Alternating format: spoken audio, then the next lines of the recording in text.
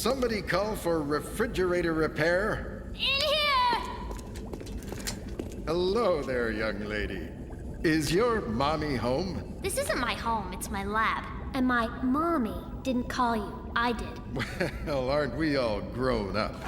You must be Darla Guggenheek. Please. My friends call me the geek. Ah, the Cool Spot Super 6. Dandy of a unit. What seems to be the problem? Well, for starters, it's possessed by some unearthly presence. It sneaks up behind me a lot, and it doesn't keep my soda cold. Sounds like a power surge.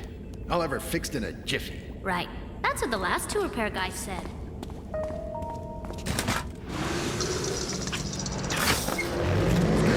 No! Darn you!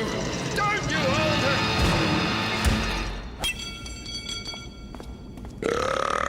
What, another one? Well, this has just gone too far. Computer, Working. put out an urgent call to Sam and Max. Who?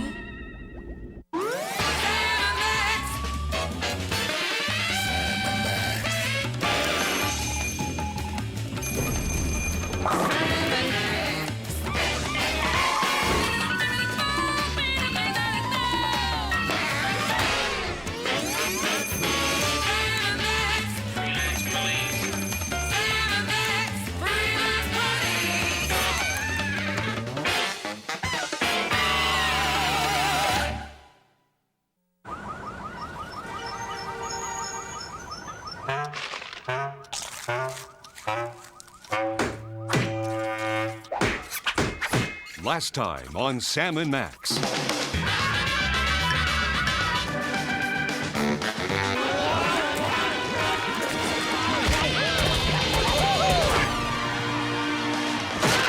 Boy, those were fun times, he said wistfully.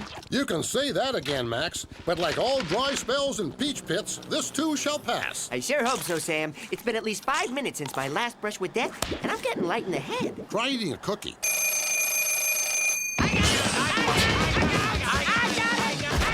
Yes, 10-4. Affirmative. Roger. Miller. Gotcha. Check. We're on it. Was it the commissioner? Not exactly. It was someone not unlike the commissioner with all the intolerant intones of the commissioner who sounded remarkably like the geek and therefore could very well have been the geek. You have a long black hair growing right out of your nose. She says there's bad trouble down in the sub-basement of Solitude. It's a case! To the lab!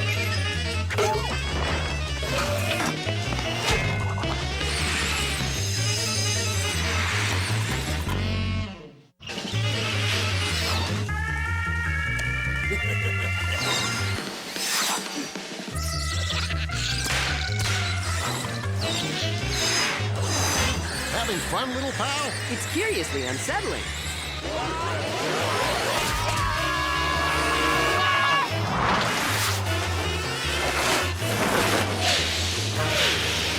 Well, Secretary General, there are no easy answers to the global warming problem. But if you're asking my opinion... Incoming. Incoming. Ah, jeez. Can't they ever take the stairs? Catching some air! Going for distance!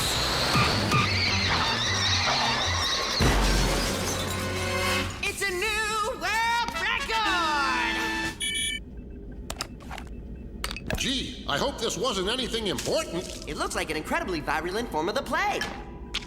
but tastes like butter. Look, Sam, the geek fixed our car.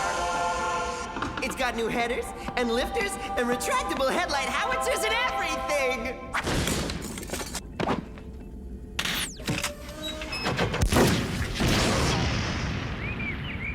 She's too good to us. You can say that again, little buddy. I love having a sub-basement of Solitude with our very own genius girl to think up wildly improbable stuff for us. Like this exploding Max decoy with realistic action banner. Death from above! Death from above! It's what I've always wanted.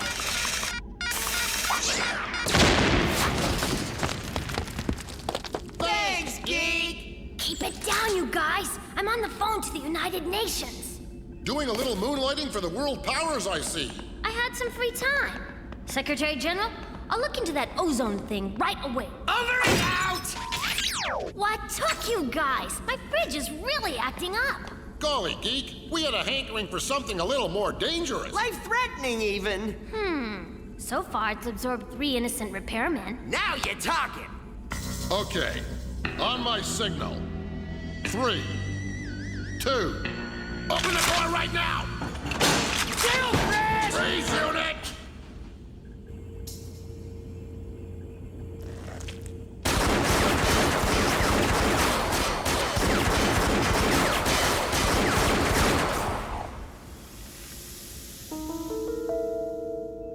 I can't believe I shot at an innocent vegetable. I can't believe I said chill.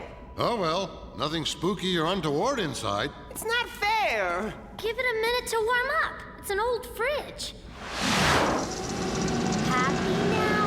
This is definitely a job for the freelance police. The light. Go into the light. This is no time to mock the paranormal, little pal. We need to look into this. Check.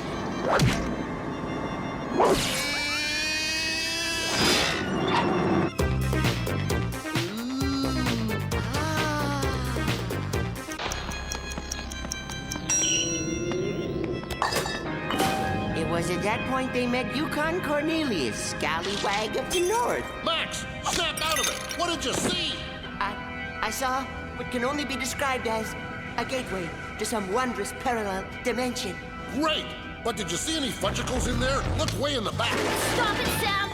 You're making it mad! Oh, Max doesn't mind, do you, Max? Whoa!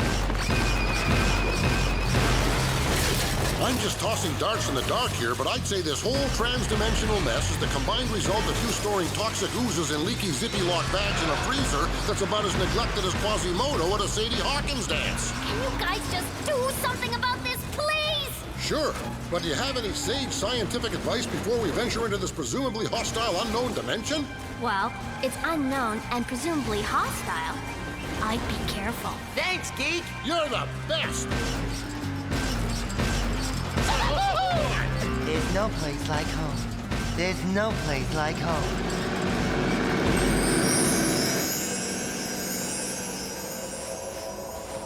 Well, here we are, in the hostile parallel ice dimension, contained inside the Geek's freezer. And me without my lip balm! And you without lips. But enough of this. In the morning, in the evening, hey, we got fun. La la la, la la la, la la la. Quickly fashioning a makeshift sled using giant french fries and spit. Mush, Max, mush. If we ever hope to find those repairmen and get home in time for a huge self-congratulatory hoagie, we gotta find the source of all these multi-dimensional shenanigans. Whoa, whoa.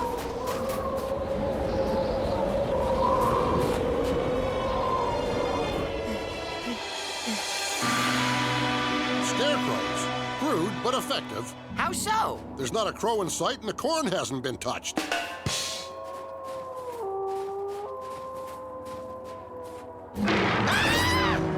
I'm thinking maybe these scarecrows are here to scare off more than just crows. Perhaps whoever lives down there can provide the answer.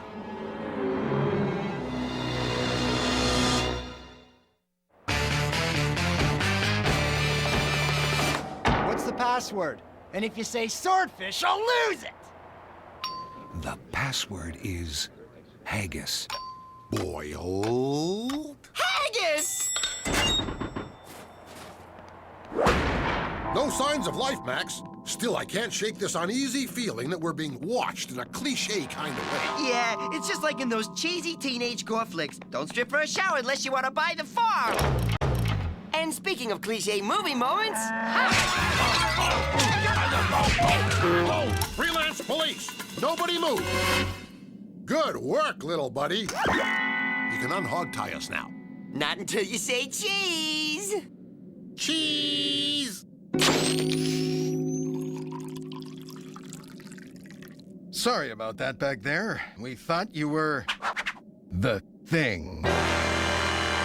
The Thing? A shape-changing entity of unfathomable evil that's been stalking us. More sticky buns? Oh, I really shouldn't, but... It's just a matter of time before it gets us all. We're doomed, man. Doomed, I tell ya! Hudson, no more coffee for you. Like you, we too were snatched like babes from our mother's arms. But why? What is is this crazy upside-down world? That's easy. Tell him, Max. All right, Sam. You and your friends have been whisked away for an extended stay in the frigid ice world spawned inside the Geek's Cool Spot Super 6 Icebox. Yes, it's all coming back now. Darn this topsy-turvy house of We're horrors! doomed, I tell ya. Doomed! Hudson! Sorry, the four of us are just real messed up about all this, you know? The four of us? Hey, who's the new guy?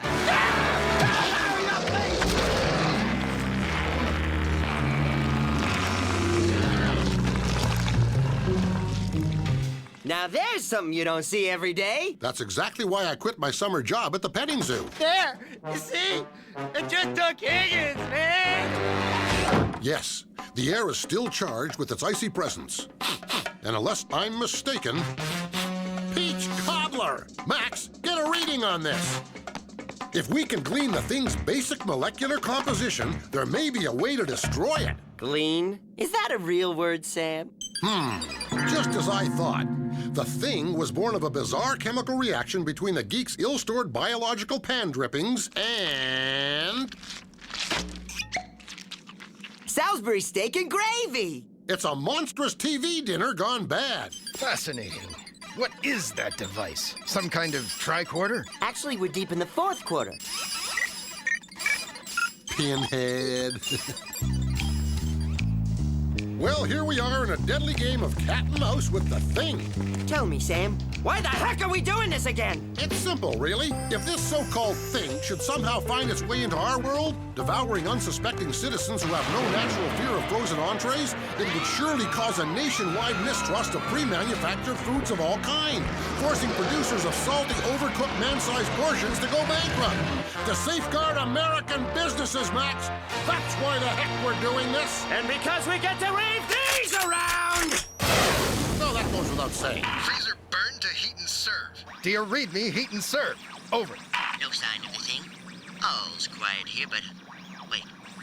Oh, no. It's behind us! Ah! We read you, Freezer Burn. Just testing the equipment. Over. Well, don't. Any sign of the beast? No sign of him yet. Although we may have stumbled into its den. Help! Please help! Finish me! For the love of Mike, just do it! I guess we could do that. But can't we just rescue you instead? Oh, all right. That's good too. Steady, men. Like all wild creatures, it's easily spooked by sudden movements. Nice. Freeze, Entree! We're packing heat!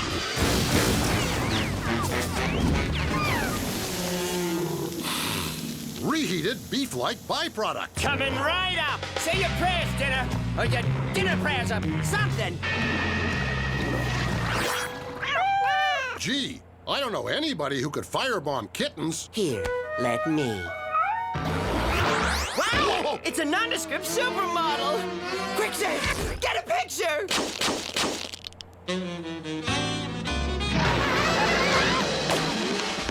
You always have that effect on the ladies. There's no time to lose. Our only hope is to activate the outpost's automatic destruct sequence and blow the thing to bits. Sorry, we don't have an auto-destruct. Then we'll overload the post's environment controls, superheating the nuclear power plant and... No nuclear power plant either. Just base heaters. Okay, we'll jam a scuba tank in its gaping maw and shoot at it with rifles until... Scuba tanks, rifles. We have no use for such things. We could throw lit matches at it. Yeah, it hates that. Looks like the end of the line, Sam. We're about to be scarfed like a couple of cocktail weenies. I may scream like a grandmother. Me too, little buddy. If only we were on the other end of this nightmarish food chain. I'm starved. This is a new wrinkle.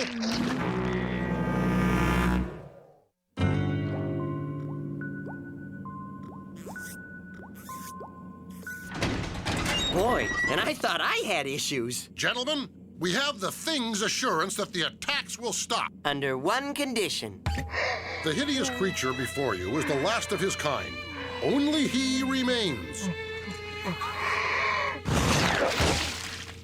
And being a TV dinner, his destiny is, you know... To be eaten.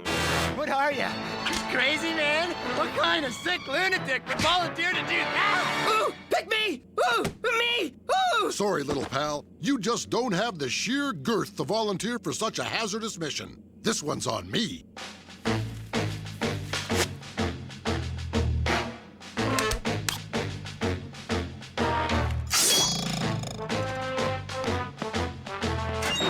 It won't be long now. Sam skipped lunch. Hello there. Don't be afraid. I'll be your eater for this evening. Thank you. No, thank you.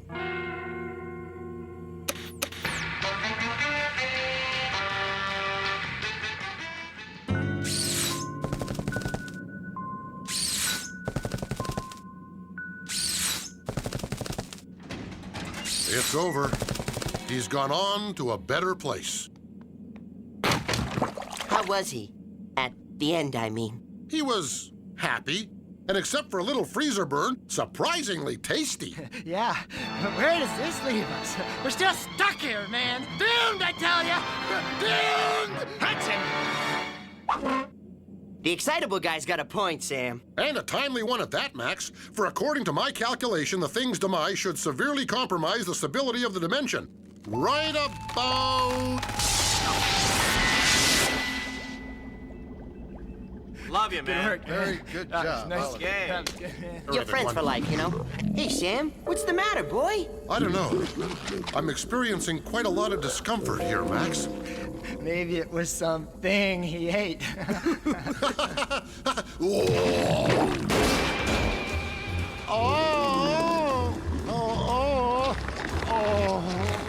You see? It's a thing, man. It's alive. It's gonna hatch out of this guy and do the same task. We're doomed, I tell you. Hudson!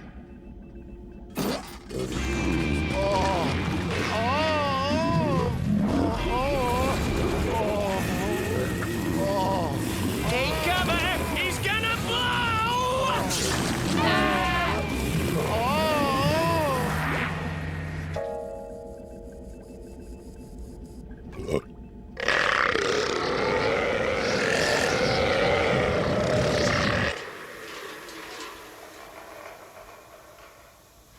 Feeling better? Much. You guys, look what you did. The lab is ruined. Oh, I wouldn't say that. Some fresh paint, a few plants here and there, and a construction crew working around the clock, and it'll be good as new. And as for getting some of this lab equipment repaired, I think we can call in a few favors. Well, at least my fridge is fixed. And so is the ozone, by golly. Look! Repeating our top story, just moments ago, an unknown gas was released into the atmosphere, creating what scientists are calling an impenetrable yellowy buildup around the inner lining of the ozone, effectively plugging the hole. And how do you spell relief? Well, I'll be. You did it, Geek. You repaired the ozone layer. The world is in your debt. We thank you. Don't thank me, Secretary General. Thank Sam and Max, freelance police. Ah, go on. Stop it! Yes, I see. Uh-huh. 10-4. That was the commissioner, Max. He said there's bad trouble in the lost city of Atlantis. What kind of trouble? It's lost, ain't it? Let's roll. Godspeed, Sam and Max, and thank you.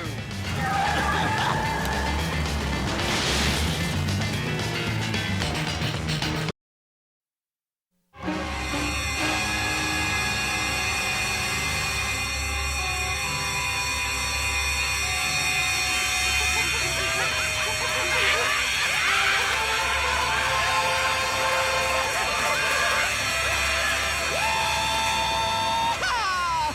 Punch that doggy!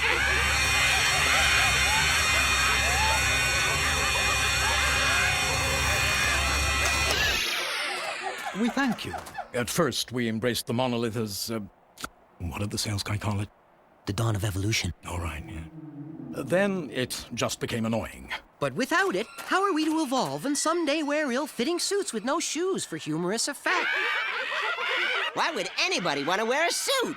Ever seen a chimp's rear end? It ain't pretty. Enough! Please! No! Show me no more! I can't take it! Hey! I can see my face in it! You know, Chief, you don't need any help from cosmic bric-a-brac to evolve. Just exercise your burgeoning ability for logic and reason. And always wear these! Now you're talking. Monkeys on skates? What a concept! This truly is the dawn of evolution. And we have Sam and Max, Elan's police, to thank for it. Sam and who?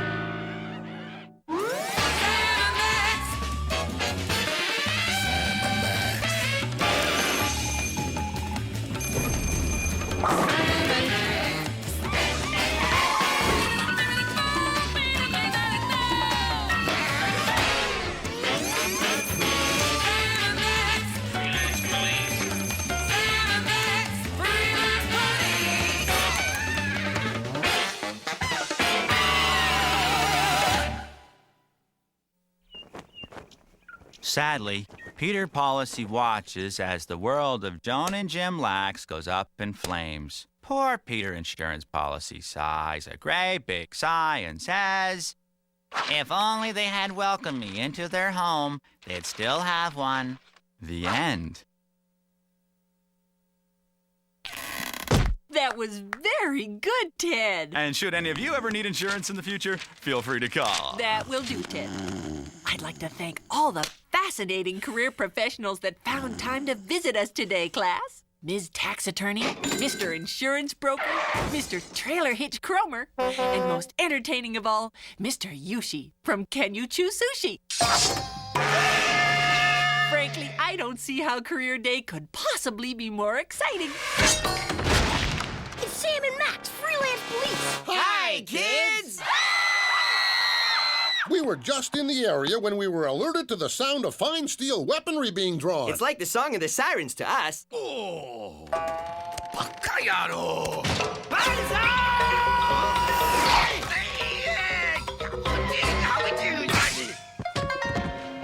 This foe is a crafty one, I tell you. He has fended off our clumsy advances. How I hate that. Clearly, the element of surprise is needed this day. Hanatawa? Surprise! Good heavens, he's not a real knife-wielding lunatic. He's just acting that way for Career Day. Very convincing garb. No hard feelings? Any feeling at all? Our work is done here, Max. Let's roll. So soon, but my blood is up. Say, that reminds me. Feeling lightheaded, kids? Are you suffering the ill effects of too many fast-paced, hard-sell, in-your-face adverts designed to compete for your parents' hard-earned dollar? Well, you're not alone. The folks in programming are sympathetic to your plight, and as such, have agreed to present today's episode in its entirety without any commercials at all. You heard right, gang. One whole episode of Sam and Max without commercial interruptions of any...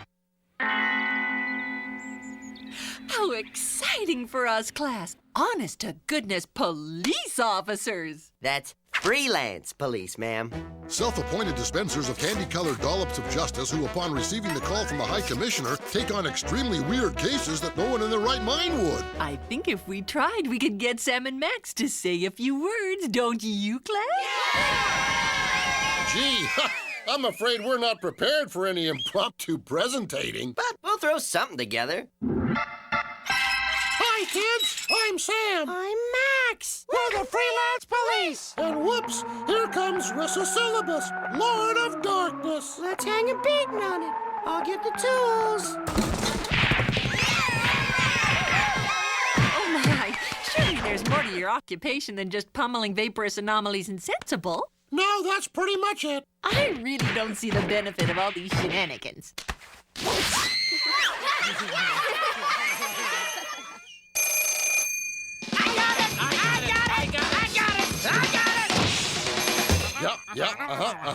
He's resting comfortably. We'll get right on it. That was the commissioner, Max. Our seldom-seen employer and provider of wildly improbable cases. He says an all-hating alien entity of unknown origin is threatening to obliterate mankind or something. Let's roll! Boys, please, can't you just tell the class what it is you do? We can do better than that. Who's up for seeing us slap the criminal element around for real?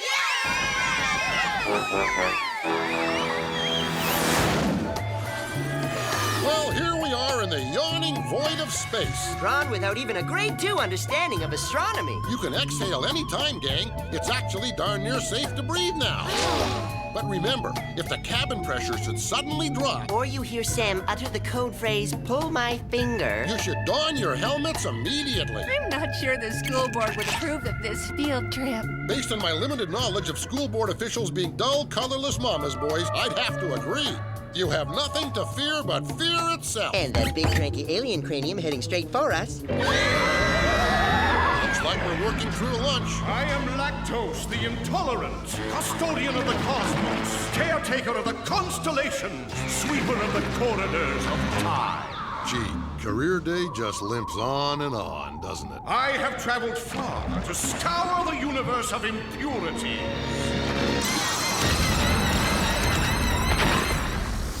What, that old chestnut? Let's go. These free-floating, immense-headed space deities are getting real tired. If you've seen one, you've seen them all. That's not true. I am unique. I have a mustache. It's, pretty sad. But we'll allow it. Look, Lactose, we'd rather you didn't eradicate the whole human race. Some of our closest friends claim to be human. They're really worthy of their place in the grand scheme of things. Creators of all things great and good, like wax lips, snap-on toupees. And new for this year, the Chia Noggin. Interesting. These things are foreign to me. And these are just a few of the marvels of modern man. So before you do anything hasty, at least take a look at what our culture has to offer. And since a walking tour of our planet could take hours... Especially with those spindly, pasta-limp limbs of yours... I suggest we employ the lagomorphic mind meld. The Dread Force is happening.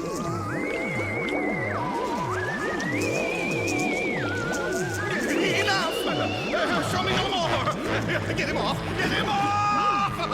Oh, never before have I seen such filth. The horror! Your human race is a stain on the fabric of the universe. It must be cleansed. Gee, we're not doing such a good job of saving humanity. Maybe he'd thumb wrestle you for it. Feeling sporting, Lactose accepted Sam's challenge and the contest was on. 1, 2, 3, go! We win! Yeah! Inside voices, inside voices. On 3, I could have sworn you said 4. I demand a rematch. Sorry, we Earthmen always go on 3. It's the rules. Read it and weep, lackey boy. Then I shall destroy all that you hold dear.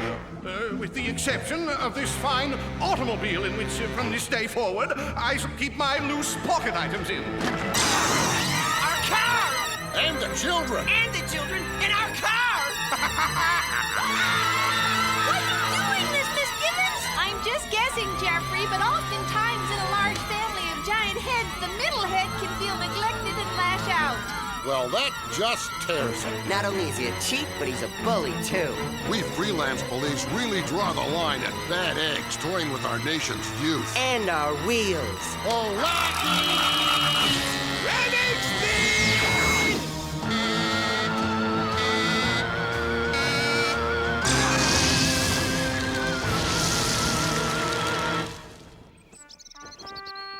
It isn't fair. Sam and Max deserve better. It's not fair. You're right, Jeffrey, but sometimes life isn't fair. Pretty gruesome, eh, Max? You said it, Sam. You'd think if they went to all the trouble of creating a lunch special in our honor... For defeating Lactose and saving the world and all. Yeah, that they'd at least serve it hot. Fear not, gang! These tasty treats can be reheated to your liking. Yeah! We love Sam and Max Loaf! You there! Cafeteria Mom! Could you reheat these fine meats? Yeah, she can put the new guy on. It may not look like much, but in 2 weeks they promote me to fries. Then they'll pay. Boy, he's become a fairly productive member of society since the surgery. All it took was a couple of well-placed snips to curb that aggressive streak. Oh, Max, you're such a caution.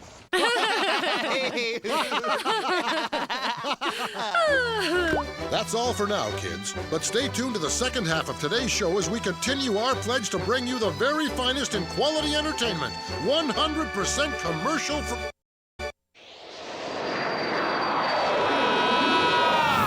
Well, here we are, woefully lacking chutes and falling at 1 billion feet per second. Is it my fault the restroom and cockpit doors are virtually identical? I can't imagine what it's going to be like to hit the bricks at this speed.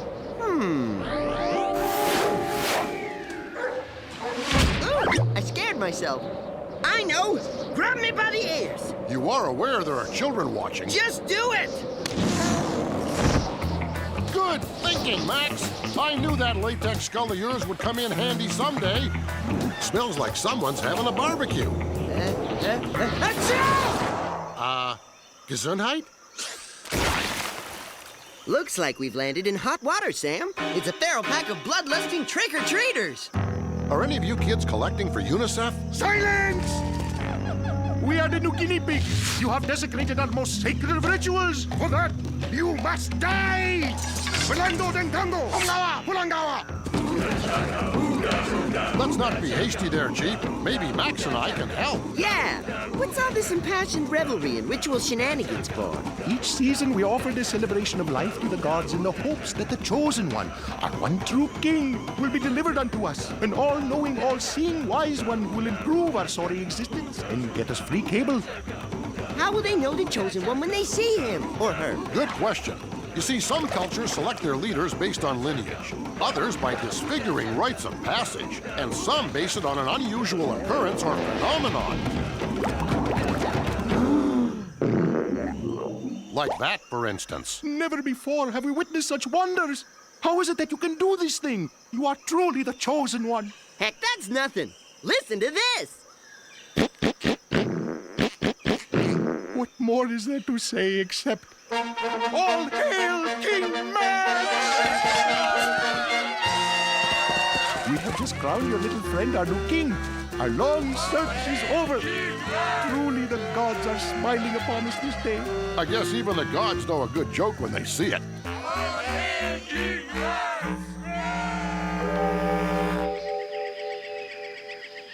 Your Royal Highness, a weary traveler requests an audience with the king.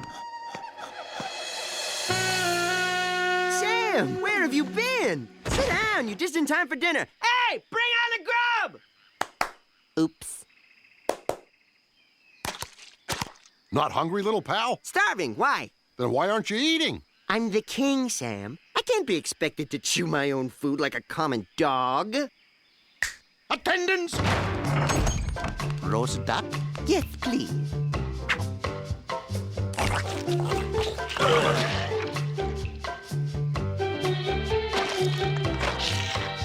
Potatoes? Just a few. Are you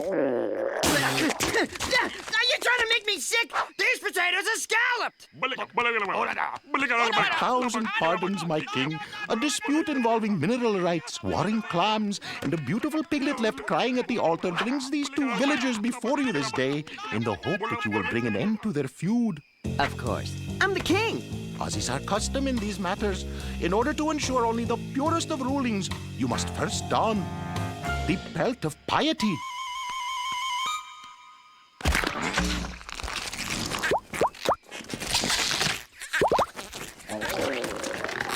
Wow. You know, nothing says royalty like wearing the living skin of an underling. Can I try it? Sorry, Sam. Only the king can don the pelt of piety. They're kind of fussy that way. Oh. Message for you, sir.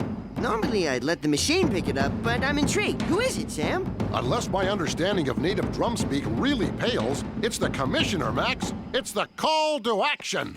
He says there's mishaps aplenty in the heartland of America. Let's roll.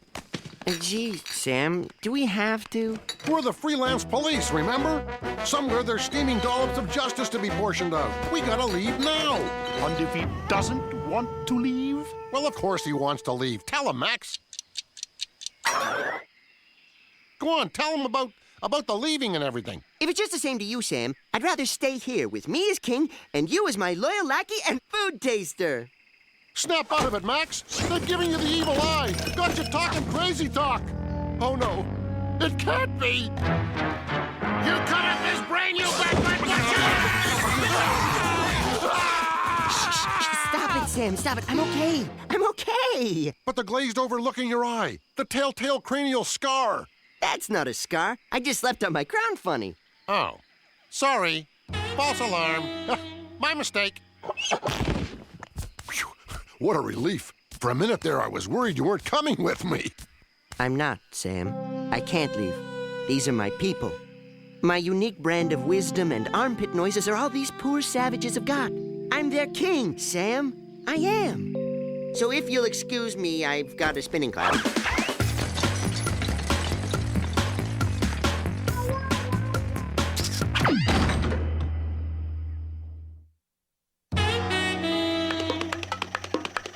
Well, that's everything.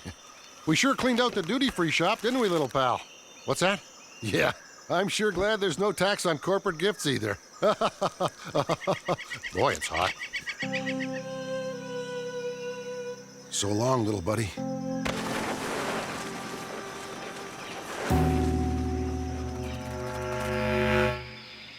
Something is troubling my king. He has hardly even looked at this day's gross of gift offerings from his people. Look, it's cane toads. Just rub two against your head for a burst of color. No, thanks. It wouldn't be the same without Sam. There is one gift that might cheer you up. Gift bearers, bring Ungawa, Hirungawa.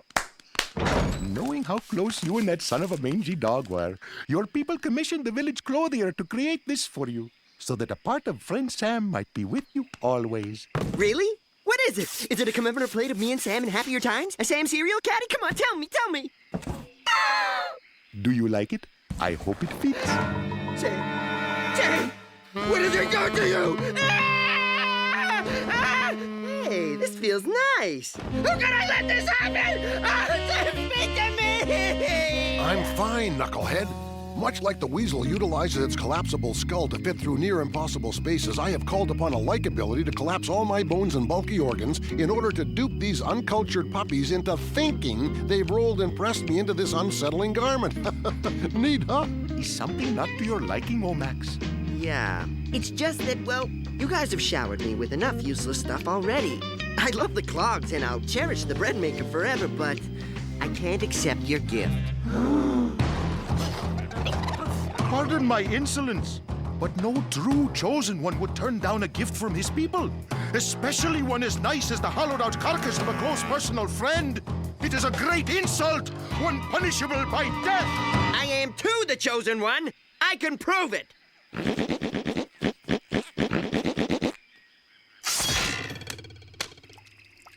It's no use, little buddy. Looks like the party's over. I think we better cut to the chase. Cut to the chase? So that's what it means. Uh-oh. They've got us cornered. Back, you savages, back! I know how to use this. I'm warning you. Sam, before they husk us and boil us like 2 ears of peaches and green corn, I'd just like to say, I'm sorry. I hope you can forgive me. You mean for acting like a bonehead and forgetting who your real friends are? No, for this. There he is! Bash the king! Bash the king! You kill me, little buddy. Bulanga! Bulanga! Rulangawa!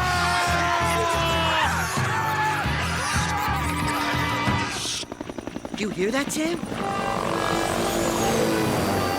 Hey, it's the Rubber Pants Commandos! And their endearingly cranky CO, Sergeant Blip. Come on, you foul-ups! I only got 4 hands! I never grow tired of their darling antics and remorseless surprise attacks. I could just eat them up.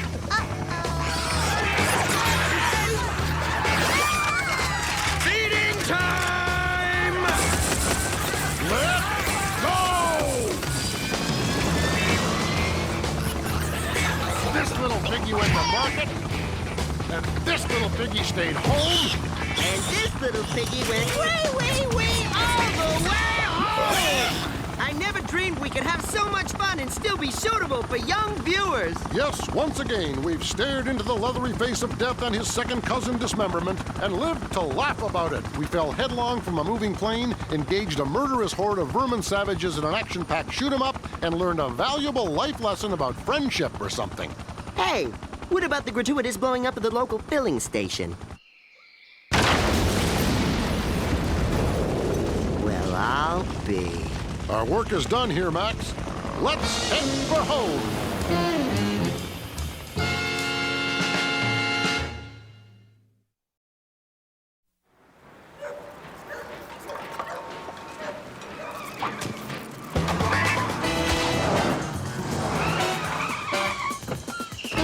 Okay, little buddy.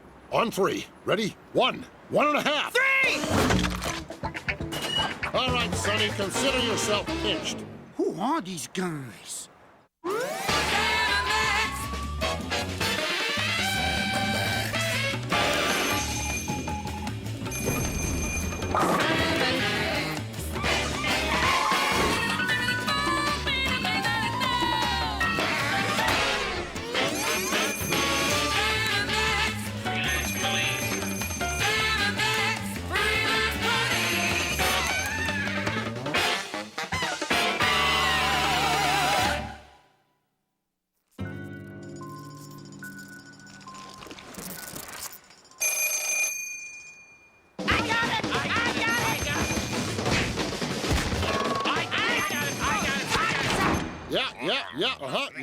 You got that right.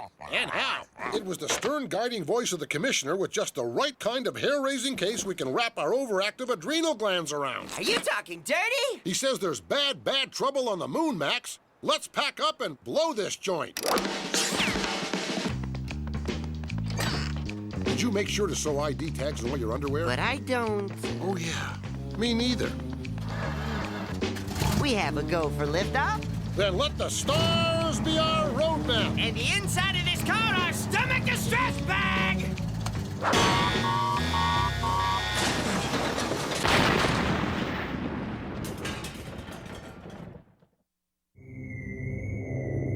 Well, here we are on the moon. Pretty breathtaking, huh? You said it, Sam. Everyone knows there's no air on the moon. The preceding joke was conceived way back in 1978. Fortunately, our fragile little life essences are protected by this penny-conscious moon gear. Hey, what happens when my paper bag runs out?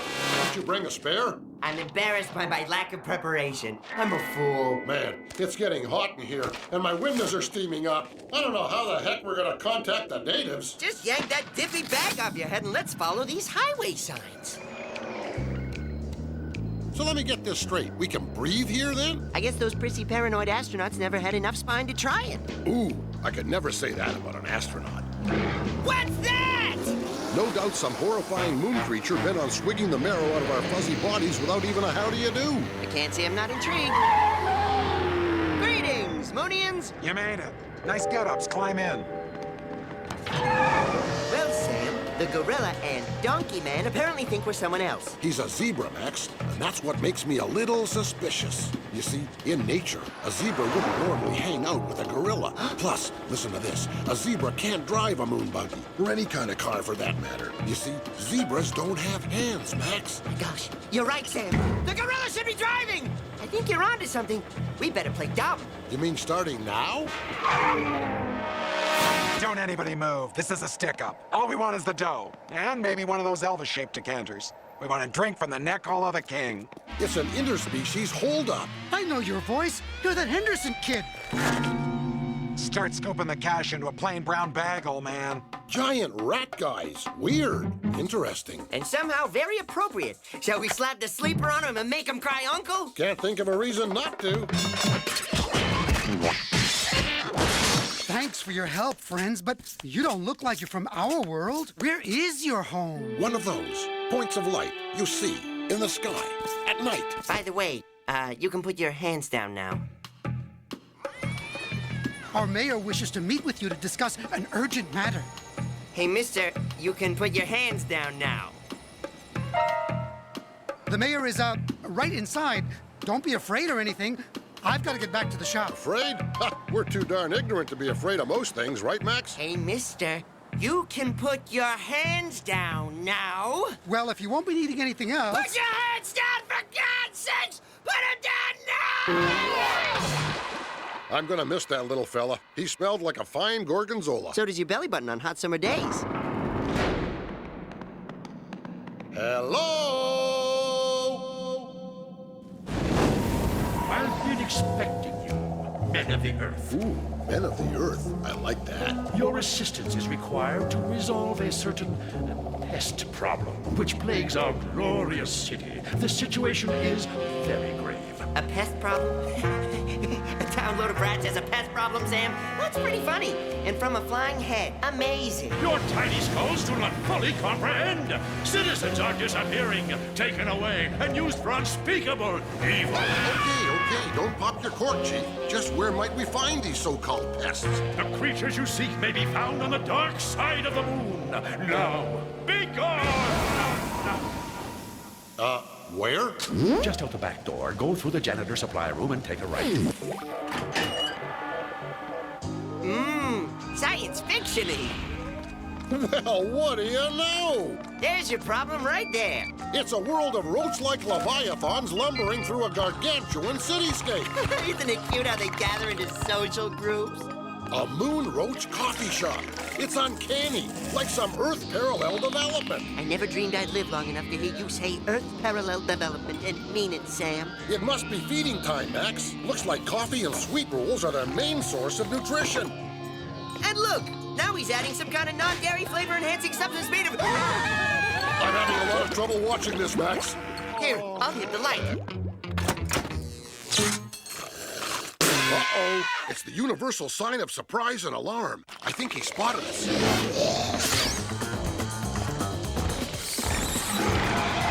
Don't dawdle, Max. We're almost there. It's okay, Sam. You stopped the goop with some enormous lever. Pinhead. We're through, Max. We escaped with our fuzzy rear ends intact. Right, Max? Max? Smells like burning upholstery out here. Hey, Max. Max?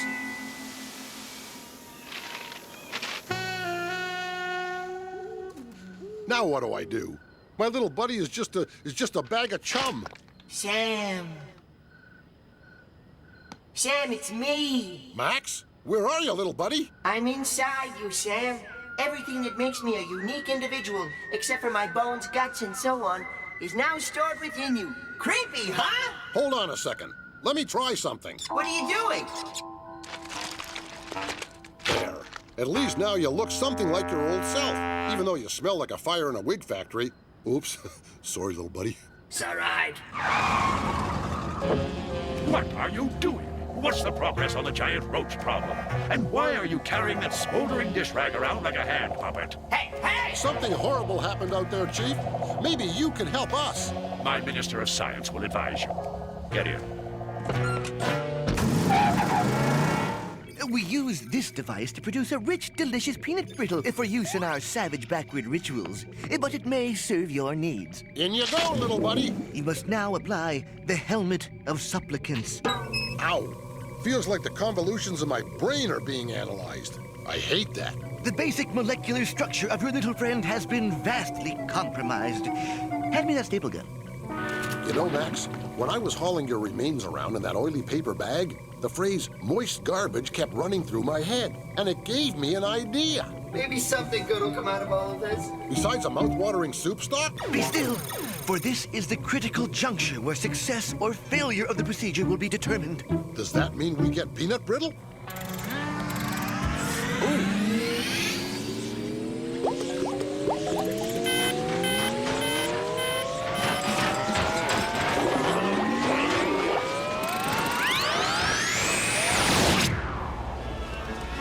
Today, the city is celebrating a landmark in interplanetary relations. Early this morning, a deal was struck between city officials and these colossal ombudsmen from space. These husky fellows have agreed to accept all the moist garbage our citizens can produce. Bon appetit. Well, we solved the unrest on the moon. The city's limitless supply of garbage should put an end to the giant roaches eating those little rat folk. And it sure is nice to have you back in your own plushy little carcass again, Max. How do you feel, buddy? Not bad, although I'm cranky and listless. I'm retaining water and I keep spitting up sawdust.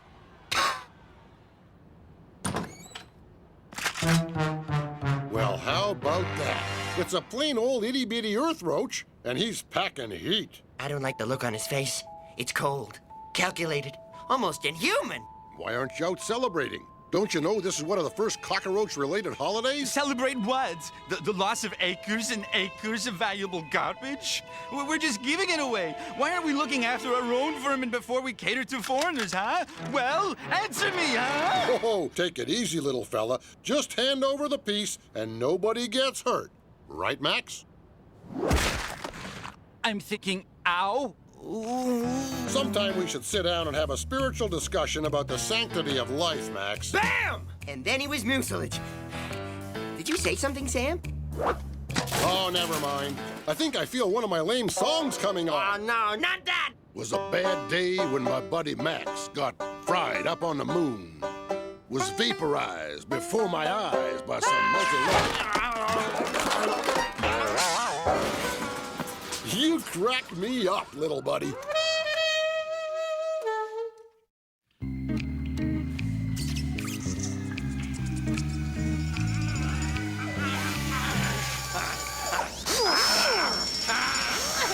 Hold him down, Sam! The success of this process depends on it! His resistance is great. Will. Strong. You know, Max, if you would just floss regularly, these long scaling appointments could be avoided.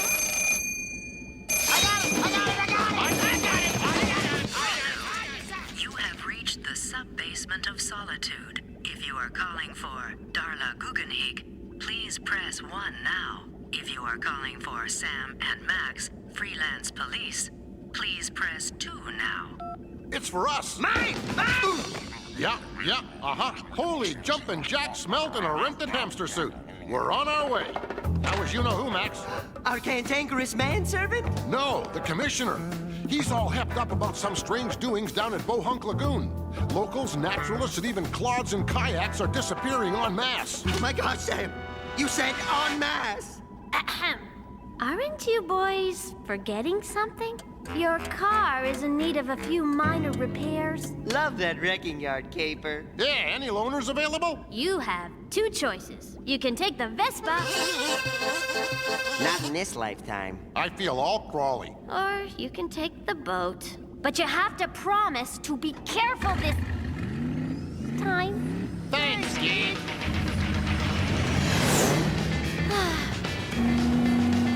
Amazing! We can use the sewer system to travel unhindered to our destination. It's a vastly underused avenue of transportation. And look, Sam, baby alligators. Well, they're buoyant and log-shaped, but far from alligators, Max. I don't feel so good. We're almost there, Max. And since country folk are limited to the honor system when it comes to waste disposal, I'm guessing there's no sewers where we're headed. Then this is gonna end badly for us. And soon! I just hate these moments. Let's hope this baby is equipped with ample crumple zones. Here we are on picturesque Bohunk Lagoon. Almost makes me pine for the sewer. Something moved out there. Well, we're not going to get to the bottom of any grisly goings-on sitting out here, little pal. You're right. Let us flee this place of evil. It won't start. That figures. Try jiggling the handle.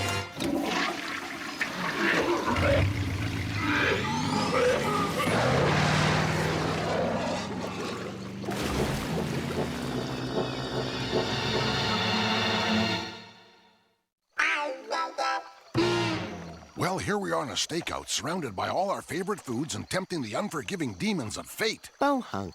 Population...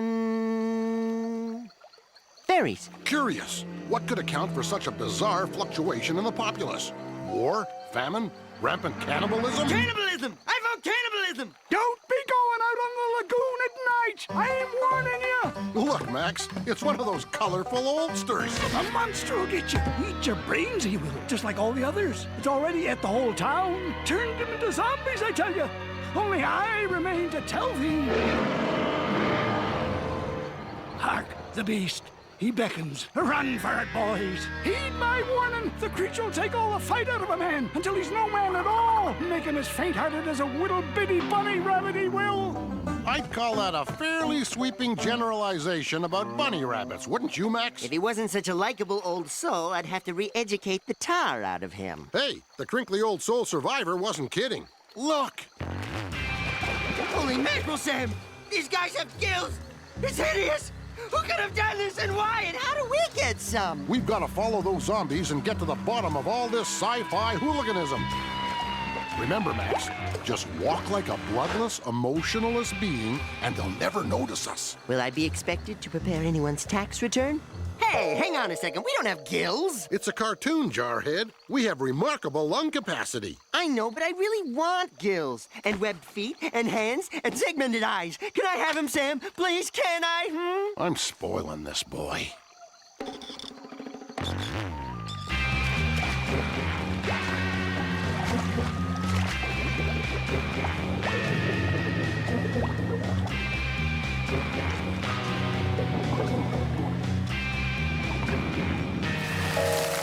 Where are we, Sam? In a high-tech command center of sorts.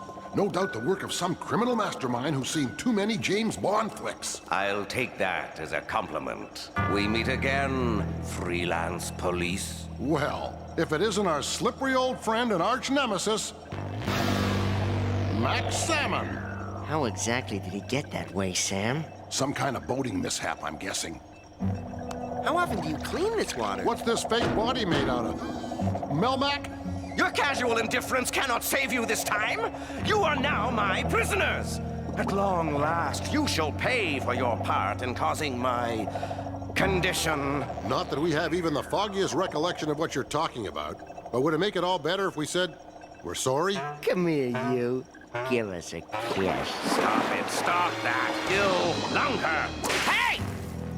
It's unfortunate that you will not live to see my plans come to fruition. Aw, come on. Show us. We won't tell. Well, all right then. Behold, the bounty of my genius. He's a fancy talker. Sea chimps? The bounty of your genius adds up to sea chimps? I'm starting to like this guy. Not just any sea chimps. Look closer. He's right, Max. Look, these sea chimps actually look like the ones on the box. And they're playing with a tiny beach ball. Our prayers, they've been answered. You are a great man. I mean, fish. And that's only the beginning. Witness this. Genetically enhanced and ripe for the canning plant. I'll corner the market in sea chimp chowder, chimp steaks, breaded chimp nuggets. And the citizens of Bohunk are your zombie workforce. Fascinating. Diabolique. But how? See for yourselves. Woo. He's a keeper. I hear the really big ones are up in Canada. This mutant muskie is the keystone of my operation. It is he who acts as my hands, plucking hapless locals from their boats and performing the delicate surgery that transforms them into tireless drones. Sweet mother of all things good and plenty. He's plucked out their brains, Max. I guess that makes him a brain sturgeon. Enough! The time has come for you to join those you came to save in a lifetime of servitude to Max Salmon. Muskie, remove brain. Obey. Amazing. I had no idea my skull was threaded for easy access. Quick, press down on the medulla oblongata. $5 says he smells burnt toast. Come on, come on. This isn't brain surgery. Down from above. Spare ribs? Who's cooking spare ribs? Your claws, give them to me. I see cheese and crackers. And that's the end of round 2. Sam! Sam, is it you? I'll take Paul in to block, Peter. You fool! You've touched off his speech center. Speech center? I always thought Max had a cream center. Stop him! He's running amok!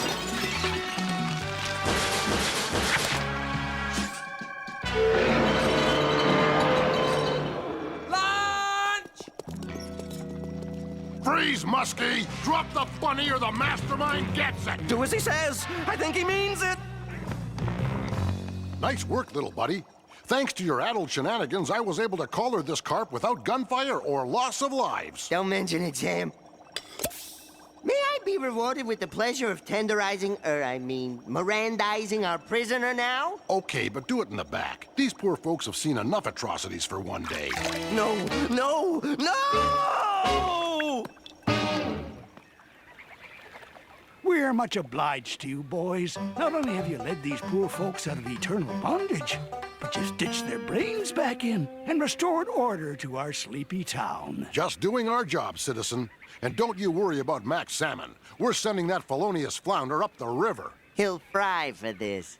Get it? Fish? Fry? It was another one for the books. Another gratifying kick in the pants of crime. And what of the mutant Muskie, you ask? An innocent pawn duped into partaking in Mac's sordid scheme? We're pleased to say that he has been given a fresh start by the people of Bohunk Lagoon. And allowed to start his life anew as a useful member of society. No flash photography! No flash photography! Such a beautiful spot. I almost hate to leave. Me too, Sam. But let's do before we start blubbering like newlyweds over its grandeur. You crack me up, little buddy.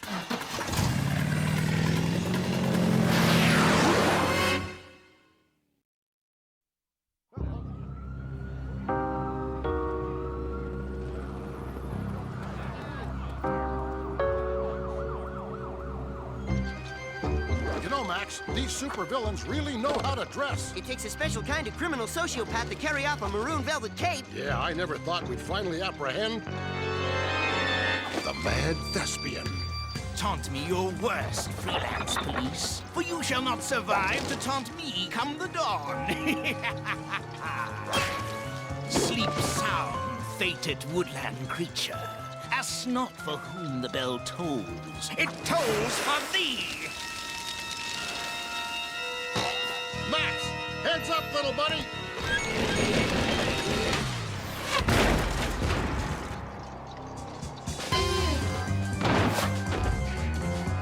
Oh, nice play, Shakespeare. But you're taking the ball. Curse you, Salmon Max! Wretched rapscallions!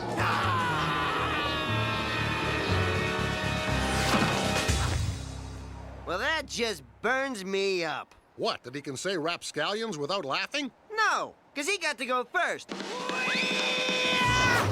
crack me up, little pal.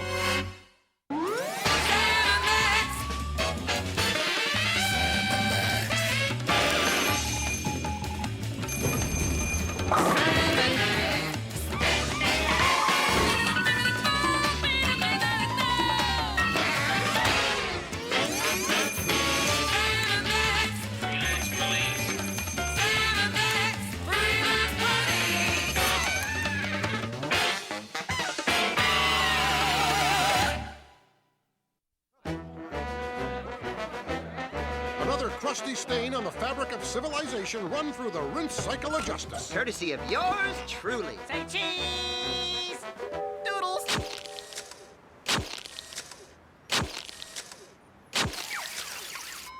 Lorne. It's Lorne, the friend for life. That's me! Hey guys, awesome pinch, and lucky me right here to snap it. So, where is he? The Mad Thespian. I just need one of him and me for my collection. Probably on a bus to Trenton, thanks to you. You mean he got away? Fled the scene? And we were just 2 burps away from winning a toaster. Great! This means we'll have the fun of catching him all over again, right? Right? You're not happy with me. I can tell. I can tell. Punch it, Sam! But you gotta know I'd never do anything to disappoint you guys. You gotta. I'm your friend for life. I love you guys! Okay, easy, big fella. It, probably wasn't your fault at all. Then since we're pals again, why don't I tag along and help you track him down? That Mad Thespian is no match for Sam and Max and their youthful ward.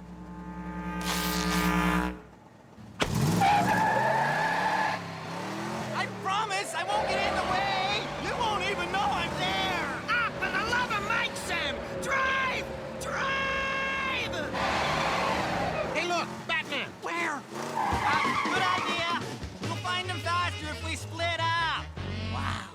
already hot on the heels of their next big caper. And as junior disciple to Sam and Max, I will do everything in my power to help them in this, their hour of self-doubt and need, or my name isn't Lauren! The friend for life. I hate to resort to that sort of subterfuge, but what do you do with a guy like Lorne? I know. Get him to follow a marshmallow peanut trail into the furnace? That would be patently irresponsible, Max. And besides, we don't have a furnace. Yeah. You can hit the brakes now. Well, here we are at the secret lair of the elusive Mad Thespian. Amazing that we could zero in on him using only morsels of info gathered from the minuscule clods of butter-soaked carpet fiber shed from the seat of his bloomers. Ew. Remember, kids, we're professional cartoon characters. Don't try this at home. Hello? You're under arrest. Remember? Crimes against humanity? He probably went to the snack bar for jelly babies. I don't think so, Max. Look, clearly our mad old thespian was shanghaied while sitting down to dinner. What a sad, senseless waste. Hey, little man, did you see what happened here? It was a big guy, waddles in, picks up the mad thespian, then carries him out like a velvety bolster cushion. Looks like Lorne got to him first. That poor sap. I got it! Oh, Max, it's a trap! Hi, Max, it's me, Lauren. I thought you'd be there. Hey, you won't believe what happened to me after we split up. I found a clue, and why am I telling you this? You being the freelance police, you probably pieced this whole puzzle together. You being the wily veterans of crime solving and all. Stop stalking us! Well, that's telling him. Okay, so why don't you swing by my place and I'll fill you in? Somebody wants to talk to you. Say hello. Say it. Hello, freelance police. Help me. His mind. It's not quite right. Please, hurry. All right, that's enough. Pretty cool, huh? See you in a bit. Well, what do you know? Who'd have thought we'd have to rescue one of our most notorious enemies from the deranged clutches of our biggest fan? It's wildly ironic. You're sort of a present to my pals, but I just can't hand you over. Oh, no. That's not how they do things. You'll see. Sam and Max are gonna cheat death just to bag your pasty little keister right here tonight. You are so lucky. Uh-oh, not much time left before my guests arrive. I still need to set out crackers and cheese whip, heat up some corn dogs, and arm that lethal booby trap gauntlet. There it is. It's sort of fitting that Lorne makes his home down in the bowels of that funhouse. Huh, that's the first time I've ever heard the words bowels and funhouse in the same sentence. Get used to it. This could be dangerous, Max. You know, an idle mind is the devil's monkey bars. A nugget of wisdom from your twisted granny? Who else? Bless her enlarged heart. Well, what do you know? Think it's a trap? Gee, I hope so. Crime! Punishment! The pursuit of wily, ruthless villains! More punishment! This is the world of Sam and Max, freelance police! It's like our life passing before our eyes. Who knew our life would have such limp special effects? Salmon! Hack Hatchet! The Crimson Bonehead! Sam and Max prevail in this titanic struggle. Sam renders a quick uppercut followed by his flying knees to the back of the Crimson Bonehead, who is... Say, these cheap paper-mache dummies can really take a punch. Max lands a leg lock on the head of Hack Hatchet. Sam engages with a jump and a dive. Hack is out cold. But here comes Max Salmon to back up his teammate. Whoops, this is a frisky one. They're up and all over him with a blinding memory of the hose. And he's gone! Sam and Max cheat death once more! A playful skirmish, but hardly the colorful melee of our 86 robot attack. There he goes. He's a lively little scamp, isn't he, Max? Isn't it precious how he thinks he's fooling us? I beg of you, sir, unshackle me from these fetters. My silky drawers are binding up. Stop whining. Think how impressed your bunkmates in the state pen will be when you tell them you witnessed Sam and Max cheat death just to snag your oily hide. Gee, I hope they didn't get stuck in the chute. Freelance police! Arrest me at once! The jabbering! I can't endure the jabbering! Hasha! Anytime, guys. Let's go. Bust on out of there. Whenever you're ready. What? You're giving up? What about cheating Dad? After all the trouble I've gone to, is this any way to treat a friend for life?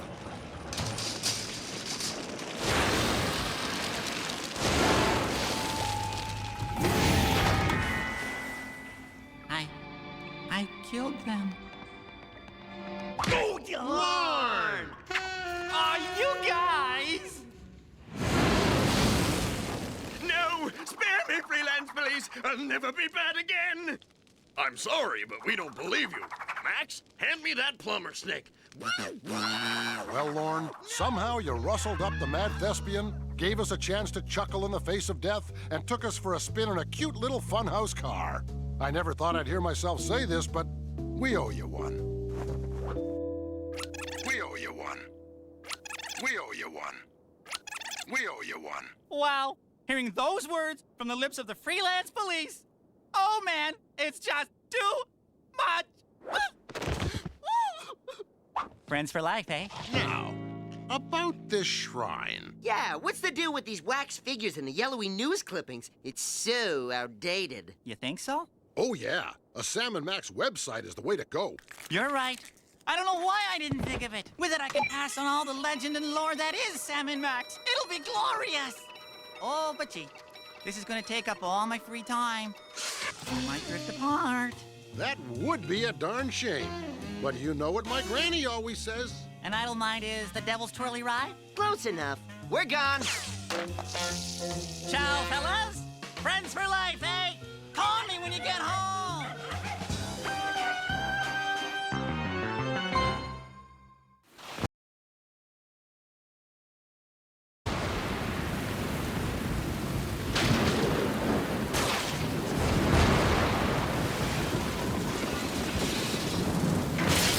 Quite a storm, eh, Max? The best, Sam. I can't remember the last time it rained toads.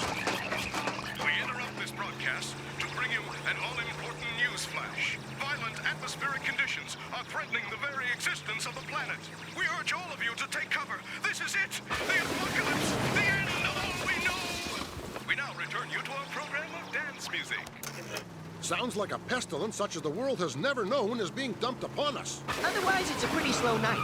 Nothing else to do but hit the diner.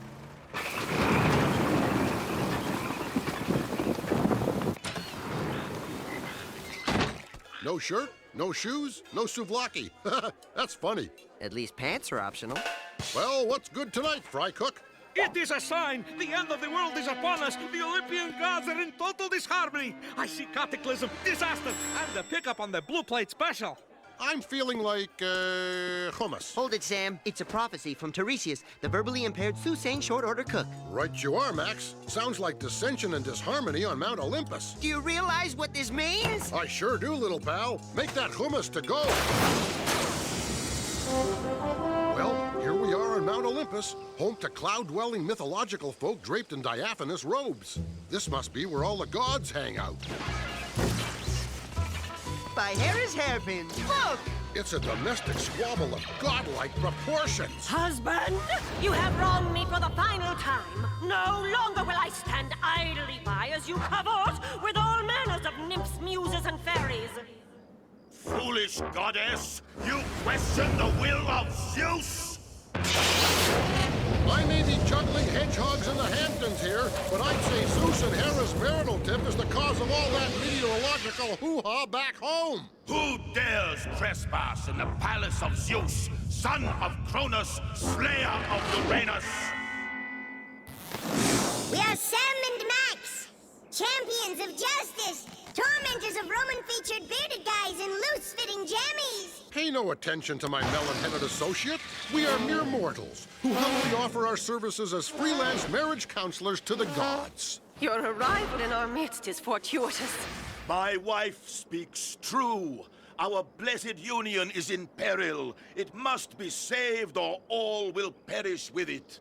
I see what you mean. Now it's raining bison on Buffalo. That feels sort of right somehow. Heed this warning. The consequences of failure will weigh heavily upon you. For to waste the time of a god is to waste your own time tenfold.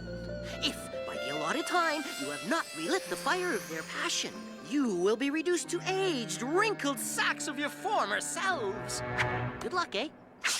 I'd say we best shift our marriage-saving hides into high gear before our pensions kick in. Today on Sam and Max, mythological marriages. Are they really matches made in the heavens? Let's find out. With us today is a couple who we'll simply refer to as Zeus and Hera X. Now, Zeus. Hera says that you've stopped paying attention to her and that you show much more interest in nymphs, muses, fairies, and fates. Fact or fiction? This is ridiculous.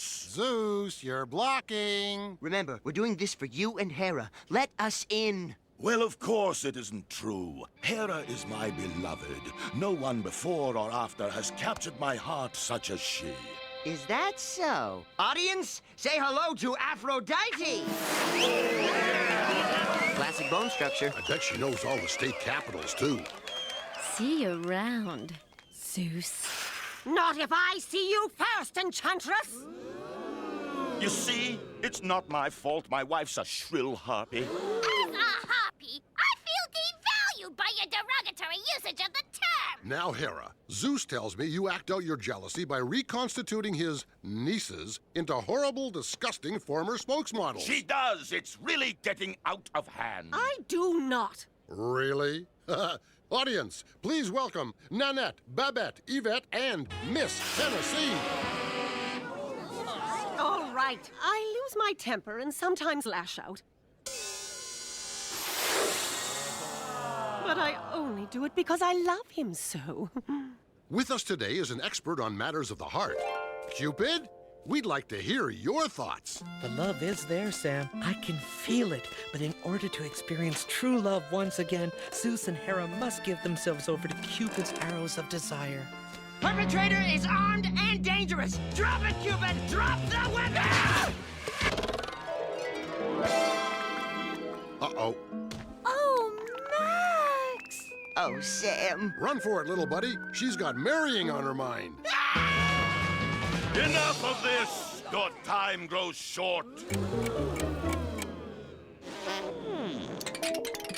Well, I'll be. Those zany gods are turning us into genial old folks right before our very eyes. Great! Now I can fuss and moan and never lift a finger. If you are truly fit to save our union, the time is now.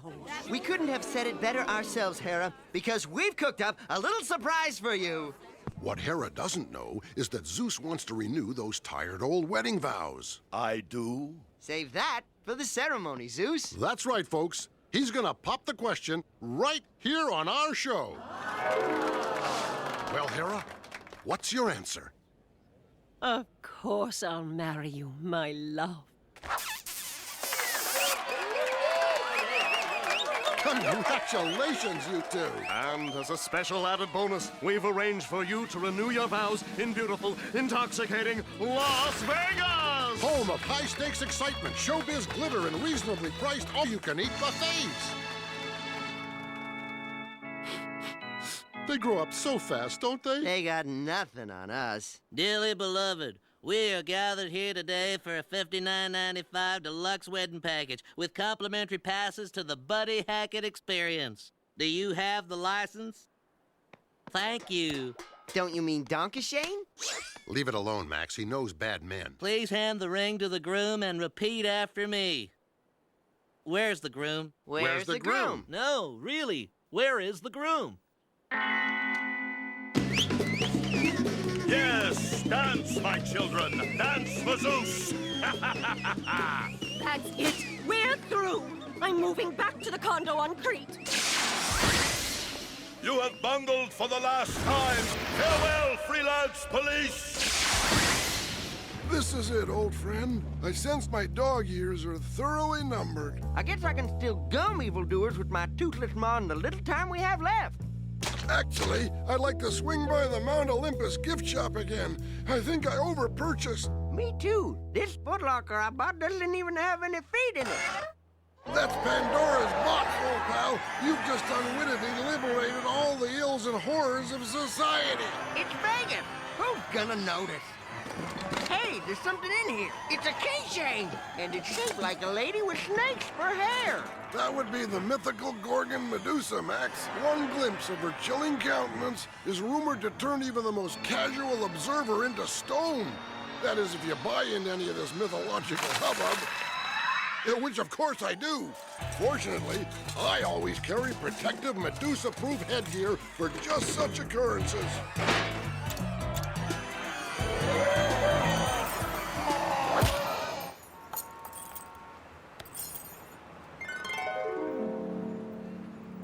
Recognize it, my love. You gave it to me on our first date. You mean the time we took arms against my father and defeated the multi-headed Hydra? Wasn't that the best? We can still conjure up the old magic, can't we? Let this holder of loose keys stand as a testament to our undying love. Oops, my fault. Allow me. Oh.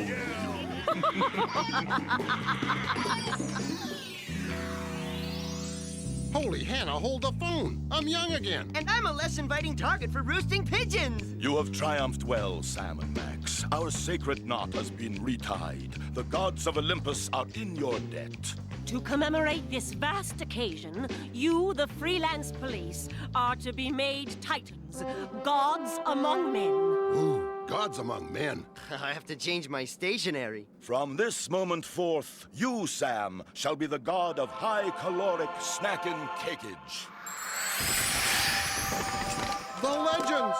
They're true! And you, Max, shall be the god of vulgar novelty items. And they really, really work. I can even see right through those loose-fitting diaphanous robes. Insolent mortal! Why, you little...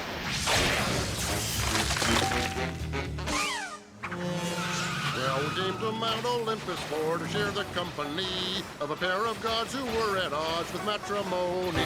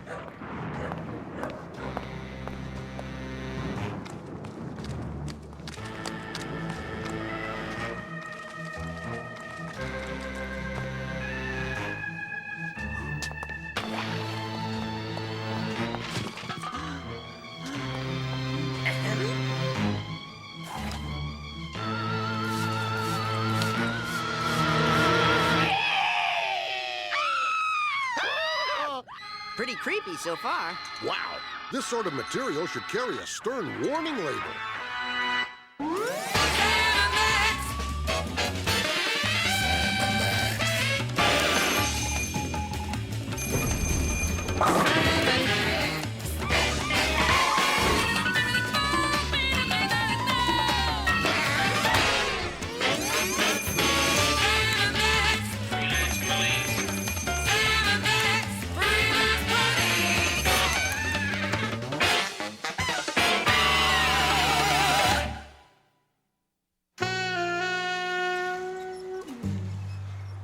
Here's what we've got to go on. It's an unidentifiable life form, offensive in both appearance and smell, and it's been at the back of the fridge since we moved in. It's either some kind of spreadable meat byproduct or nesting hamsters. It is fur-bearing, and that's what throws you. It's a coded message from the Commissioner, Max. What does it say, Duck? He says there's big trouble at the Earth's core. We've got to seek out the hub of Mother Earth and see what's troubling the old gal. Then onward to the Earth's warm gooey center, to the lab! And as even more sightings of these unidentified humanoids spring up, we urge all of you to stay in your homes. We said it before, and we'll say it again. Geek, you're a genius! Who'd have thought the inner workings of a salad spinner could be modified to drill through 60 miles of solid bedrock? It bears out the little-known scientific fact that if you spin something fast enough, Even our spongy living heads. it can bore through just about anything. You're going to be spinning at 80,000 revolutions per second. So please remain seated until the ride comes to a complete stop. Center of the Earth. Here we come!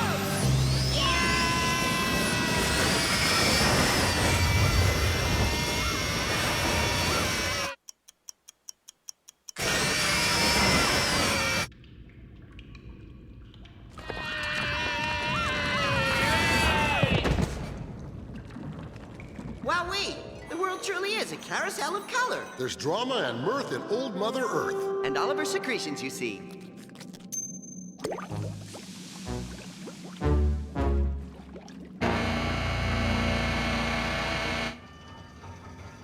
So this is the Earth's core, huh? It's not so hot. Speak for yourself, little buddy. My hat band is working overtime. Holy jumping weasel fritters on a hot cross bun. Look at that. Do you realize what this means? No, but let me guess! The Earth is going to superheat and explode, thereby reducing everyone and everything to an imperceptible haze of drifting atomic particles. That's right! And that alone is motivation enough for us to go willy-nilly with the controls. We gotta cool this puppy down. Looky there, Max. It's a horde of murderous inner dwellers. When there are 5 or more, the correct term is a clock.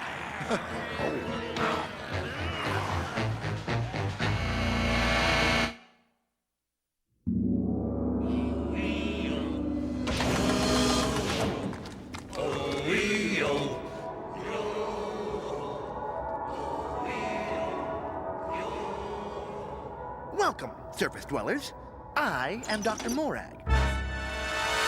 Family practitioner? What luck. I was hoping to have this big mole removed. We are the Mole Men, a simple race who, until recently, have lived content in our duties to maintain the core temperature of the planet. And then came 500 channels of glorious round-the-clock non-stop broadcasting. And with it, the seeds of discontent. That explains their pasty complexions and bad posture. Yours, too. Our squinty eyes were opened to the wonders of your lively surface world. From that day forth, the die was cast. No longer will we remain prisoners of the dark, for tonight is the night of our rebirth. Tonight, we embark on a mass exodus to the surface world in order to abandon this life of blind subterraneanism, to see the world and get Jake! I don't recall asking for this guy's life story. Do you, Sam? In order to better prepare ourselves for social integration, once a week, on Saturday night, a party of happening mole men would partake in a fact-gathering field trip to the surface. Our height and facial deficiencies could be somewhat overlooked by your people, but it was our hands, ghastly shovel-like claws to you, that proved to be our undoing. Hi, I'm Kathy. Hello, Kathy. I'm Morag. Tough break there, Morag. Maybe you shouldn't set your sights so high. Try hitting it off with a member of the rodent family first. A solid relationship with a groundhog could be very rewarding. These talons, how I hate them. They would forever prevent us from attaining true happiness. Until now. With these lifelike synthetic hands, we can venture into the surface world with confidence. Nice hands. If you're a fielder for the Cubs. Say, there's a confident grip. Thanks to your throwaway society and their habit of burying everything in sight, we have mountains of plastic! And with a boundless supply of energy from the Earth's core, we will soon have a pair of new hands for each and every mole man! Calling Sam and Max. Come in, Sam and Max. It's an urgent communication from the geek. Put it on the big screen. Distinguished mole men, the core temperature of our planet has climbed to cataclysmic levels. Unless you abandon this reckless course of action, it will reach critical mass within 2 days and will explode with the force of 1,000 suns. Morag, as a fellow person of science, I implore you, stop this madness now. before it's too late. No! We've come too far to stop now. We're so close to the realization of our dream. And the big singles mixer is tonight. But Doctor, listen to reason. I have nothing further to say to you. Except that I'll be in town tonight if you want to get together. Gee, I was planning on washing my hair tonight. I think it's high time we threw the proverbial wrench into the works, don't you, Max? I'll say, now I can finally ditch this thing. Max, I didn't know you were a marsupial. Me neither. Whatever that is.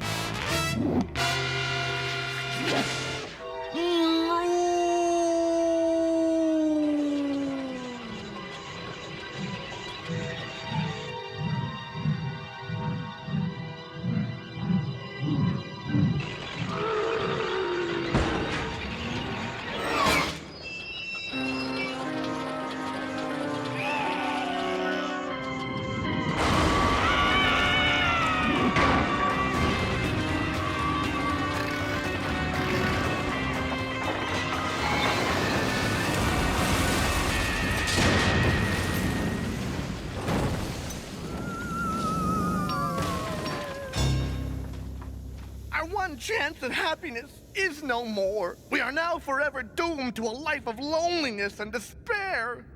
Thanks to you. Ah, don't thank us. Just doing our job. Seize them! Obviously, sparing the planet cuts us no slack at all. Let's mull that over during an intense but invigorating fight sequence.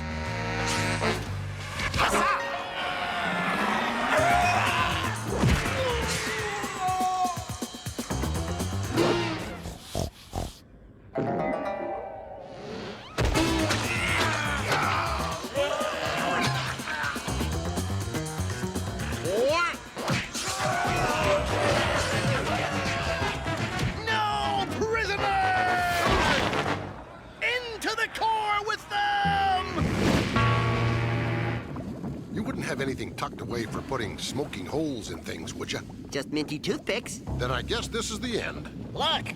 Something there!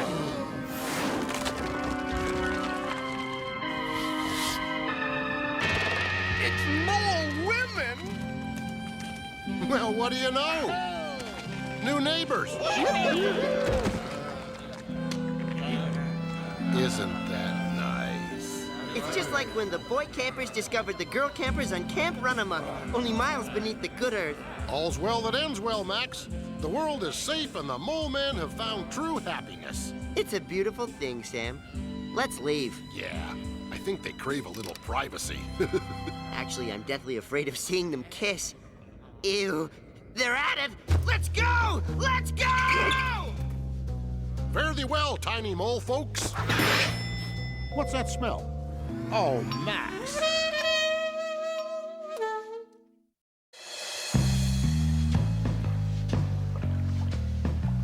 Well, Sam, looks like we found out what's been causing all the big trouble in the North Atlantic. Yeah, nothing says drama on the high seas like a cheesed-off giant octopus defending its turf.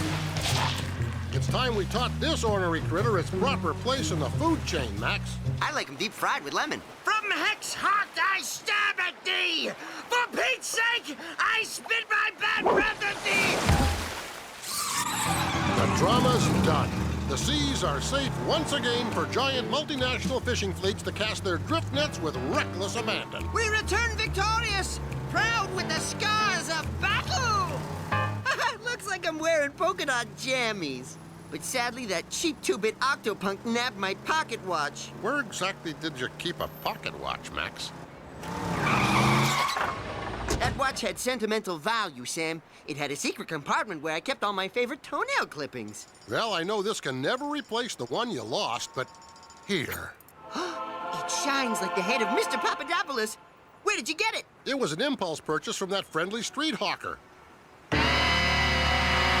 It's got all the bells and whistles. Button A is for regular time, B is for military time, C for your blood pressure, A and B turn it into a personal massager, A and B plus C shows your IQ. What happens if I press them all? Something altogether zany, I bet. Incredible. The pedestrian special effects, the hackneyed imagery. We're tumbling backwards through the ages. Ooh! time travel. That's way better than a toenail compartment. Where and when the heck are we? According to my new watch, it's... Oops. Holy mother of pearl and a sidecar going 80. We've rambled all the way back to the dawn of time. Careful, Max. Our slightest movement might alter the course of human history. The simple act of swatting a fly could change the Earth's entire timeline.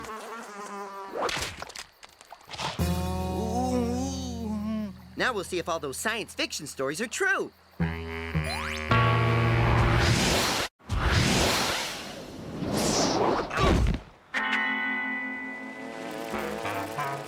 Creepy, huh? And the strange part is, they keep the city much cleaner. I could do this all day.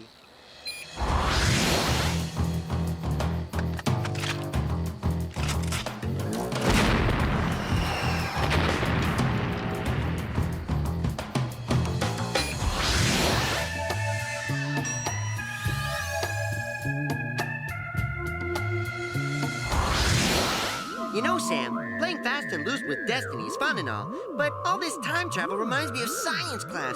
What if I'm learning stuff? Yeah, ain't it great? The simple days of youth. Hey, that reminds me. There's a stop I want to make. You should have thought of that before we left, Sam. Not that kind of stop, doughhead. Although I did sneak behind a thirsty fern back in 2 million BC. I shudder to think of the repercussions that's gonna have.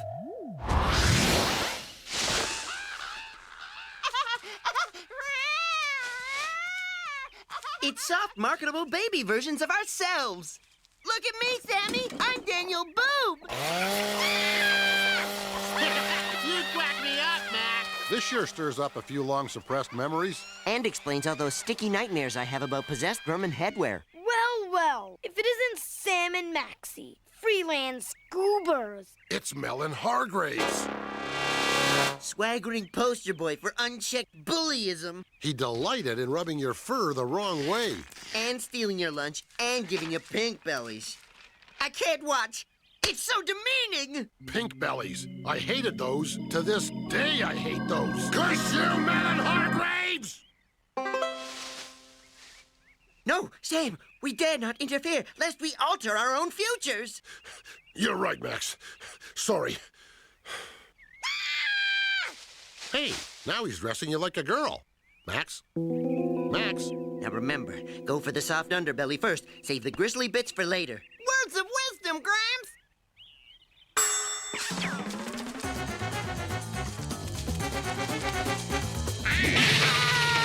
Get him off!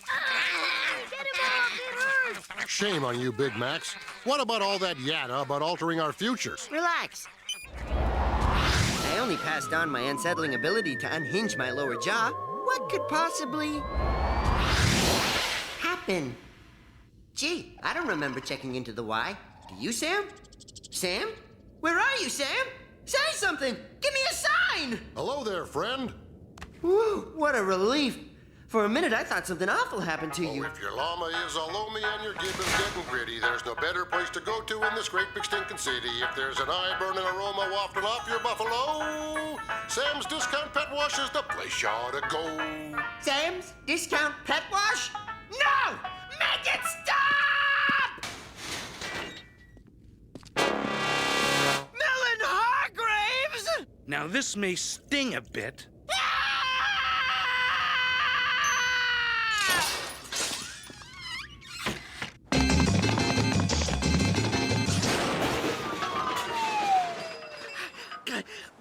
What have I done?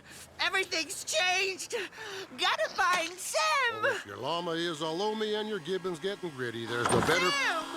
Welcome, stranger. Are you here for the special? Sam, it's me! Max! Don't you know me? We're partners! We grew up together! Think back, man! I do vaguely recall a fuzzy bunny pal with whom I whiled away the hazy halcyon days of my youth. Yeah? Yeah?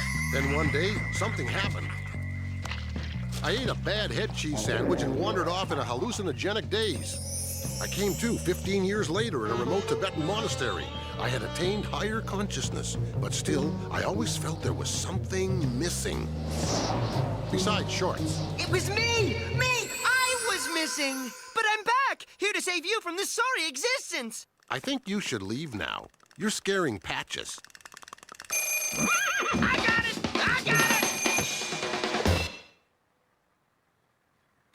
I guess I do got it. Hello? It's for you. Oh. Sam's Discount Pet Wash? Yeah. No. He said that? What did you say? Well, then what did he say? No. Was it the commissioner, Sam? Who's the commissioner? It was my booking agent. He says there's bad trouble in the North Atlantic. Something about a rogue octopus with a bad case of ick. A rogue octopus? It's deja vu all over again. Let's roll. Well, here we are, right back where we started. Must be how all these time travel shows go. Ring any bells? This is what we do, Sam. We're the freelance police. These are just licorice, right? Feel free to jump in anytime, Sam. Sorry. As a monk, I was taught to revere all life. We are one with even the lowest of creatures. Even if it's slapping you silly while going for your wallet? The path of violence can never lead to harmony. Ow! Now you're just being ridiculous. What's it gonna take to push this guy's buttons? A pink belly! He's giving you a pink belly, Sam! Come on! Have you no shame? Pink bellies. I hated those. To this day, I hate those. Curse you, Melon Hargraves! That's it! Second boy! It's only melon if you believe it! Welcome to your destiny, Sam! How do you feel? Kinda dizzy. But at last I found my true calling. The rash and reckless life of a freelance cop. I've preened the ticks off my last cat. And I'm swearing off meddling with the fabric of time. Looks for all the world like things are back to normal, little pal. Sending that giant octopus back in time has restored the natural order of things. Or a reasonable facsimile. Did I mention that you cracked me up, Max? All the time, Sam. Now, this may sting a bit. Death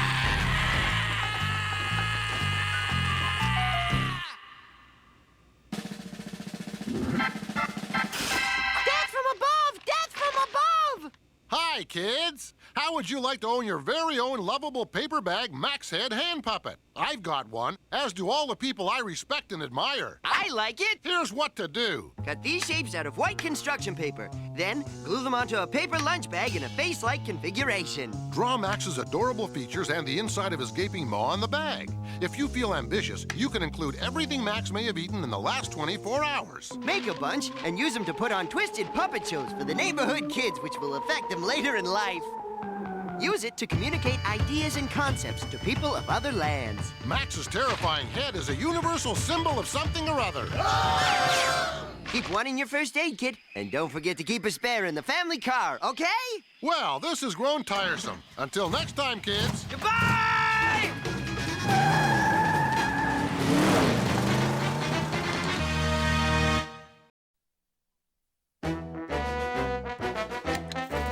And now, it's time for gripping action from the basement archives of the Vice Squad.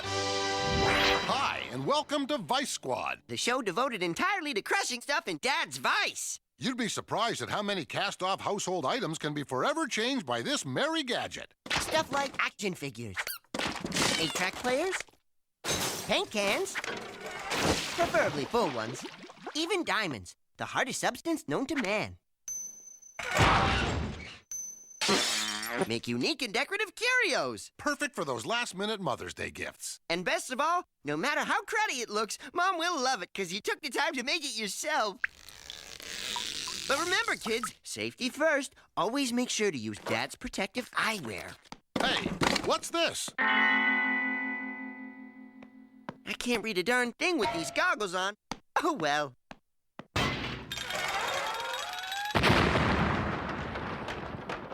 Oh, are you okay, little pal? I'm wearing Dad's goggles, aren't I? On second thought, don't try this at home, kids. Leave it to professional boneheads. That's all for now, kids. See you next time. Call an ambulance.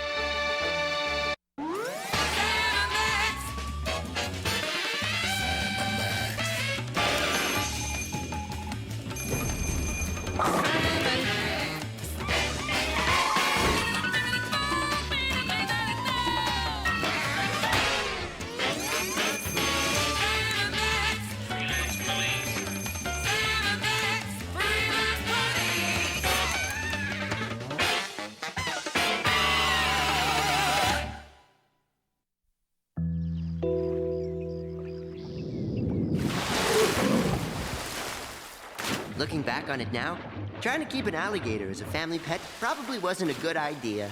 Even something as simple as washing for dinner became a big production. He just wasn't acting like his old self. Not like when he was just a guppy, anyway. Yeah, I'll never forget the first time we laid eyes on the little guy. We were doing a little light housekeeping down in the sub-basement of Solitude when, after a mishap or two at the work vac, Max accidentally sucked something out of the porcelain hobby horse. Looky there, Sam! We caught us a life form! It appears to have all the characteristic markings of a neonatal alligator. He's fine, he is. Hello there, little fella. Oh, hello. Hello. Since when do you do Elmer Fudd? Look, Sam, he's about to wrestle open his translucent peepers. Then it's high time I told you about imprinting, Max. You see, the very first experiences of any newborn thingy go a long way to determining who that creature will bond with and trust.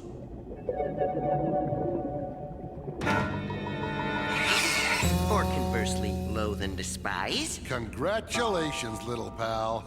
He thinks you're his mommy. You mean we can take him home and raise him as our own? We were young and foolish. Just kids ourselves, really. What did we know about the care and feeding of infant wildlife? Sure. How hard can it be? I'll name him John, since that's where we found him. And so began our longest journey together.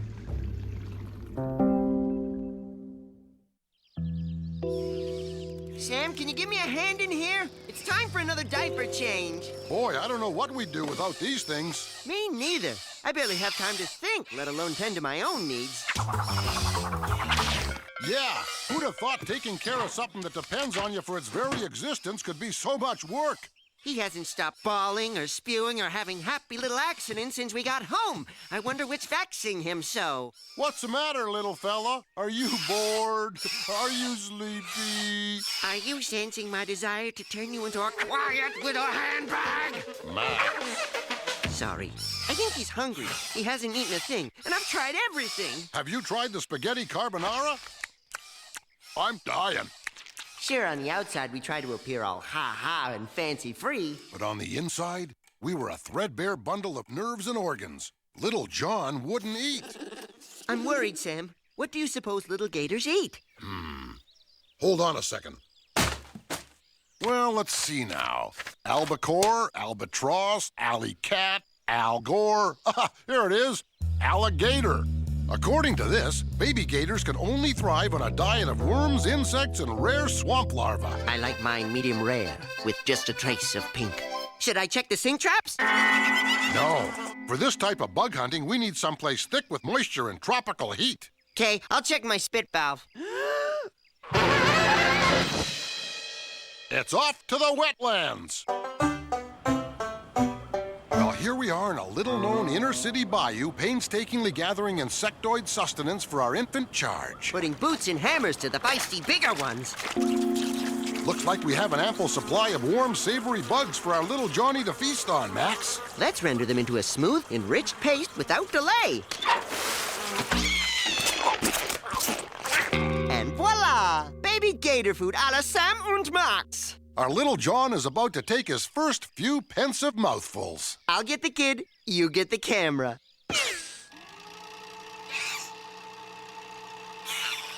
Hey, he's still not eating. What gives? Maybe it's too hot. There is a slight burning sensation. That's just the venom. Then what's the matter? Why won't he eat? At that point, we were facing the very real possibility of losing a cherished family pet. Until the fickle finger of fate poked the Grim Reaper right in the eye. Yow! That's it, Max. That's the answer. He'll only eat things off your finger. Like the first 3 layers of skin. Isn't it precious? He's still operating under the false assumption that you're his own fierce, leathery mommy. Must be your teeth. This feels right, Sam. I think I'm experiencing the heady bond that can only come from motherhood. Or loss of blood. Look at him go. At this rate, he'll be onto solid foods in no time. Good. All this arm hair and muscle tissue can't be good for him.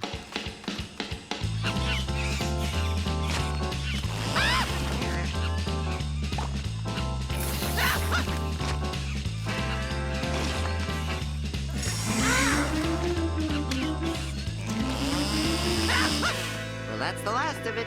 Not quite. There's still some bean dip. I mean the sensation in my arm. The crisis was over. Little John was gonna be okay.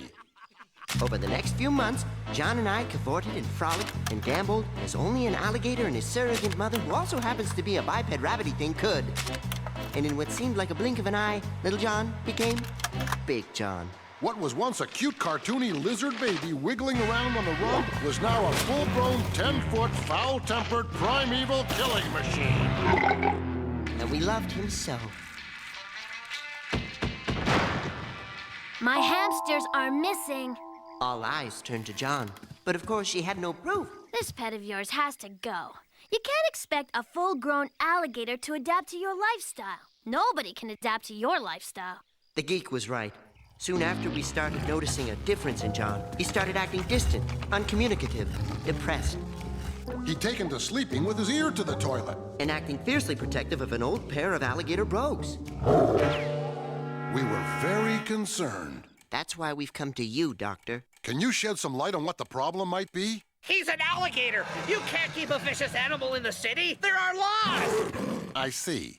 And your professional recommendation? Get rid of him! Well, you heard him, Max. Clearly, John is suffering what's known as captivity syndrome, a none too common occurrence which manifests itself when one takes a wild animal away from its natural habitat. The way I see it, there's two ways we can do this. We can either set John free, or we can send him to a zoo, where he'll be fed and pampered and encouraged to lord over many submissive female gators. No, Sam. No zoos. John was born free, and he must remain free as the wind blows. As free as the grass grows? That too. John belongs with others of his kind. If we have to let him go, we'll let him go back to the wilds from whence he came. What are you doing? Returning John to the life he once knew. To the wilds of the sewer system, silly. Alligators don't come from sewers. They come from Florida. Florida! I don't think John's feeling all that well, Sam. He won't eat any cheese chuckles or chalky chubbies or chili chomps. My guess is he's either carsick or he's allergic to the CH food group. Maybe he's just anxious about moving to a new place. This must be the place. See if you can coax him out of there, Max. Cha! Cha! You see, he's blending right in. I think our John will be very happy here. They grow up so fast. Yeah, uh-huh. Oh, it's okay. There, big guy. Yep, we'll get right on it. That was the high-pitched squeal of the commissioner, Max. He says our heart-wrenching story has moved him to tears and that there's dirty dealings on the banks of Old Man River. Looks like we're barely bound. We visited John many times after that. And not just because he swallowed our shields and we were waiting for nature to do its thing. But because even though John was back with his own kind, he'd always be our special gator. You choked me up, little buddy. Which one was he again?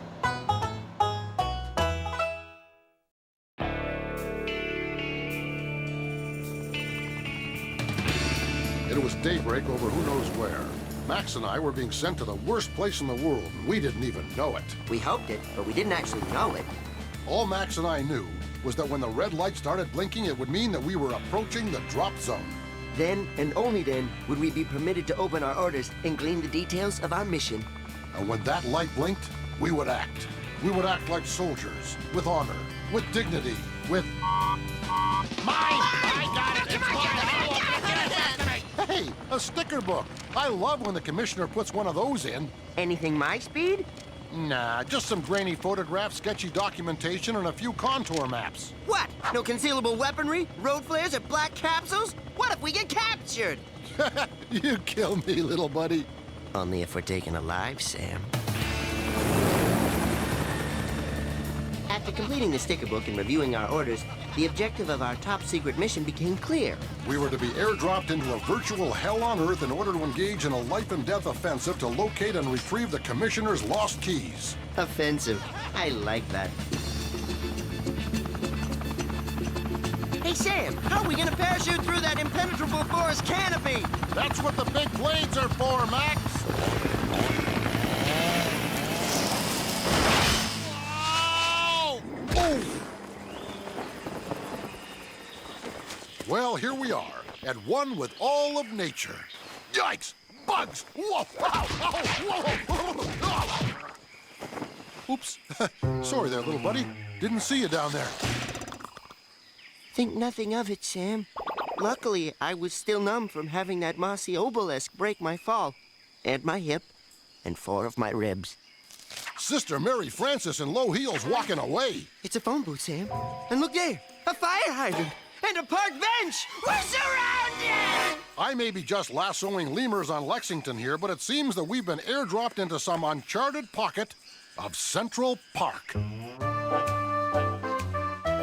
This Wobegon hot dog cart is proof positive, Max.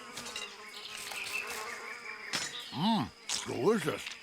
The overabundance of chemical preservatives have kept this long-forgotten Frank farm fresh. I wish I could say the same for the sauerkraut. Back! Schnell! Raus! Raus! No time for mutant condiment wrestling now, little pal. We've got our orders. Let's find those keys.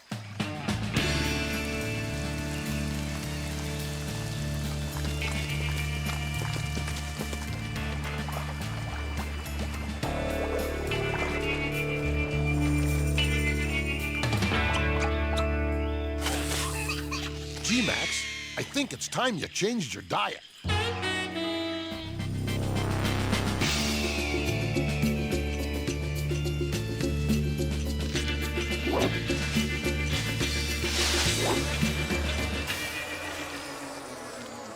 Nothing says the great outdoors more than a mouthful of bugs. Oh! Ow! Ow! Ow! Ow! Oh!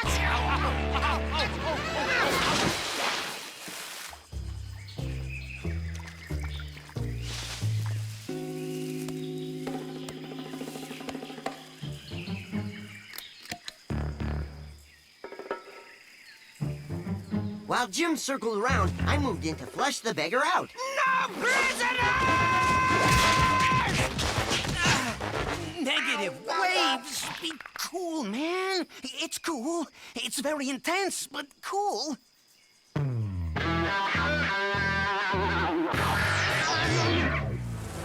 Say there, Arlo. Just how long have you been living in this little piece of heaven? Not long, man. I was just checking out the Mamas and Papas concert when I spaced out in a bad cheese smoky. Is the show over? Oh, I think the show's been over for you for quite a while, son. Say, you haven't seen any loose keys lying about, have you? Keys? No way, cats. But the Lord of the Park, the chief dude, the guy with the eye, he'd know. He knows all, man. I'll make you a deal. If you end one more sentence with man, I get to remove 1 bone of my choosing from your body. 2 bones if you refer to me as a cat again.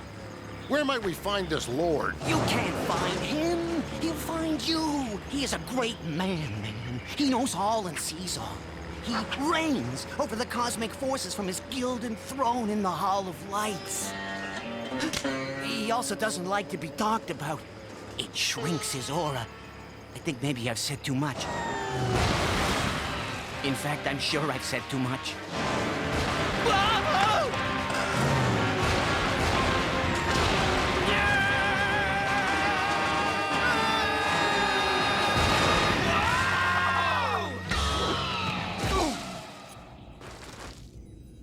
Whoa! Dazzling! We've either stumbled upon the Hall of Lights or we've croaked and gone straight to heaven. My pupils may stay slammed shut for good. Wow! It's just like a giant mobile for entertaining newborns while they wait for their skull plates to knit together. That's them! They're the dudes who victimized me! Made me say things, man! Howdy! You must be this Lord we've heard so much about. We're Sam and Max, freelance assassins. Well, if you insist. Nah, he's kidding. We're not assassins. We're Sam and Max, freelance police. You're neither. You're errand boys, sent by grocery clerks to mop up a grape jelly spill on aisle 9. Look, Rocky, we're on an all-important mission to find the Commissioner's lost keys. If you'll just let us have a peek to see if one of your skanky minions has strung them up here... I know the keys of which you speak, Sam and Dave. That's Sam and Max? O forager of chestnuts and liner of nests with shredded Diana Ross programs? Take them. You're free to go. But choose wisely. For while the righteous keys will unlock the door to freedom, the wrong keys will spell certain doom. Oh, boy. Generally, we cheat death flying by the seat of our pants. But to turn it into a deadly parlor game of chance... That's just so darn quirky. What, are you guys crazy, man? You can't do it this way. Why not? This self-same procedure got us through that minefield last week, right, Sam? Hey, if it ain't broke... Say, these sure feel official enough. They've got the Commissioner's keys written all over them. And oddly enough, my corns are barking. Either a storm's coming or this must be the way out.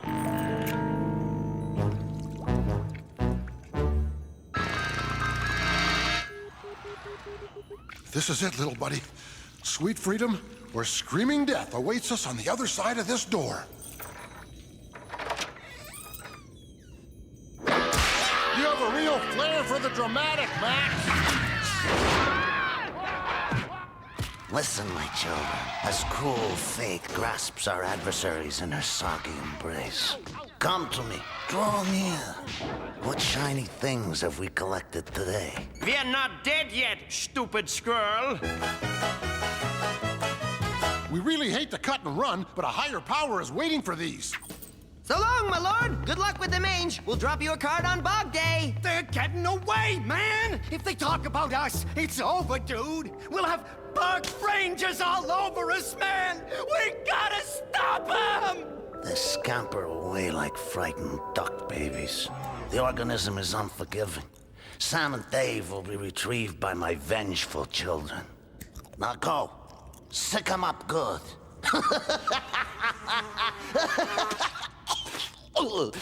I swallowed a bug.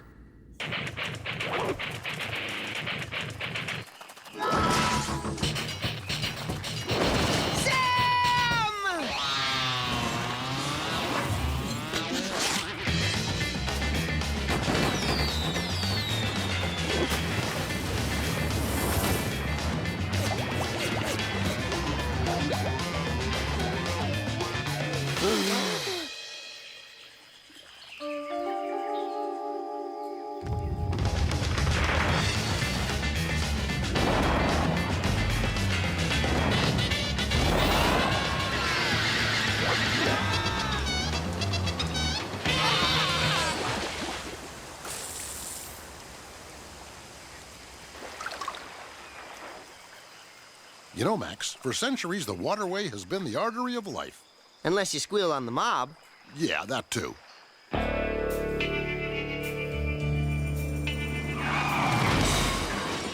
It's Sam and Max. They got the keys. It's about time you chuckleheads showed up. The Commissioner's been asking about them keys. Now that we've braved life and limb, just what are the keys for, anyhow? They're for the Commissioner's private bathroom and honor bar. I don't have to tell you the mood he's been in since he lost them suckers. Honor bar? Hold it! You can't go up there! It's private! Punch that cow, little buddy. I could really go for a $17 bottle of cashews right now. And I just gotta go.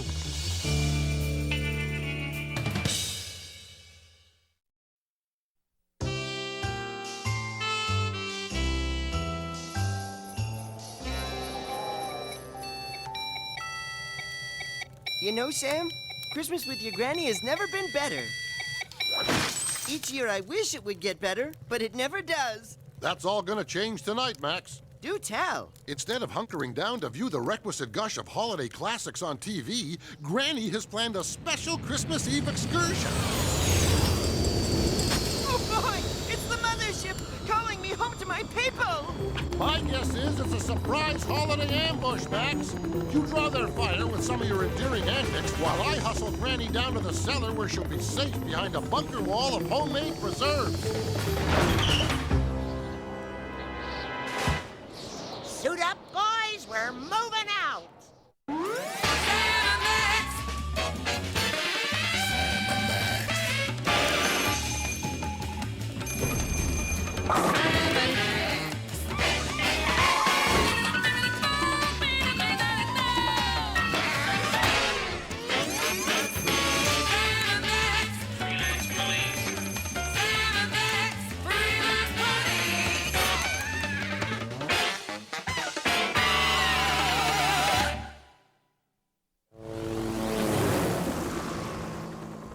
sweet old granny is quite the authoritarian, Sam. That's the walking boss in her, Max.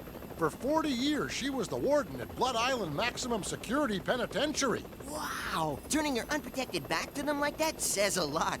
They must have respected and/or feared her a great deal. Yeah, they called her the Iron Maiden.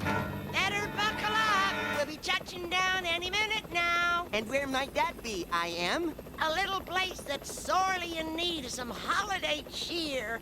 Blood Island. Ah, it's good to be home. Oh, fine. I was hoping my last Christmas would be spent as an elf-shaped appetizer in a den full of psychotic criminal man-eaters. Don't fret, little pal. They'll probably keep you alive for some time.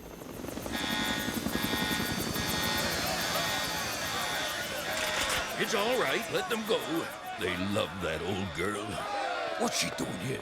She'll ruin everything. On the contrary, her coming here could provide just the distraction we need. Christmas truly has come early this year.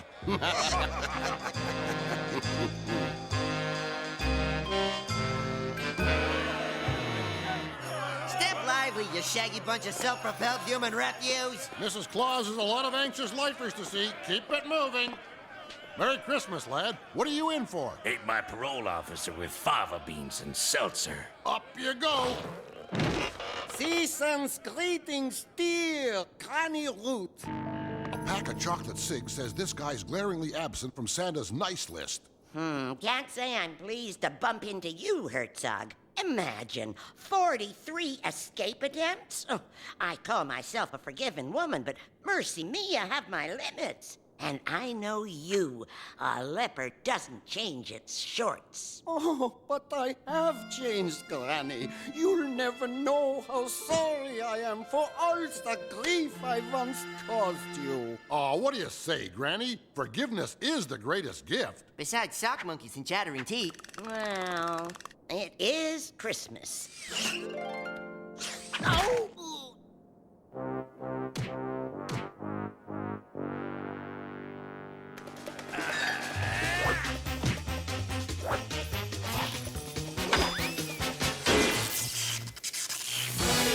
Uh-oh, this can't be good. A total blackout in a room full of violent offenders? Don't be such a fussy pants.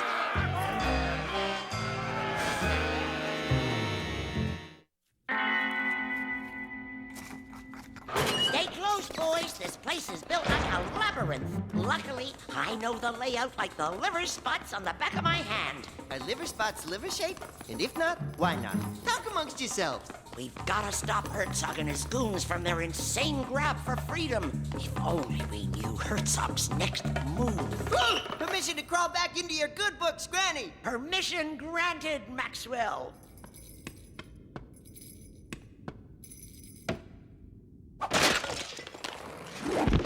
All right, son. Out with it. I ain't talking to you. Can I climb down his throat now? Let me climb down his throat now! A little later, Max. Granny's busy. I know your dear old mother, Jakes. I don't think she'd be pleased to hear you've been back-talking Granny Ruth. Hello, Mrs. Jakes?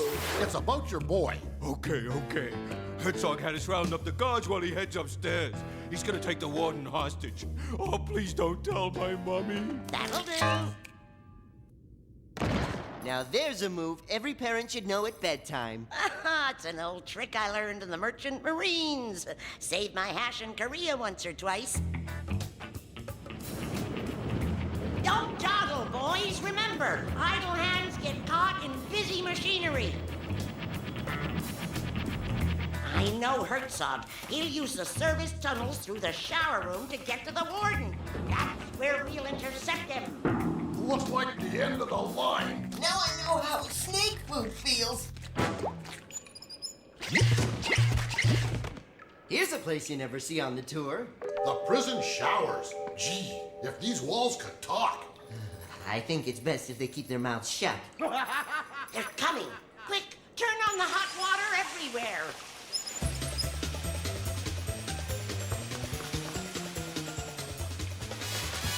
In here, jokers. I know a way we can bypass those itchy guards. Only 2 people know of these passages. myself und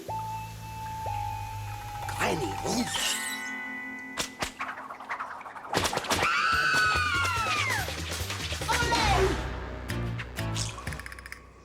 Looks like it's just you and me, Herzog. Shall we dance? Some other time, perhaps. For you see, I have an appointment with the warden.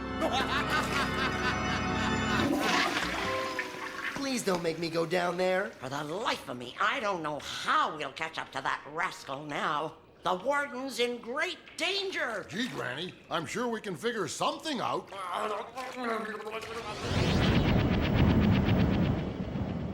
Top of the world, Grandma! Whoa! Sam! I've always wanted to try this. I feel like a wee ping pong ball. This cool northern air is a welcome blast to my blistering southern regions. Hold on to your hats, boys. You're in for a bumpy ride. Misdemeanor! Get me the National Guard! We've been cut off! Put the phone down, Warden. I, Herzog, will be calling the shots from now on. What is that? That's whoosing sound.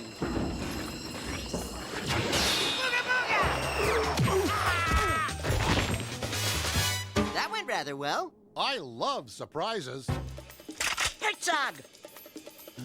Don't you know it's not polite to point? It's Granny!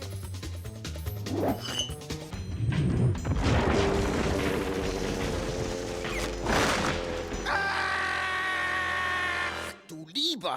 Oh.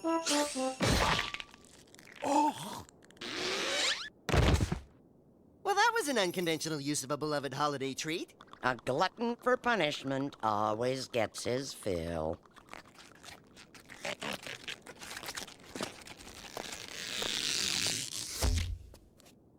Everything okay here? We're fine, thanks. Naughty? Yes, very, very naughty. And you guys, nice? Very nice. They're good boys. Sign here, please. Thanks. See you next year. Until we meet again! Well, that was an unnecessary display. There's nothing out there but 30 miles of open sea. He's shark bait for sure. That reminds me. Wasn't there a big old holiday spread down in the mess hall before all this unpleasantness began? Hack me up a slab of that tea-ring. I'm riding a night train to Pastryville. You know, Max, this is not only the most action-packed Christmas I've ever experienced, but the first chance I've ever really had to bond with my sweet Granny. Yeah, you just can't help but love a scary old gal like her. I don't know what to say, Ruth.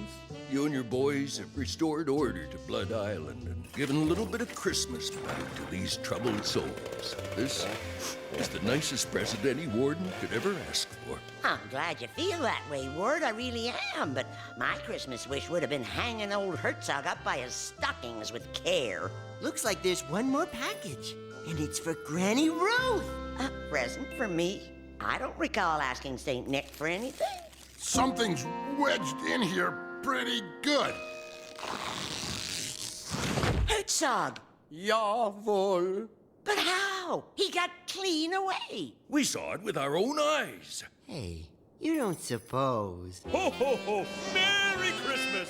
Merry Christmas! We'd even think of employing such a sugary ending. Well, Max, I guess the only thing left to say is, a Merry Christmas to all. And to y'all, good night.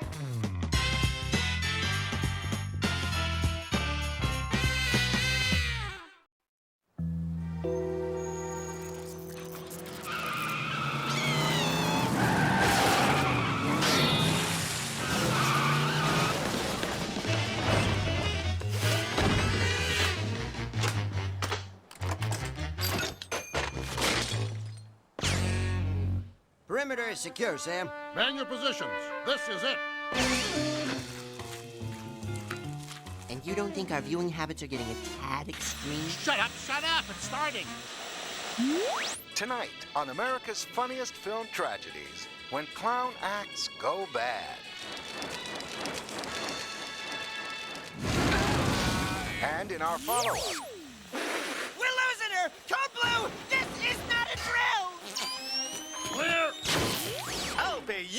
cash for your used mattress. Again! Again! It's no use, pal. I'm afraid we're gonna have to pull the plug. Well, it's gone on to a better place, Max. I myself draw comfort in the notion that perhaps the Almighty needed Schlock TV even more than we do. That's beautiful, Sam. Now, if you don't mind, I'd like to spend some time alone with her. Of course. And while you're doing that, I'm gonna go catch the rest of the show on the Geek Set. Have a nice afterlife! To the lab!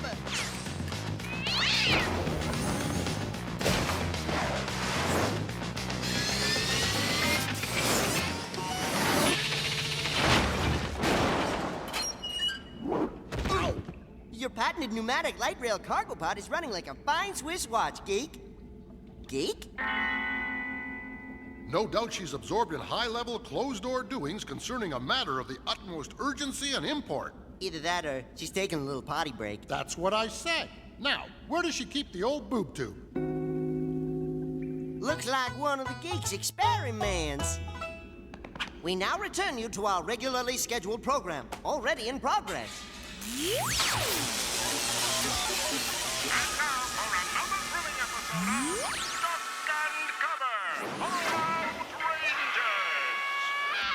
Black and white programming! Look away, Sam! Avert your eyes and change the channel! Where's the remote? I think with these old units, you actually have to touch them. Ew! Ah! Do something, Sam! I can't stand it! If my dad were here, he'd sure have something to say about that. It's all old stuff! Where's our show, Sam? I got a sneaking suspicion that the Geeks TV only picks up long-forgotten programming from television's primordial past. Know what time it is,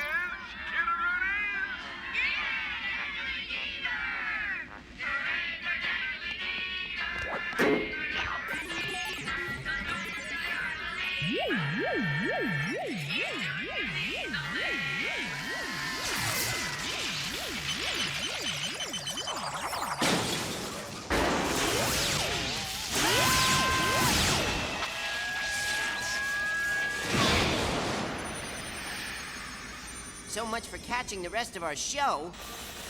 Heidi-ho, boys and girls! Your old pal Dangly Deavers here to bring you laughter and good cheer! On the upside, the gods of Slim Chance have awarded us this enchanted wooden plaything. Or as I like to call it, target practice. And now a word from our sponsors.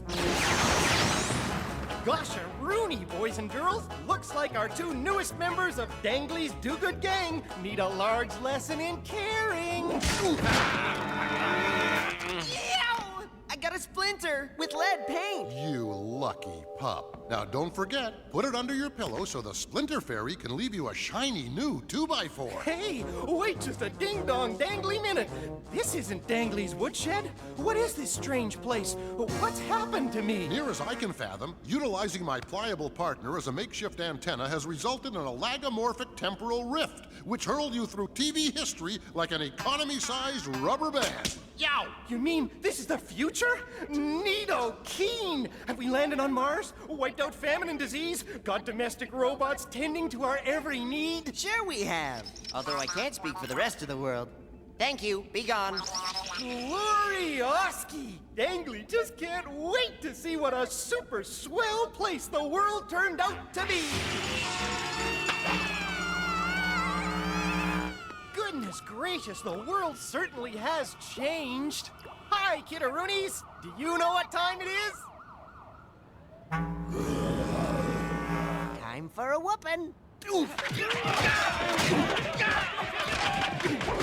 Jiminy Ricketts! Has everyone forgotten about niceness and caring? I'm afraid they went out of fashion, right along with poodle skirts and funding for the arts. Then the world has no more use for a do-gooder like me. Dangly Deaver time is over. No! I just hate to see a grown marionette cry. I wish he'd stop. Me too, little buddy. but chucking him into the wood chipper might seriously jeopardize our relationship with the sponsors. So long, friends. Dangly Deaver is signing off. Dangly, wait! Let him go, Max. Sometimes a little wooden Boy Scout needs to be by himself. I was just gonna tell him to watch out for that street sweeper.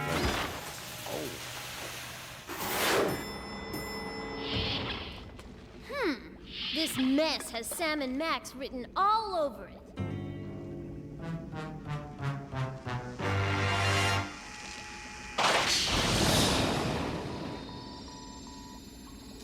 Hi, kiddaroonies. Guess who? I'm Deadly Dangly Deaver, an evil underachiever. Say hi to my big meat cleaver. Then make us your will today. Make us your will today. Yeah, make us your will today. Deadly Dangly Deaver. Somebody's gotta pay. Wait a second. Aren't you that lovable, bright-as-a-button marionette who encourages children to perform good deeds? For many years, yes. But not anymore. I'm Dangly's evil side. And thanks to your TV, I'm free! Free to do anything I want! Now, if you'll excuse me, me and my evil sidekicks have got to spread a little unkindness and ill will. I gotta find Sam and Max. They'd kill me if they missed out on this. That television you so impetuously tampered with was designed to intercept ancient TV signals for historical research. When you sucked Dangly Deaver out of the airwaves, you only got half of them. His good half. Now his evil half is off raising Cain with his buddy. Our only hope is to merge these video icons gone bad back with their good halves, which means we have to lure them to the sub-basement of solitude. So how do we do that? Here, evil TV icons. Come get the big happy face. One exciting and highly expensive chase sequence later. I've reversed the cathode flux anomaly so it'll send them back where they came from. Here they come. Table for 6? Evil icons? They don't seem to have a reservation, Maxwell. No reservation? No loitering! Our highly improbable plan worked, Sam. He's got me! And now, please stand by for all eternity! Do you know what your problem is? You're bad, bad, bad, bad! We're all set. Grab the bad Dangly and send him back. He's the evil one. Send him back. You lie. He's the evil one. Quick, which one is which? That's our boy! Don't! Hurry, kiddaroos! Zap us! Send us back where we belong! But Dangly, if we do, you'll be sent back too. Forever banished to television land. Don't you see? I'm useful again! I've never felt so alive! Besides, bad as he is, he's still part of me. It's the only way! He's right, do-gooders. They both have to go back, for fine grain cannot exist without the balance of coarse bark. Huh? Until next time, kitty! Farewell, Dangly! Well, that's that. I'm gonna miss that little knothead. He's not really gone, as long as we have our memories of him. And early morning reruns, of course. Reruns! Wait a minute. Come back here. What about this mess? Let the robot clean it up. He cracks me up.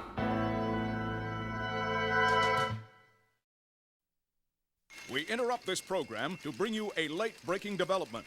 A giant rogue meteor is on a direct path with Earth. Citizens are urged to remain calm and take all the necessary precautions one would expect to take in the waning moments before the cataclysmic impact of an unyielding meteor. What is it?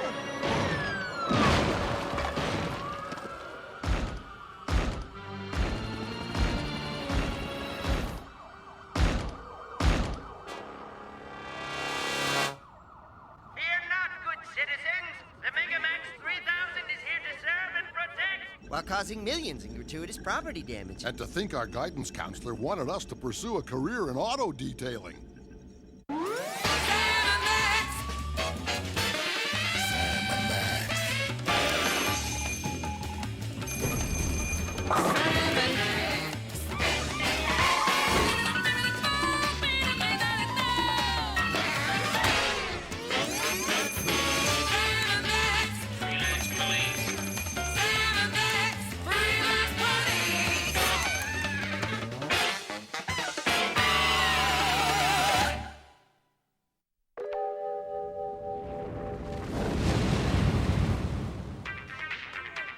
I thought we had an agreement, Max. The geeks plotting freelance policing automaton can support your adorable rabbity likeness so long as I get to choose the tunes. Can't help it, Sam. The image of myself the size of a tacky airport theme restaurant has driven me power mad. Power mad, I tell ya! We've just received word that the meteor has penetrated our atmosphere. All I can say is, put your heads between your knees and kiss your asteroid goodbye because nothing short of the second coming can save our miserable hides now. There. I said it, and I'm glad. Meanwhile, over at Cape Canaveral, a team of Earth's best and brightest prepares to preserve the last vestiges of the human race by blasting themselves into space. Let me tell you something. I, Professor Sidney Schadenfreude, have handpicked these individuals to accompany me on this arduous journey for their unique, intellectual capacities. Anybody got a problem with that? Guys, I hate to interrupt, but I think it's time we use the Megamax for its intended purpose. I thought we were. Max, engage the special meteor eradicating function. Stat.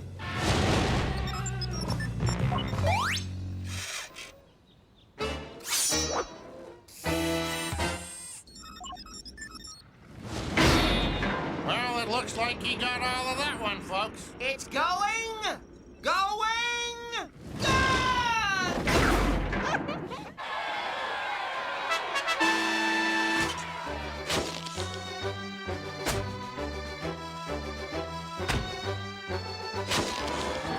Darla Guggenheim, for your selfless contribution to man and womankind, it's my rare privilege to present you, and those other fellas, these big, shiny medals of honor.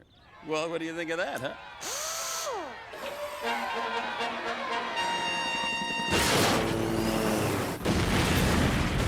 I'm seriously questioning the wisdom of putting you in charge of the arms, Max. Look at it burn!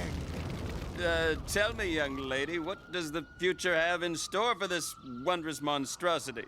Gee, I haven't given it much thought. What do you do with a robot colossus once its usefulness is run out? Besides scrapping it for spare parts.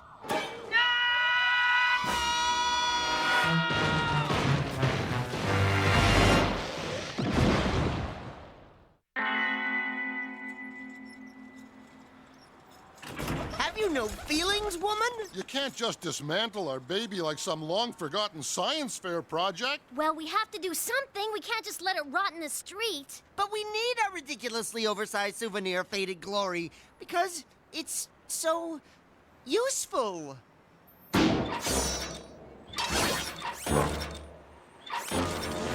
Yeah, and these are just a few of the many uses this little giant provides. Our Megamax is perfect for hauling nasty trash out to the curb. Not to mentioning opening those stubborn jam jars. It's a godsend when I'm late picking the kids up at school. And talk about the view! Why, on a clear day, you can see almost all the way to the giant robot in the next big city. Those things are all well and good, but I think the Megamax deserves better. And you should too. Gee, I never thought of it that way. These menial domestic tasks are beneath our beloved automaton. The Megamax truly does deserve better. You mean we're putting him to sleep, packing him off to the big scrapyard in the sky? Not quite, Muttonhead. We're taking him to Japan, where it can engage other freakish monstrosities of its kind and be happy. Road trip! We'll have to stock up on high-caliber snacks to keep us bouncing off the ceiling till daybreak. No time to stop, little pal. We'll have to make do with that gross of sugar-charged treats we have stashed inside the robot's cavernous nasal passages. But that'll hardly get us out of the harbor. Courage, Max. courage.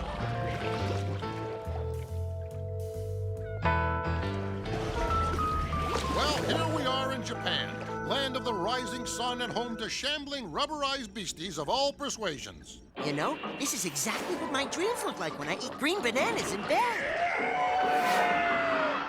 Looks like we got here just in time. This town is desperately in need of our extreme brand of unauthorized freelance policing.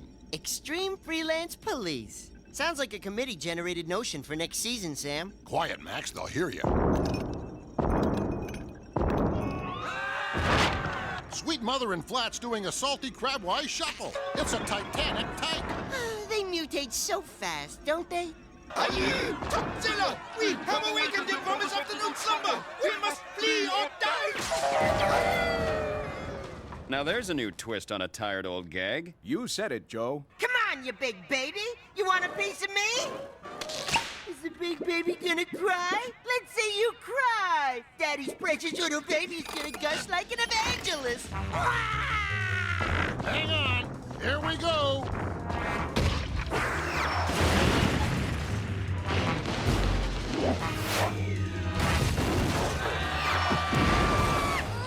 Hold the phone, Max. We appear to have hit a wee snag. Check out the fine print in the instruction manual. Warning. Choking hazard. This oversized automaton or destruction contains small parts and is not recommended for gigantic behemoths under 3 years old. Foiled once again by government regulations and good common sense. We'll just have to find some non-violent way to distract the overgrown ankle biter and lull him into eternal sleepy-by time. Perhaps this conveniently abandoned pachinko parlor can be of use. Look what I got for you, Tootsie. Come on and get your rattle-waddle.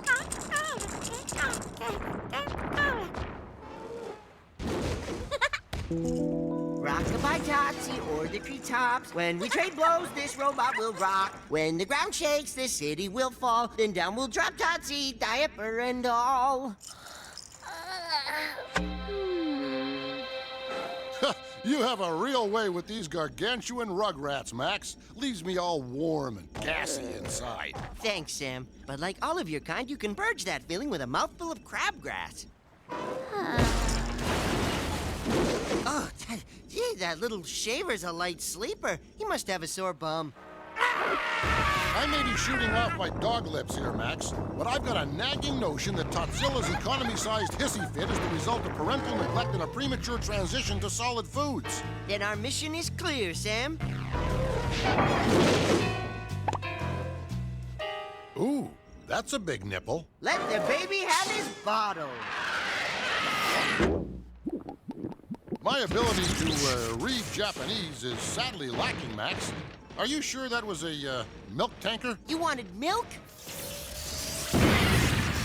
Well, I'll be. It's noted Nobel laureate Professor Schadenfreude and his harem of Mensa-level attendants. Yet another throwaway gag ties directly into the A story. It's almost Aristotelian in its beauty. That's right, Sam and Max. This was my sweet revenge for the mess you made out of my survival team mission. I had dreams and desires. Not for me, but for the future of all humanity. Dreams, huh? I'll bet you did. And now you foiled my dreams of vengeance. It's not fair for crying out loud in the mud. I'll get you for this. Easy, egghead. Don't get your pocket protector in a bunch. I think we may have inadvertently stumbled upon a solution that will rectify all of our problems. You see, Professor, in this way, you can continue your somewhat twisted brand of scientific research in outer space. And our Megamax gets a new job. Something worthy of its complete and utter hugeness. Goodbye!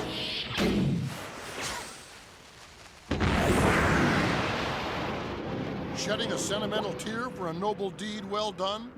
That and the fact that we just blew off our ride back home. Fear not, little pal. We can always thumb a ride with one of these cuddly atrocities of nature.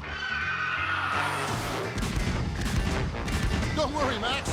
I've never seen him shoot one of these down yet. That's good, because I'm keeping this big guy. I'm gonna feed him and love him and groom radioactive lice out of his feathers every day. What do you think? I think you're one seriously warped little rascal, Max. Coming from you, that means a lot, Sam.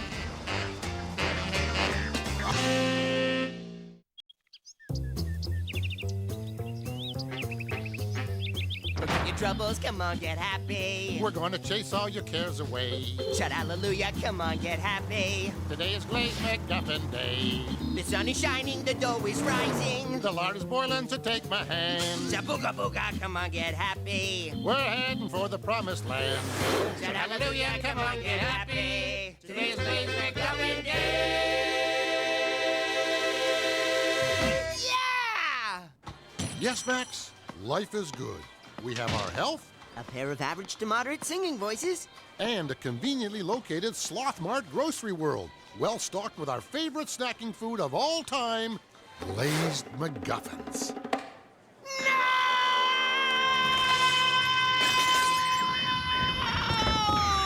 Our Glazed McGuffins, they've been pulled off the shelves! Pulled! Gone, I tell ya! Gone! Steady, little pal. We don't know that for certain. Hit me again. I like it. You there, greenish grocer? May I, ask what has become of that marvelous product of yours called, Glazed McGuffins? Well, they've been pulled off the shelves. The chicken beak content exceeded government standards. You've removed them from the shelves, but they're just out back, right? With all the overripe fruit and greenish luncheon meats that need new expiration date stickers, right? No, they're all gone. The Department of Food Like Edibles hauled them away yesterday. Oh, please. I have an ex-wife and 2 kids. You want a taste of dough filled with lots of stuffing? You've got to grab a Glazed McGuffin. That was the message sent out today as Kent Standard, head of the Snack Food and Drug Administration, stamped out perennial kids' favorite Glazed McGuffins as part of his continued effort to deprive kids of perennial kids' favorites. I think I need to get in touch with my anger, Max. I believe I can help you there, Sam. How's our ammo? Woefully low. Is this the place? Yep, 22 Intolerant Way, the home of Mr. Kent Standard. Can't stand it.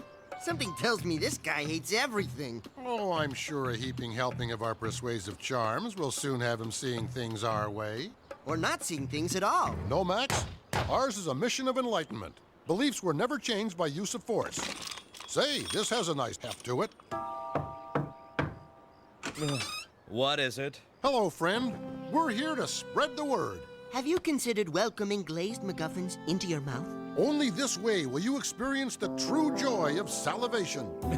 Glazed McGuffins? I'm afraid you're talking to the wrong fellow, boys. I'm Kent Standard, the man who had those foul things taken off the market. Actually, they're only half foul. Give or take a chicken lip or two. Judging by your cool manner and healthy pink glow, you've never sampled one of these little beauties. Go ahead, try it. We're sure you'll be impressed. Or so dizzied by the additives that you'll sign this legally binding document restoring Glazed McGuffins to our nation's grocery shelves. I think not. These lips have never touched one of those vulgar things, and thanks to my ban on them, they never will. Gee, he'll never acquire a taste for new things with a holier-than-thou attitude like that. Too true, Sam. But for his sake and the sake of Glazed McGuffins eaters the world over, taste them he must.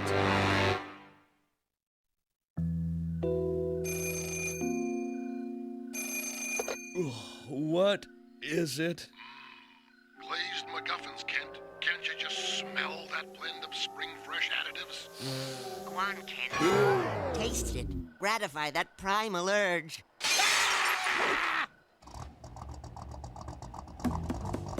Congratulations! You're our grand prize winner. $99 million is yours if you can answer our skill testing question for a mouthful of Glazed McGuffin.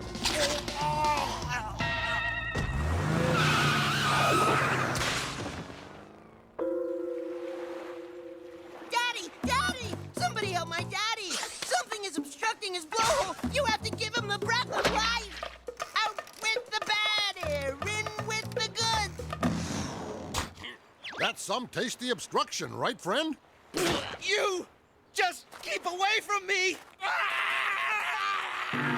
This is it, Max. Only one McGuffin left. Our last chance to turn the tide of Kent's blind ignorance. Or his stomach.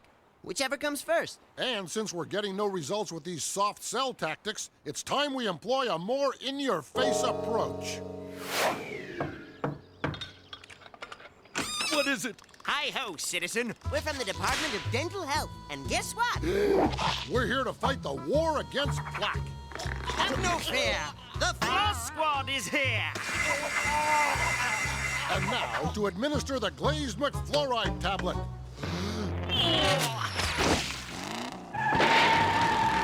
Curses! Thwarted by a clip-on tie. It's like prom night all over again. And that was our last MacGuffin. We may be out of ammo, but we're not out of spirit, Max. It's our exalted calling to wheedle good old Kent into enjoying the greasy goodness of a glazed MacGuffin, by any means necessary. Punch this cow, man! You know, this isn't really a freelance police-related matter, Max. We need a valid reason to give chase with wanton disregard for the rules of the road. How about this? Music to drive recklessly by. Well, as long as they've gone to all this trouble.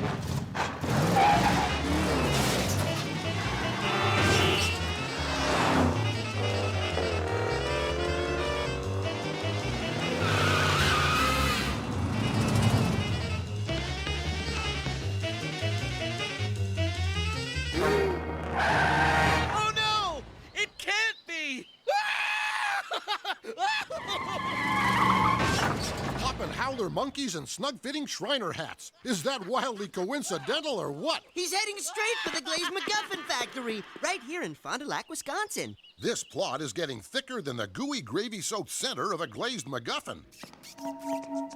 Look at all this MacGuffin-making apparatus sitting idle, Max. It really stinks, Sam. I know, and it's a darn shame, too. I was talking about the pressing waft of rotting chicken. It really stinks, Sam. Sam, I think we're being watched. Judging by the glaring lack of fan mail, I'd beg to differ, little pal. Although my sweet old granny tunes in every week, bless her adorably sagging ankles.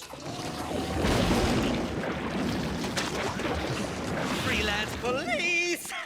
I've had my fill of your accursed glazed MacGuffins! Glad to hear it, Kent. Hey, what's the verdict? I mean, I've had my fill of you trying to stuff them into me.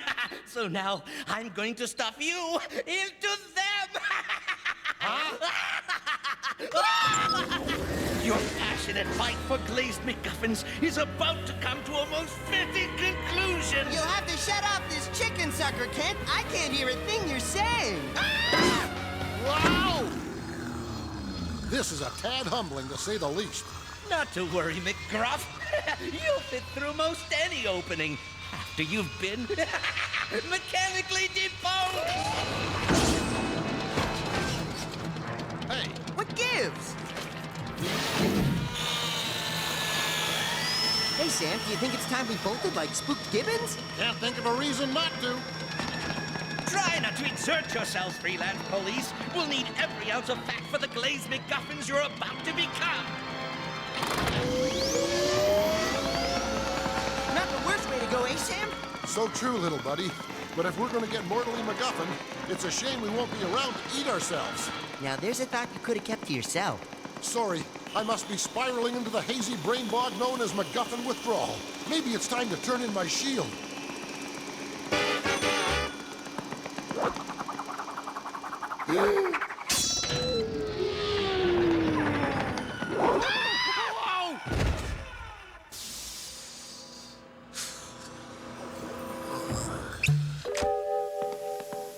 Look, Sam, a newborn glazed MacGuffin. The last of a long line. You know, I think it looks like you, Max.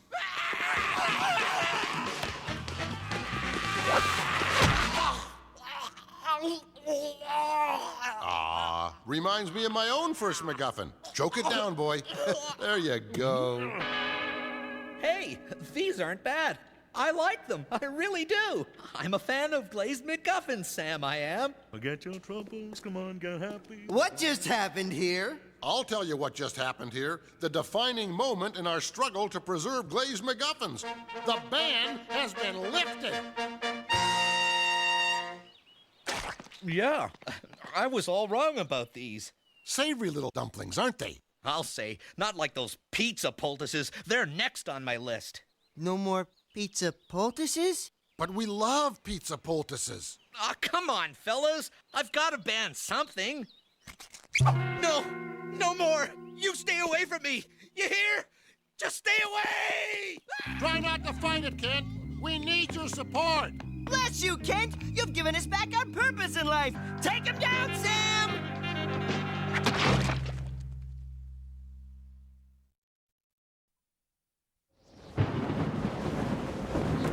And as the icy winds whistled o'er the moors, they carried with them Emily's plea. Flesh! Flesh! Give to me my flesh! Well, how was it? What say you, Mr. Keats, our Nobel Poet Laureate? You're so scary, Mary Shelley, I've got shivers in my belly. It's just a first draft. And you, Lord Byron? Scared the trousers off me. In fact, could you close that window? I'm so pleased you enjoyed it. But what about you? Oh, how horrible of me. I've forgotten your name. Hey, Sam, I'm Max. And if you scare up more of this squeezy cheese, we'll tell you a real scary story.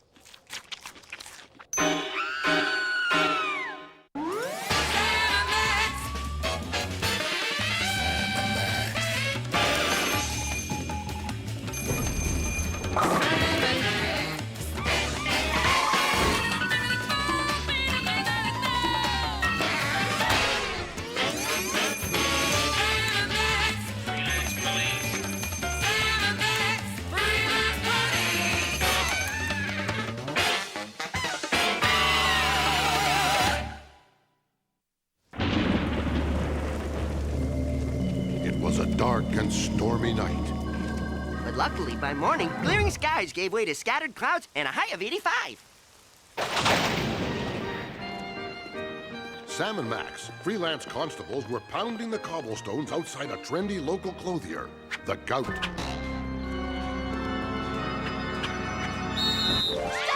Thief!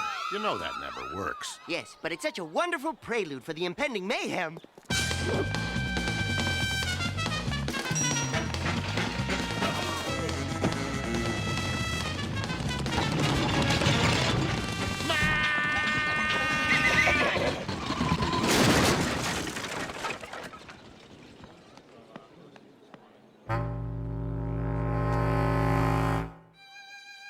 Being a resilient little goof, Max always fluffed right back up. But nothing could prepare us for the sight that was in store. The sight of Max's severed tail, lying lifeless in the street. Ah! Look, Max, I know you're upset and all, but... Upset? Who's upset? I'm fine. I feel like a weight has been lifted off my bum. That's right. Yeah, I said it. My bad little bum. And so began Max's dizzy backward descent into madness.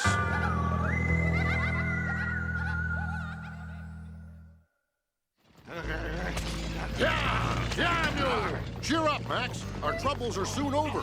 We're on our way to see the much-maligned Dr. Dysfunctio Cerebri, restorer of life, conqueror of death.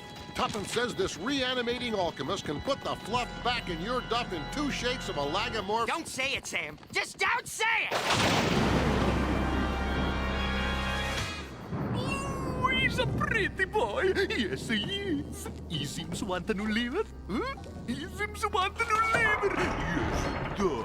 So what do you say, Doc? I mean, can you help my little pal here? It's a matter of life and death. Only you can save my tail. Yeah, we'll do anything. Well, I'm still short a few vital ingredients for my experiment, and my regular supplier is too expensive. I bet he charged an arm and a leg for this hand. I'll need a new kidney, some bowels, a small intestine, a lymphatic system, if it's fresh. Hang on, I'll write you a list. And where should we go to fill out this grisly prescription?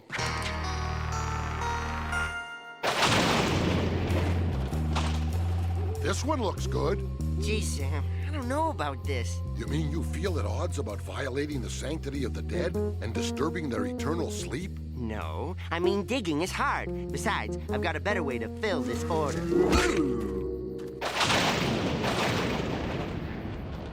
Softly, good sirs. What food through yonder takeout window dost thou crave?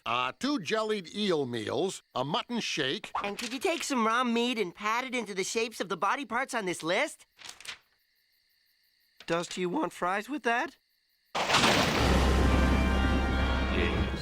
Ooh, that's nice. She's a good fit.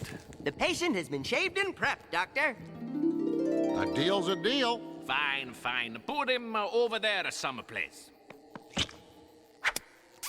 These parts, they are like the party in my hands. The donor, what sort of a guy was he? A dead guy. Big, beefy dead guy. Yeah, beefy. His name was Patty. That's it. He's done. At last, my moment of destiny has arrived. They laughed at me at the academy.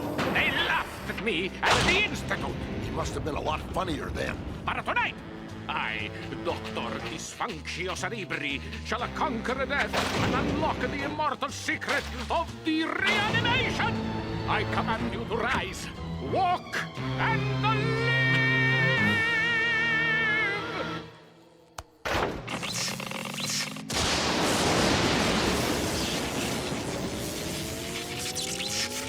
I need more power!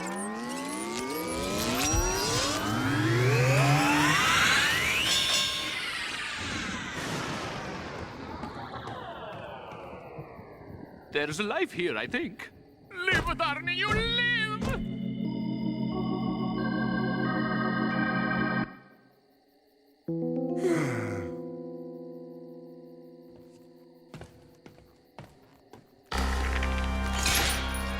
It's alive! I've done it, I tell you! It's alive! Congrats, Doc. He's a fine-looking boy. And strapping. I bet he could snap you like a wee twig. Funny you should say that.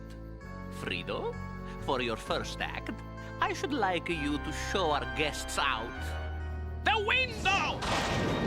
So that I alone will hold the secret of life!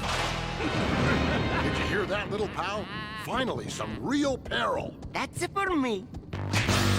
Don't go to any trouble on our account, Doc. Yeah, we'll just take on my reanimated tail and be on our merry way.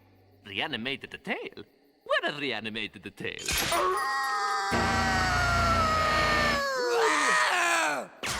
Carly, Larry, and Joseph, it's alive! A fitting ending, eh, Max? The creator dealt his undoing by his own creation. Max? There, fluffy old friend. Easy, boy. Just relax. You know me, don't you? Sure. Remember this? So many fond memories.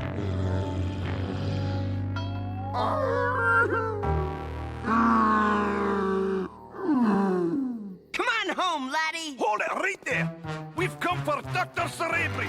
It's an irate, torch-bearing mob of ignorant townsfolk bent on destroying all things different, unusual, and misunderstood. Irate? We're no irate. We're in town for the United Torchmakers Convention. Thought you may be needing some new torches, like this wee gem, the Flame X200.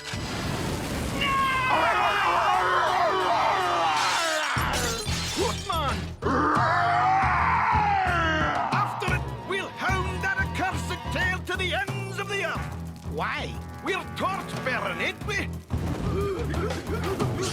Come back, tail! Come back!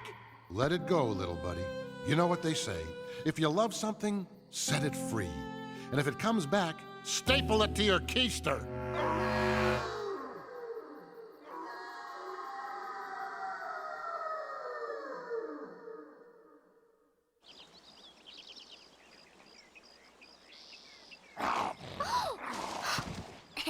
You're silly. Can I pet your fluffy fur? Oh, you're so pretty. I think I'll make you my pet and take you home to be with me always. I will pet you and love you and subjugate you to my every whim I will.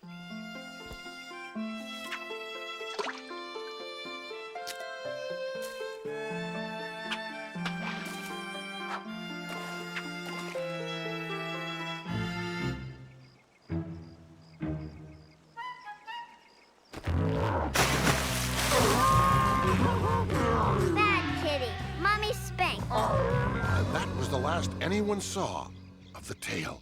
As far as we know, it's still out there, condemned to roam the countryside alone. As I am condemned to wander through this world, a miserable, tailless freak. Oh, Shush, Posh. Your tail isn't lost. It's right there on your little bum-bum. Don't toy with me, sister. She said bum. She is in earnest. It's right there. That miserable tuft of hair. He's come home. It's a miracle. Come here, you. Give us a kiss. Come here. Enough! How dare you insult our intelligence? That was the most inane twaddle I have ever had the misfortune to hear.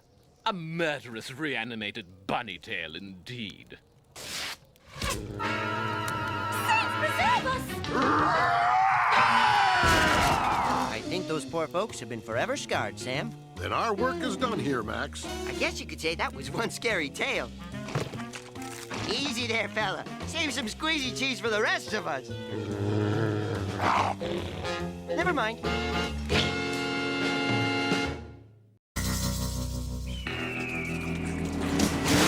How many more miles, Sam? Almost there, Max. Good, because I'm lousy with anticipation. I can see. Tell me what the commissioner said again, Sam. Go on, tell me what he said. He said in so many four-letter words it promises to be our most bizarre, unsettling, and gut-wrenching assignment to date. We're headed for the Rhombus, Max. A super-secret military enclave whose existence the government completely denies. Most likely because they feel stupid saying Rhombus. How about enclave? Hey, good point. Looks like we're here. Let me just get the door.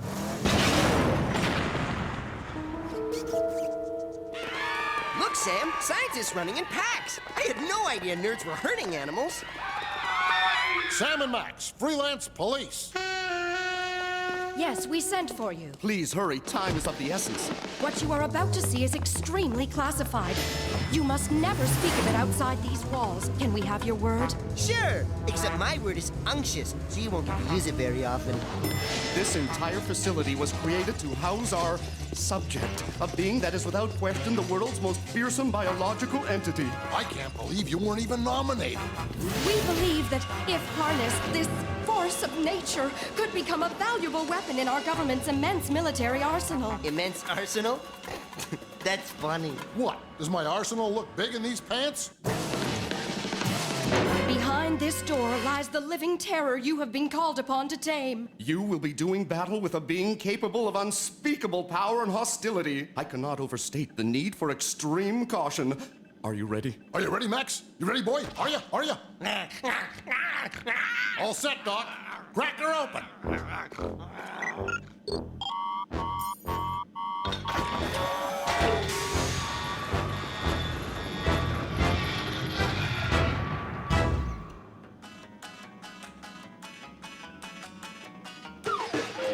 I have to be brutally honest here. I was expecting more.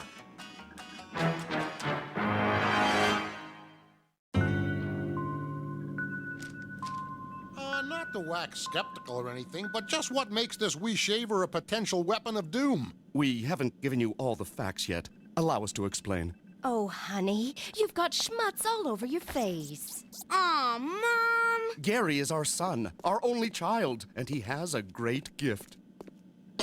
The Beanie Weenies are touching the sandwich. What? What'd he say? I said the Beanie Weenies are touching the sandwich! Who's responsible?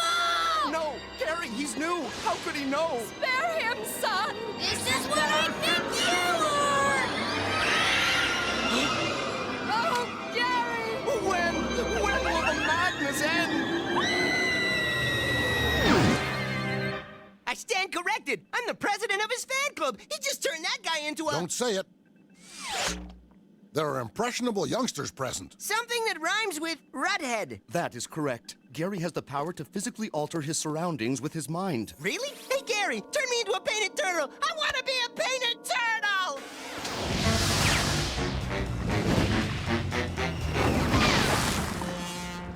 He's got a slight advantage at dodgeball. Unfortunately, Gary hasn't been himself lately. His moody behavior and tantrums have seriously begun to endanger the project. Hey, it's my estranged Uncle Bill! We'd like you to spend some time with him. You know, cheer him up, toss a ball with him. I think I understand. You just want Gary to feel like any other kid with freakishly destructive powers. Exactly. Good luck.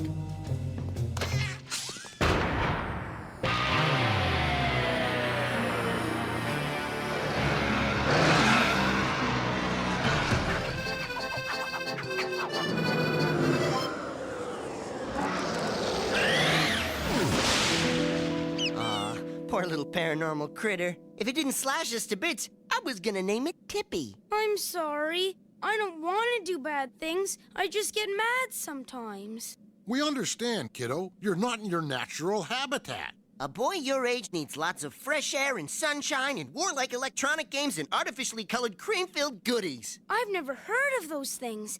Are they fun? Let the games begin! We're in for some fun now, eh, kids? You can say that again, little pal. We'll show our young charge a good time and use his mystic abilities for our own childish amusement. Can you say symbiotic? Not without busting a gut. Sounds like a bank job, Sam.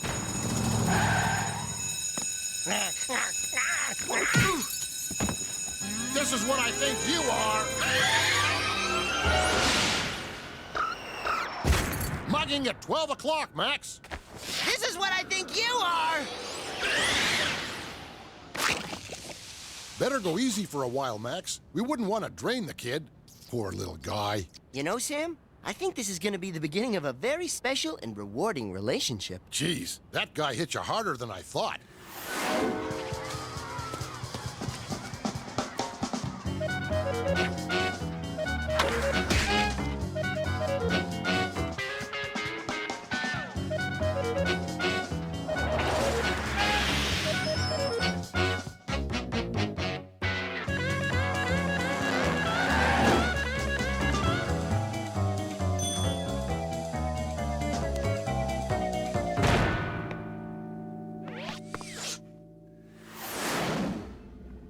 This is our rumpus room, Gary. We use these training dummies to sharpen our hand-to-hand combat skills. Let's get ready to rumpus! Wow, you guys even have your very own secret command center. You're like superheroes. With special powers, thanks to you. I've never had so much fun. I love you, Sam and Max. Well, gee. We love you too, kid. You know, Gary, at moments like these, Sam and I have a special way of showing how we feel about each other. Really? How? Airplane ride! Faster, Sam! Let him know how you feel! Oh, I don't think I like this. Stop it! Cut it out! You've made me very angry. This is what I think you are. Ah! How could you? I asked if I could be a painted turtle and I was completely ignored! Thank you! No, this is bad. I don't want to do bad things. When will it stop? Sam and Max, you sent my positronically enhanced big brother Noogie Man to the refuse heap. I must avenge him. Not to worry there. It's just another training device our trusted assistant left to keep us on our toes. It's a little loud, though. So, you're the pincher, huh? I'll bet he packs quite a pinch, eh, Gare? I'm not scared of some dorky old pincher. Pinch, Stop that! I said enough! You shall now pay dearly for your disrespect, for I am... The pincher. How's that? Not too loud? Much better. It makes no difference. My manner of speech has nothing to do with my ability to give you such big pinches. You know, Sam, it occurs to me that the geek probably wouldn't make something that would cause this much damage to her lab. Looks like we read this one all wrong. This here's the real thing. My friends, they're really in trouble. These helmets won't hold out forever, Sam. The pressure, it's messing up my hat size. Hey, you! It's not nice to pinch. How would you like it?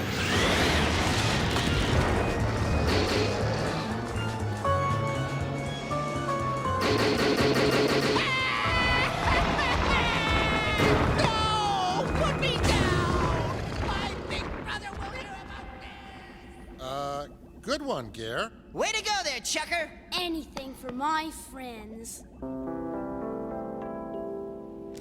Sorry we were gone so long, but Gary and Max and I had quite a day. As you can see, the subject's mood certainly has improved. We think old Gare will become a more well-rounded secret weapon this way. Are you kidding? He's ruined! Everything's a joke to him. His attention span is nil. You've made him like any other 8-year-old boy! That project is dead! And for that, we are forever in your debt. You mean you aren't mad? Of course not. Now we can be like a real family again. Did you hear that, Gary? No more tests. No more experiments. Let's go home, son. I feel all toasty inside. Why, Sam? Well, either our lunch is doing slow rolls or we're feeling kind of good about all this. Yeah. Who knew a story about a family as whacked out as this could wrap up as neat as Martha Stewart's underwear drawer? You crack me up, little buddy.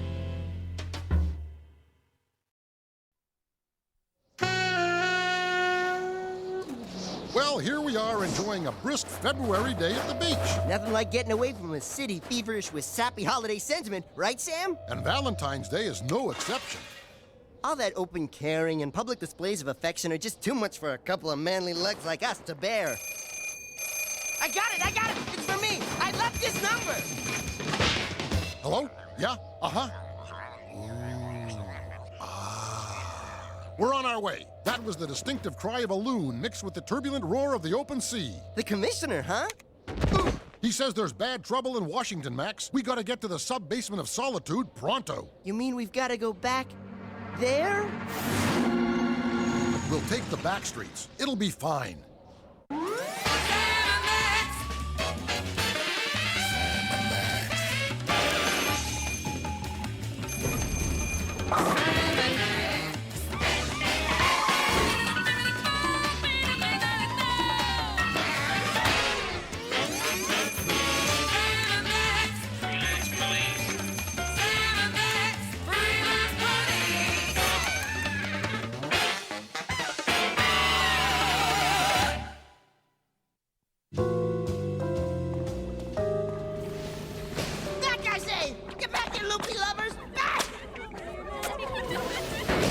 Speak to me, geek. What's the situation? It's not good, Sam.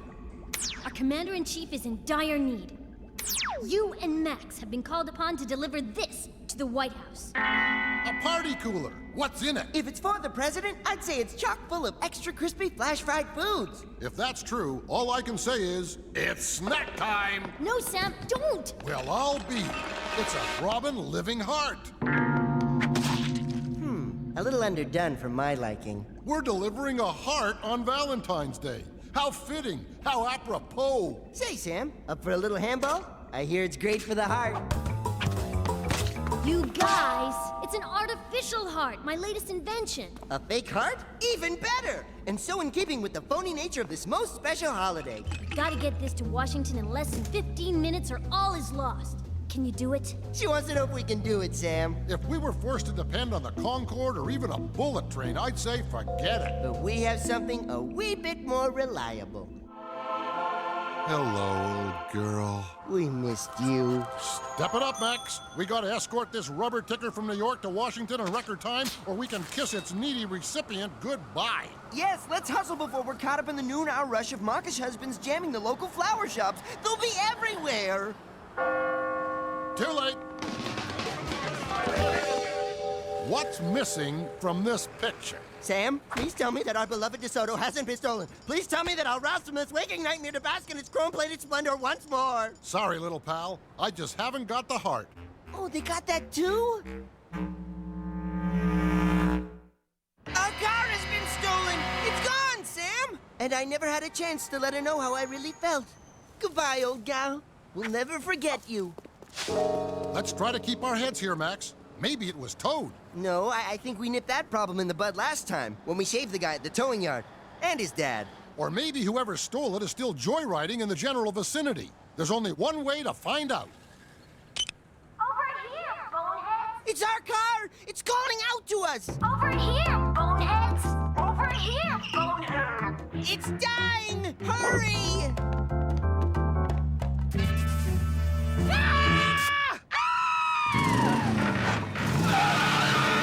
It's being used as a makeout wagon, Sam. We'll have to burn out the interior. Later, Max. First, let's nab these fervent felons before their tongues bind up and we have to employ the jaws of life.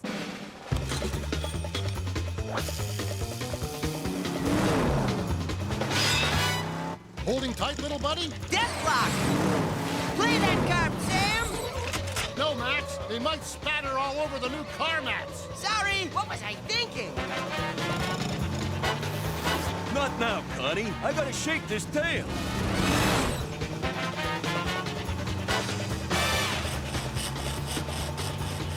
That's my girl.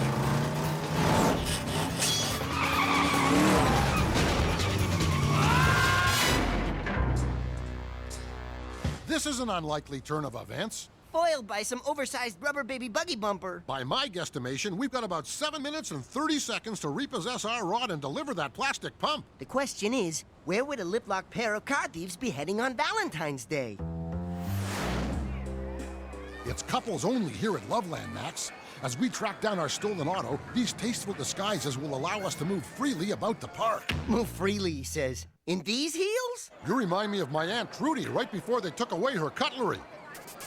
Step lively there, Foxy Mama. The sooner we find our car and get out of here, the better. I couldn't agree more, Sam. Never before have I experienced such whim-whams. This place is crawling with slobbering, moony-eyed paramours. One false step, and we could topple headlong into some touchy-feely Valentine's Day funnel of love.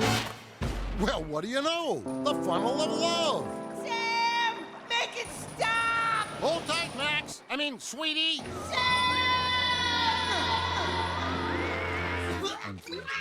There you go, little pal. Let it out. It was horrible, Sam. There were twisted bodies everywhere, and the screaming. You've been through a lot, Max. I'd Ralph, too, if I saw what you saw. Who's Ralphing? I had to stuff this wig into my yap to stop the screaming. Hark! Are my sensitive dog ears deceiving me, or am I hearing the geek's heart? And our car!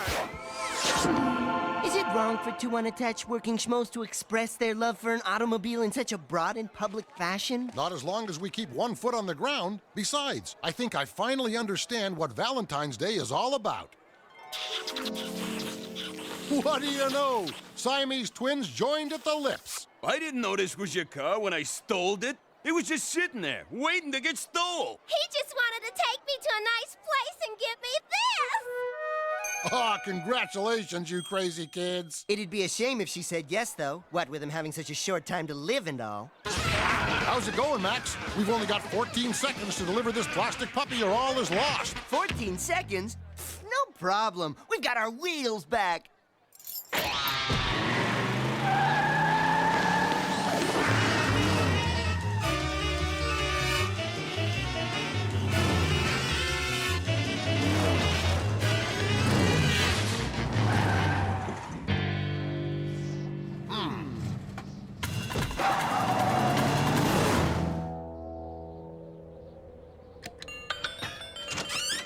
Sam and Max, freelance police. Somebody order a heart? Go! Gangway! Heart coming through! What's keeping them? Don't they know that a young life is at stake here? Heart! Heart! Get your fresh heart here! Give me that! Here you go, here you go!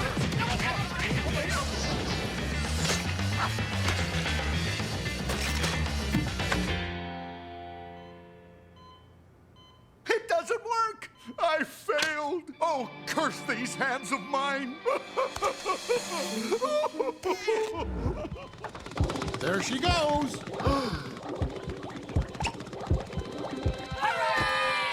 Gee, I hate to turn the hose on this merry moment, but all this for a fish? Not just a fish, the president's daughter's fish. Oh, Locks, you're all better! This is the bestest Valentine's Day of all. No, no, child. We mustn't handle Locks. Remember how he got sick in the first place? My mistake.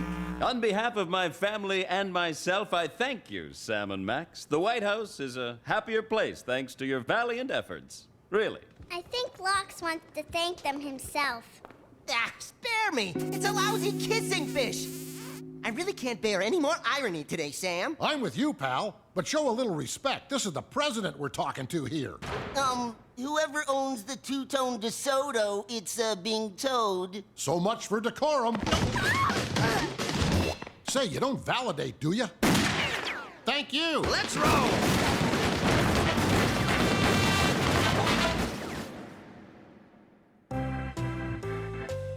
Say, kids, who's ready to take a slippin' and slidin' stroll through the deep, dark depths of the human body?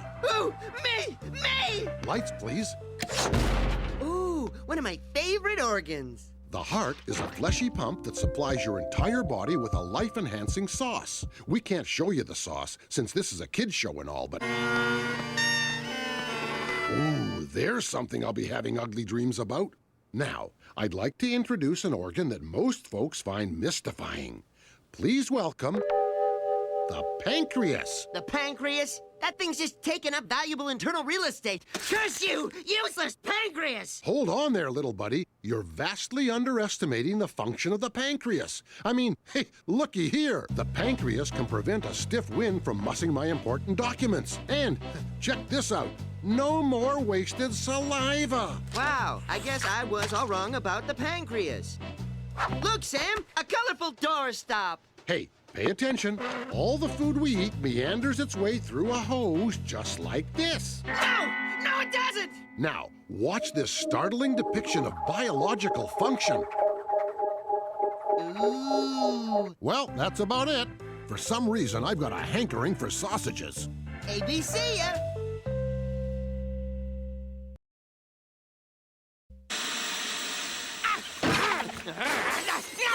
What's the holdup on that Brad the Impaler file, Max? You know how antsy the commissioner gets when he doesn't have up-to-date paperwork to shred. There'll be a slight delay, Sam. The loose meat sandwich you filed last winter has evolved not only a rudimentary central nervous system, but a woefully cranky attitude. My skin is off! I'm done for! Here's your file, Sam. You sound bored, little buddy. I'm guessing the filing cabinet entity has lost its ability to engage and entertain. Yeah, these clerical all-nighters are such a snore. If only something truly wicked would this way come. I got it!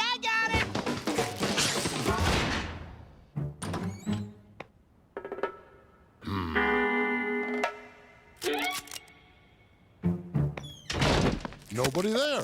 Must have been some ruddy-cheeked street urchins playing tricks on old Sam again. Bless their delinquent little hides. Woo!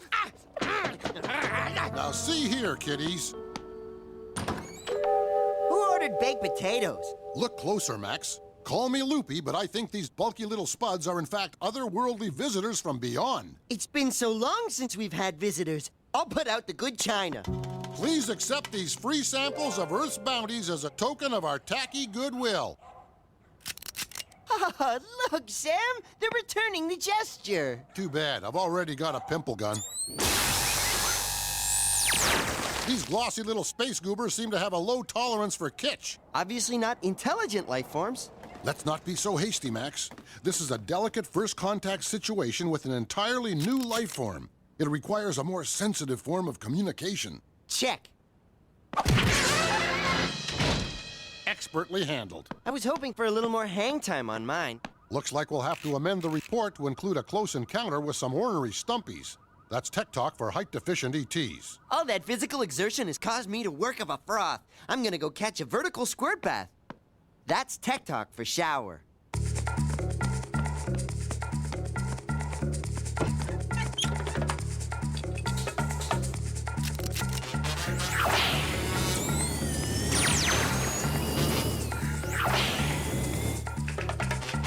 I think I'll just close this window for no good reason. Oh, foolish space guys, we kicked your butt. To mess with Earthmen, you must be nuts. Where's that towel?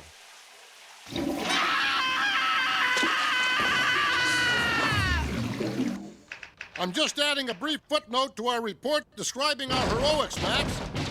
How many A's are there in flagrant? Sorry, Sam. I couldn't hear a word you said. What with the shower going and all that ominous rattling at the door. Will the criminal element never tire of invading our inner sanctum? Gee, I hope not.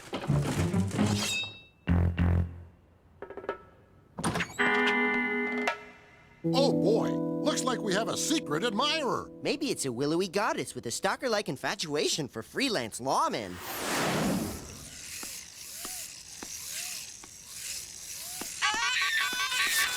Hey, It's the crinkly wee envoys from space. Foolish aliens! Your puny weapons are no match for our superior attitude.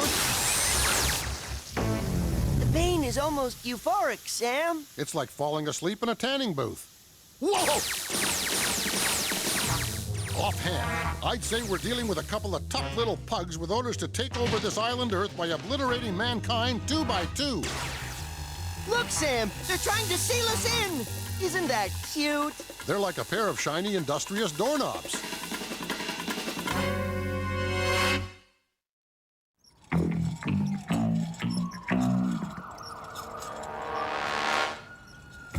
Yup, just as I thought. These spry little beggars intend on engaging us in a close-quarter death match. Beats doing paperwork. Well, better get cracking, I guess.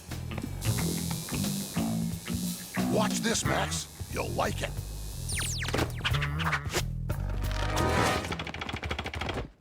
Can this be of any use, Sam? It's my old fully functional HO scale nuclear reactor. It sure gave model railroading a welcome touch of urban peril. Give me a hand, Pumpkinhead. We've got to make this radioactive rat trap look a tad more inviting. Paste. Dance contest! Come on in! No cover for ladies and tiny space dwellers tonight only. Now remember, kids, never ever place foil-wrapped invaders inside a functioning nuclear reactor. Unless you really, really want to.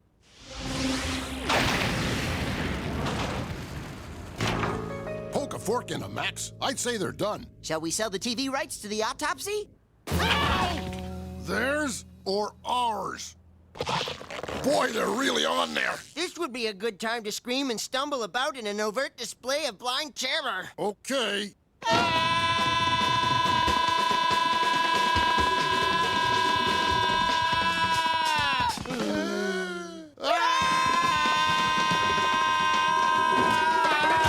I knew that old sandwich would come in handy someday. After all, why waste food when food can waste unwanted guests?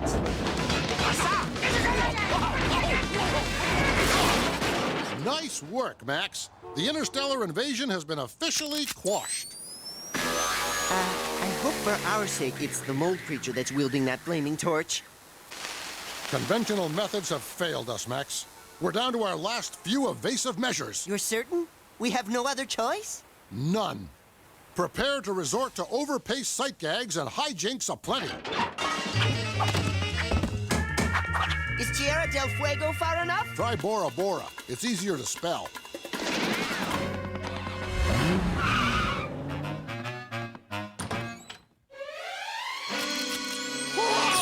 Resilient little pustules, aren't they?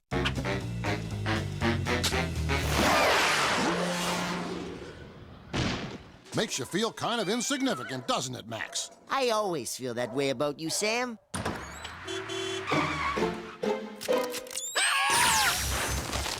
I don't know about you, but these glossy finger puppets are starting to get on my nerves. Perhaps if we took a short walk, they'd be gone when we got back.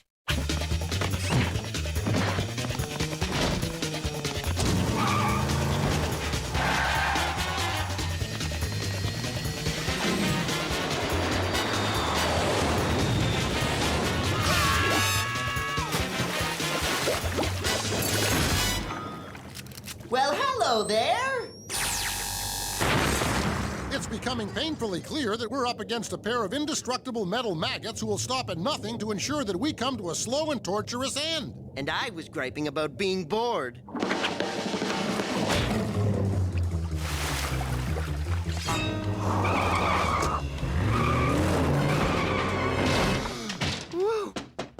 Oh, please. If I know my running gags, those Mylar Garb mites should be waiting for us on the other side.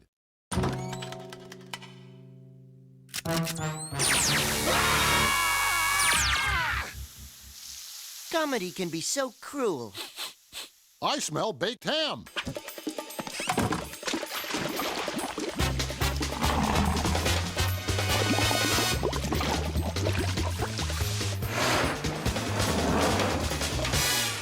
Mission accomplished. It's quality time! Thanks. That's nice. Our comfy chairs. This has really gone too far, Sam. You said it, Max. They forced us to stoop to a level of senseless retaliation that even we have never dared approach. Promises, promises. I kid you not, Max. I love it when you say I kid you not, Max. I mean, Sam.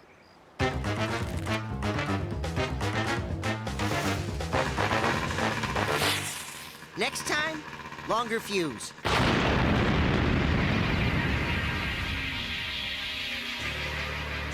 They've won. We've been beaten, little pal. Bested by a pair of antisocial carnival prizes. How humiliating. Could this be the end for Sam and Max? Freelance police?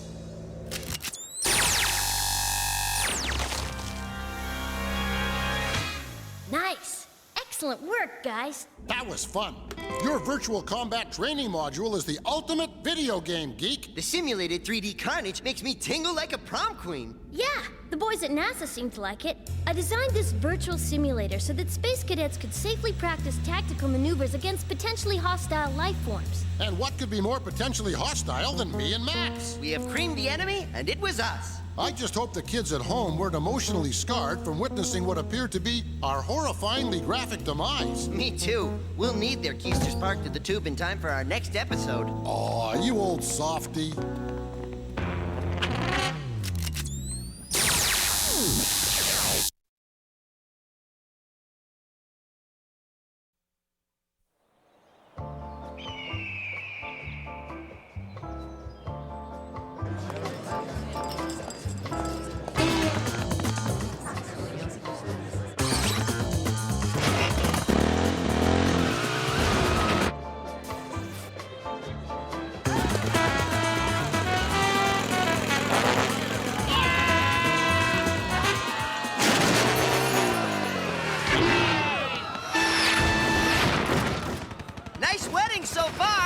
I think the commissioner would support our decision to employ rubber ammo and tear gas at this point. He wouldn't want this to get out of hand. After all, it is his daughter's wedding.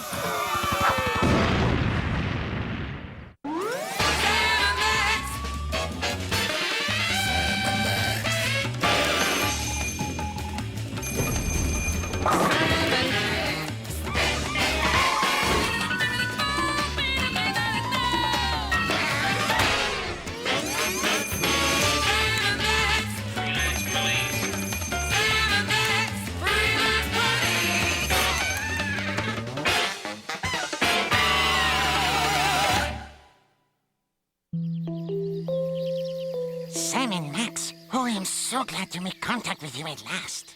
The commissioner tells me you are a dog and a rabbity thing that can be trusted. I like the weaselly way he talks, Sam. Can we keep him? I have no time for your games. Here, take this. Do not let it out of your sight.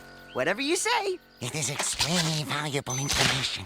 The details in detail, the latest details devised by the most diabolical villainess to date. The dreaded Larvo. Leg cramp! They are onto us! No! Rick! Help me! Help! Rick! Put the microchip on the ground and step back. Back? Okay, I'm gonna reach into my pocket and give you the microchip now. Nice and slow.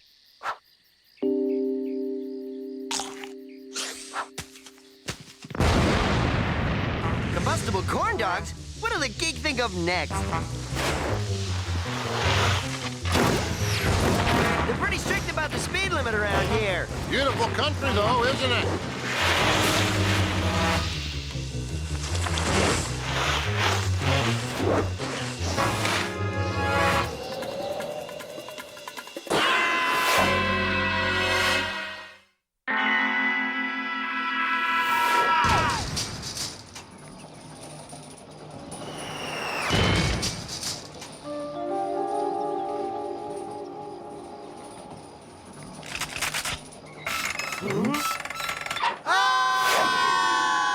Too heavy, I guess. Well, it's no wonder with all that cream in the baking. Well, hello there, honey bunny. Gee, Sam, aren't we being a tad familiar? That's her name, Onionhead. She's the new temp the geek hired to screen her calls and salt her food and to facilitate this macho spy guy moment. You really should have that Twitch looked at. Freelance Police, meet Dr. Harry Monkey Features, Chief Operating Director of ONCLE, the French division of UNCLE. Pleased to meet you, Mr. Monkey Features. Loved you in Planet of the Chimps. You may call me M. I believe that you gentlemen have something that belongs to me. Oh. Just shout when you see it. The microchip! Give me the microchip! Oh, yeah. But up here, the walls have ears. You should talk. Nice track. You a member here? Yes, golf relaxes me. At least it used to. The microchip your little friend is carrying contains information vital to national security. No fooling. Let's have a look. A few days ago, we received a disturbing communique concerning the mysterious disappearance of a handful of tourists.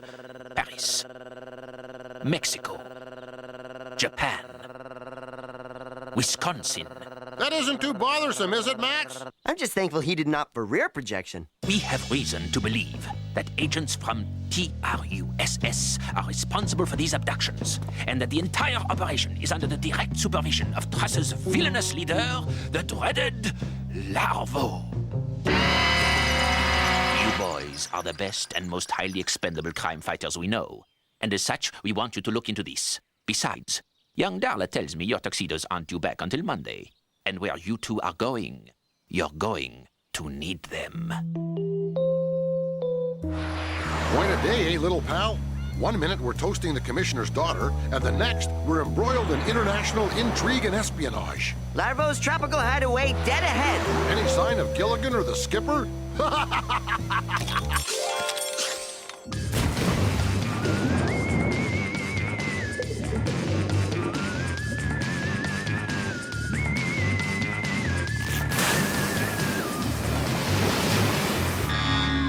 The perimeter has been compromised. Release Snowball.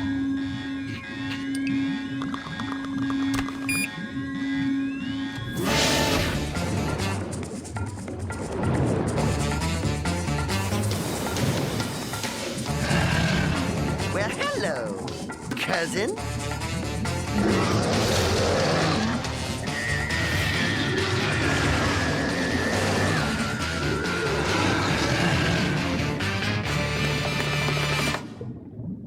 The intruders have been eliminated. Thank you would be nice. It's Snowball. Buzzer in.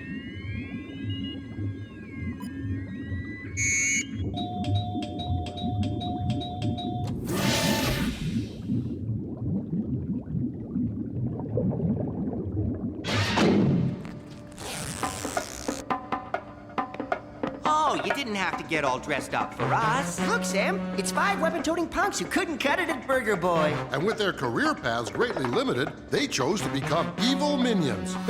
I'll bet they were even turned down by the military. Shut up! Shut up!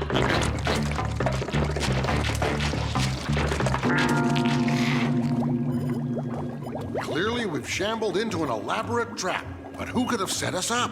I'm sorry, guys. His credentials were fake. Brilliant forgeries. Well, well. If it isn't the monkey from Uncle. Not quite, freelance police, for I am... That old parlor trick. We can top that.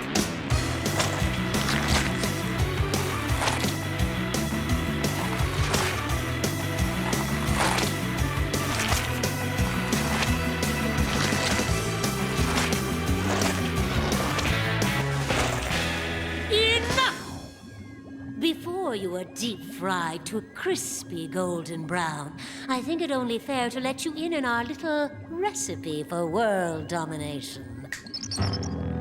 Using this device of my own design, I, Larvo, have developed a method to extract the most annoying virus known to man. The obnoxious tourist virus. Good gosh! After sprinkling virus bombs heavily over the surface of the planet, millions will be infected. Obnoxious, rude behavior will result in fisticuffs and widespread chaos. And when the dust settles, I, Larvo, will remain standing to rule all initiate the countdown. 60, 59, 58, 57. Does she really expect us to sit through this? I don't expect you to sit through anything, Sam and Max. I expect you to fry. Lower them in! Lower them in! 47, 46.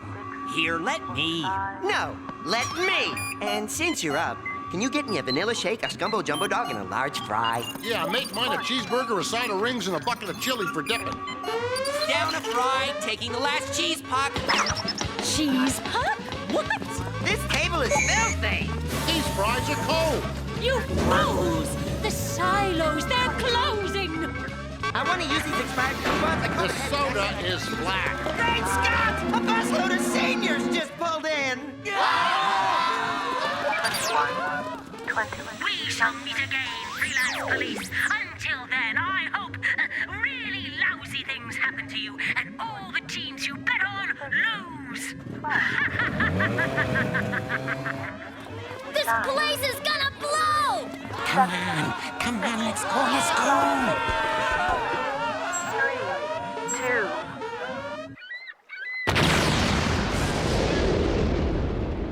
2. Well, that's that. Not to worry, gang. Judging by the position of the sun and the overabundance of dead fish and oil slicks in the water, I'd say we're in the main shipping lanes. Heck, we should be picked up by some friendlies in no time. Too bad. I'm in no hurry to be rescued. Whim wham, Sam. Something ain't right here. Too true, Max. This isn't the Geek.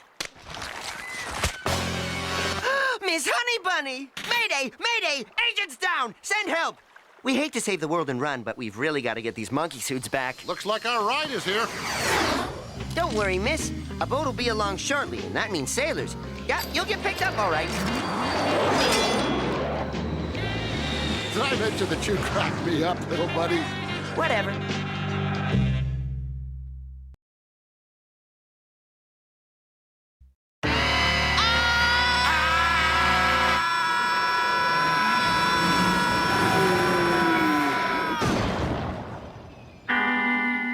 If I didn't see it with my own eyes, I never would have believed it.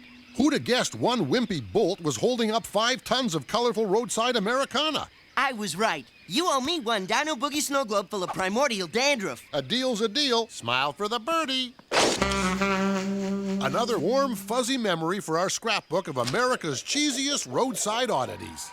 Hey, I've been ripped. This snow globe is dry. The wheat flakes are just stuck on the sides. Yeah, well, if you really want to see some wizened-up artifacts, this place boasts the world's only collection of sun-dried appendixes of the stars. A frosty dessert says the Duke's appendix is so big that the other appendixes are in orbit around it. Sorry, little pal. Wagering is disrespectful to the solemn spirit of these celebrity giblets. Okay, you're on.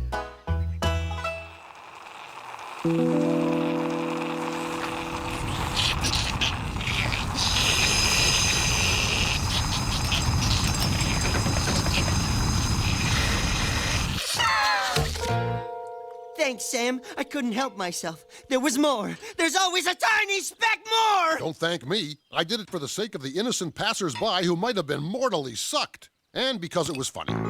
Sam, do you see what I see? Sweet mother of all things hairy and disgusting. The guidebook said this was Sasquatch country. And here's me without my cattle prod. The Sasquatch, also commonly known as Bigfoot, is a shy, elusive forest dweller known to photograph poorly and project a horrific stench that will make women faint and strong men's stomachs turn. He doesn't smell so bad, sorta like a wet puppy. Sorry, that's me. These hip waders haven't drained from our last trip. Well, that's fine, Jojo. Now, I'd like you to go clean out the stock room, if you don't mind.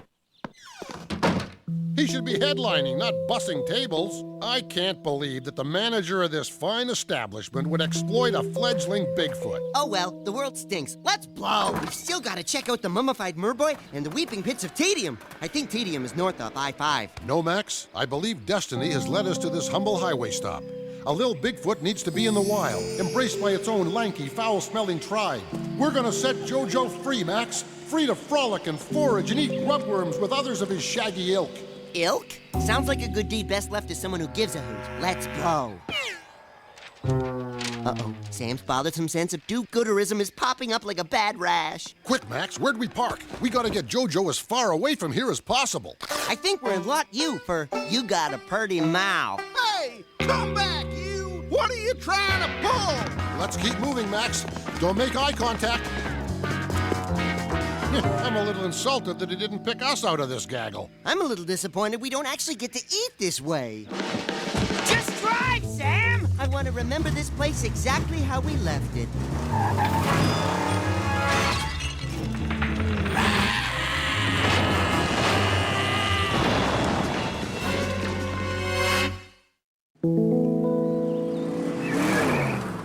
It's okay, Jojo. Sam's got it in his overstuffed noggin that we're gonna return you to your own kind. Won't that be nice? He doesn't look thrilled, Sam. That's because excitement is a human emotion, Max. He's probably just gassy from traveling at high speeds for the first time. Yeah, mythical creatures hardly ever get to tool around in boss cars. Hey, don't call JoJo mythical. You're gonna hurt his itty-bitty feelings. But you got a point. It's not every day I get to cruise with a creature of legend, present company accepted.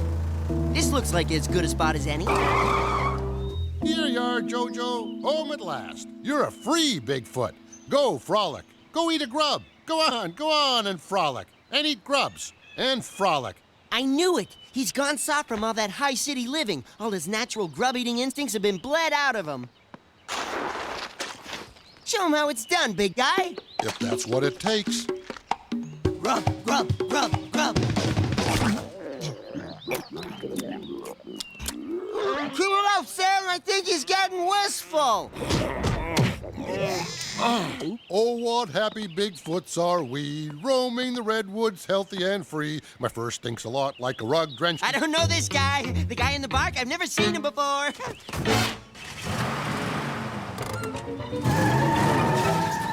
Well, that did it, Max. JoJo's gone. After your little display, I felt the urge to run for the hills myself. Don't knock it. A guy could get used to dressing this freely. Sure beats ill-fitting slacks. I wouldn't know. Oh, yeah. I'm gonna really miss our little JoJo, but it's all for the best. He can grow to a strapping 9 feet tall and spend his life eluding capture by backwoods trophy hunters with little or no sense of personal hygiene.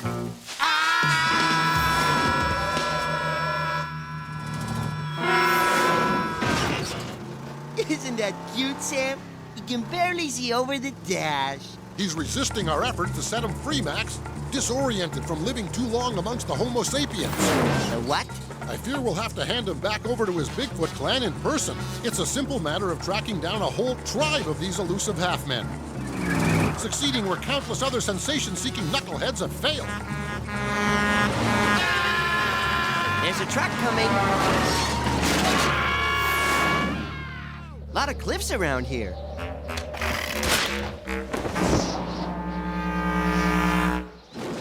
What luck! We've stumbled upon the annual Bigfoot Bailiwick. Suave. Surely one of these kindly lunatics can tell us where to find some Bigfoots.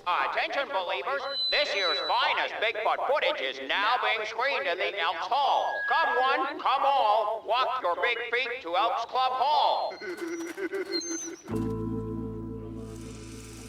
Focus! Hey! Focus! Who's asleep at the switch? I want focus! The last entry is from Mr. and Mrs. Pongo Pygmaeus, a reserved couple, but their vivacious camera work speaks volumes. Roll, please. It's amazing.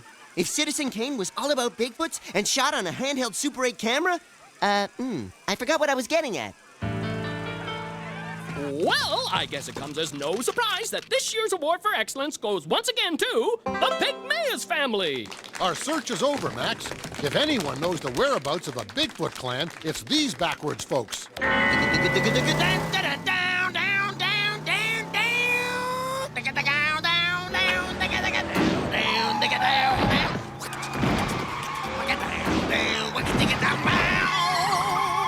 Besides littering and disturbing JoJo's nap, the brood is destroying perfectly fine works of art.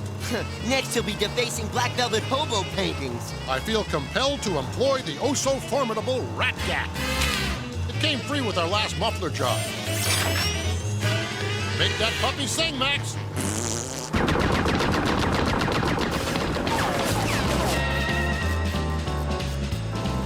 Pull over, large bone citizens. Cooperate and you will be slapped around without incident. Hey, Mr. Pygmaeus, why so shy? We just wanted a lead on where to find this little guy's kin. Sorry. Gee, buddy, in my experience, a grade 4 abrasion like that usually has the recipient bawling like a three-legged longshoreman at a cotillion. Sam, how can you be so insensitive? This big old boy probably never got as far as grade 4. Take a look at this, Max.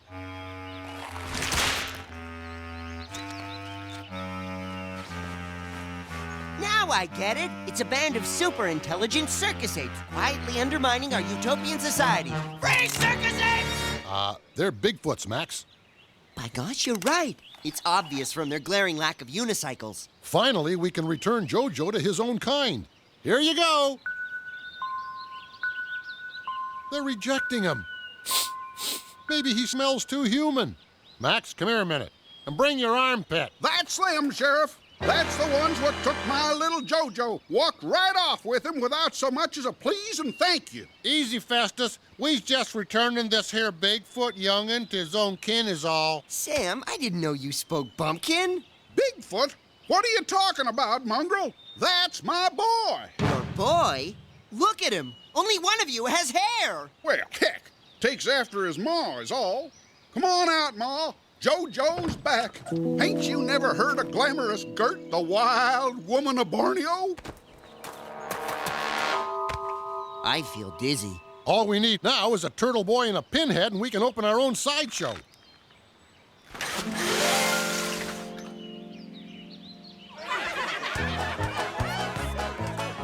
Well, Max, I think we've learned a valuable lesson here today. Never judge a Bigfoot by his shaggy cover. No.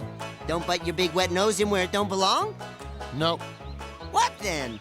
When Bigfoots invite you to sit down to grub, they ain't kidding. Can you pass the hot sauce, Sam? Mine's still kicking. Ha ha ha ha ha!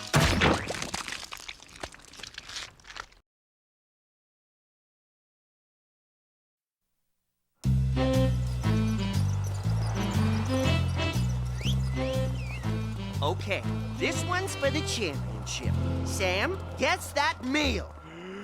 And remember, we're talking breakfast here.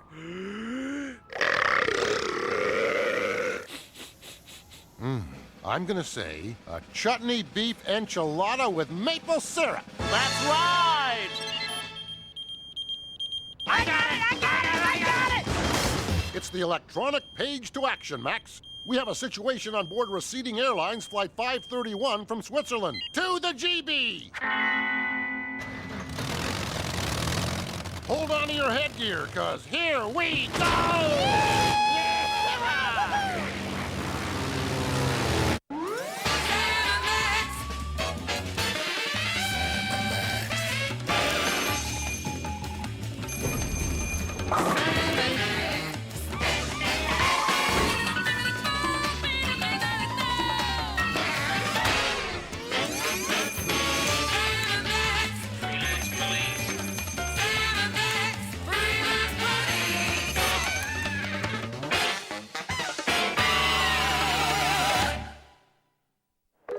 Well, here we are skimming the vast Atlantic aboard our aerodynamically adorable Flying GB. According to the commissioner, a crazed madman has seized control of a commercial flight and is threatening to crash it unless his senseless demands are met.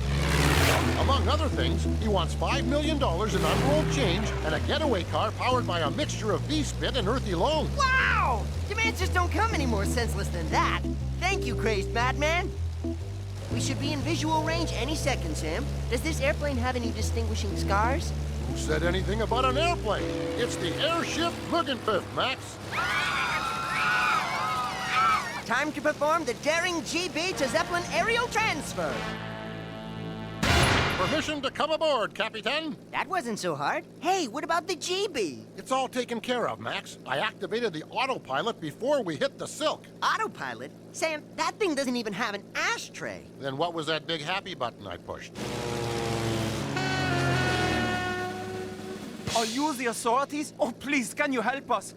This madman has shackled himself to the wheel. He was a passenger in seat 4B, kept clapping his hands and calling for nuts, more nuts, flossing his teeth, disturbing the other passengers and jabbering like a broken cuckoo clock. Not to worry, Swiss Miss. We have everything under control. Everything except the airspeed, altitude, and basic maneuverability of this paper-thin party boat. On the count of 3, I'll lob you at the unsuspecting beggar so you can latch onto him like a hungry bear trap. Your hands are freezing. 1, 2, 3. Hi, fellas! Great day for a blimp ride, huh? Up we go into the wild blue yonder, flying high into the sun. Or is it, attaboy, give her a gun? Oh, well, anyway, it's good to see ya. It's Lorne. The friend for life. Why, Sam? Why is he doing this? Why must Lorne stalk us so? I can best answer your question by quoting directly from this classic 70s ditty. Why do nerds suddenly appear every time we are near? Just like me, they long to be close to you. All right, Lorne, what are you doing here? And what have you done with our demented terrorist? Hand him over, he's ours! Well, in truth, fellas, I'm the demented terrorist. Or more accurately, the demented terrorist is channeling his mind-sick actions through me. Kooky, huh? You're disappointed. I can tell. You're hoping to square off against a more worthy opponent. You being the brilliant freelance police and all. Well, we did come all this way. On a Saturday? Would it make you feel any better if I told you I was doing this against my will?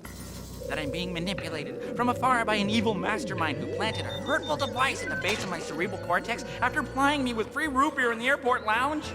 I regained consciousness after the takeoff, and there it was, forcing me to do bad things. Not that we doubt your claim, Lorne, but personally, I'd like some kind of proof of your story. And first dibs at pulling the stitches. Quiet! There's another command coming in. Yes? What do you want me to do this time? Haven't I served you well? I don't know, Sam. Something tells me this is just another of Lorne's elaborate charades to wheedle his way into our personal space. But until we're sure, we'll have to indulge this sad grab for attention. We have the safety of the passengers and our pledge to provide patently ridiculous scenarios to consider. No!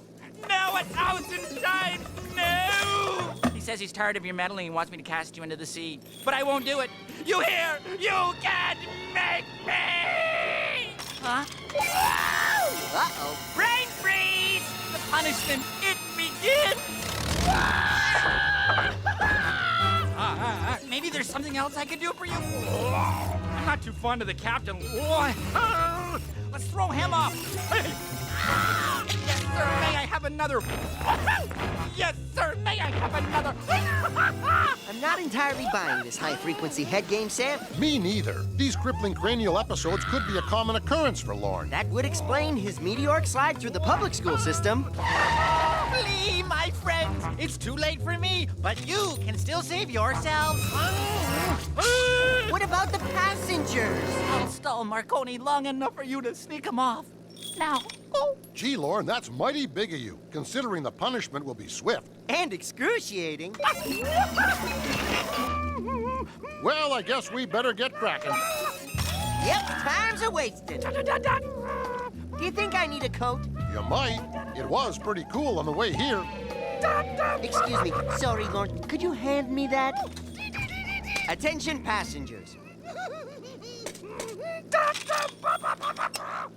Attention, passengers. We are now approaching Nantucket. Please collect all personal belongings and rude limericks in preparation for deblimping. Thank you. Goodbye. It's been our pleasure to serve you. We hope you'll fly the good ship Mugenpuff again. Don't drink the water. Bob's your uncle. Oh, you kid. You can swoon unconscious now, Lorne. That's the last of them. I guess putting Lorne through the cerebral ringer is one way of regaining control of this big floating weenie. I'll just stow this leaky baggage in the overhead compartment and our troubles will be over. Look, it's New York! Dead ahead! He wants me to steer right into Lady Liberty's pointy hat. If I refuse, he'll burst my brain like an egg in a microwave. Sam, I don't ask for much, but I've got to see that. Easy, Lorne. Your conspicuously unseen tormentor can't very well blame you if the blimp suddenly starts flying out of control, can he? Well, no, but she's handling fine. Not for long! What?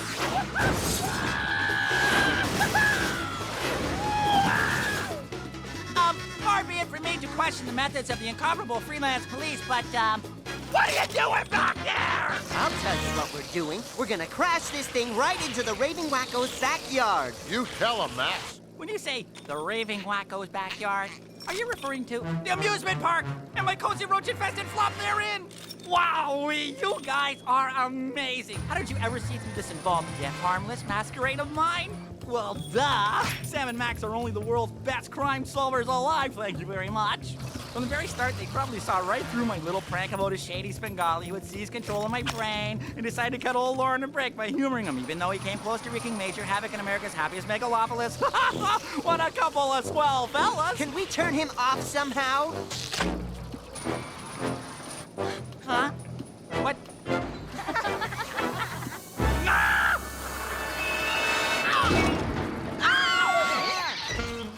All's well that ends well, Max. Where shall we park this light and fluffy Swiss loaf? I hear Lakehurst, New Jersey has a few spots open. Normally we look the other way, Lauren, but blimp-jacking an airship full of innocent Austrians... Then posing as a radio-controlled patsy being manipulated by some distant doom merchant. Well... That's just wrong. I've done a terrible thing. It's just that... Well... I love you guys. I do feel kind of cheated that there was no surgically implanted device back here. At least now we know what to get him for his birthday. Maybe we should go easy on him, Sam. He does score points for actually inflicting pain on himself in order to sell his sick story. Yeah. Instead of simply faking those wild criminal episodes, Lauren went the extra distance with this. Just palm it and press for an earful of agony. And even though my future as a free man is in doubt, I feel lucky to have been part of yet another high-flying adventure with Sam and Max, Freelance Police. It was a masterstroke how you tricked a full confession out of me. Sure genius! You mean by threatening to crash land in the Raving Wacko's backyard? Uh-huh. That was no trick. Until you spilled your guts, we had to assume you were really under the influence of a demented loony. We had every intention of crashing this baby into the safest place we knew. The Raving Wacko's backyard. An old abandoned seafood joint on Route 6. You mean I blabbed my secret for nothing? Uh-huh. Boy, is my face way beyond red. If I were the kind of guy who looked good in hats, and sadly, I am not, then mine would sure be off to you. Yes, indeedy. For I am your bestest, most gushing friend for life. Why do nerds suddenly appear? Every time you are near. Just like me, they long to be close to you. Can I try that? I took the liberty of jacking up the pain levels. Close to you. Better give him another. Close to you. It's not working! Have you got it on AC or DC? Close to you.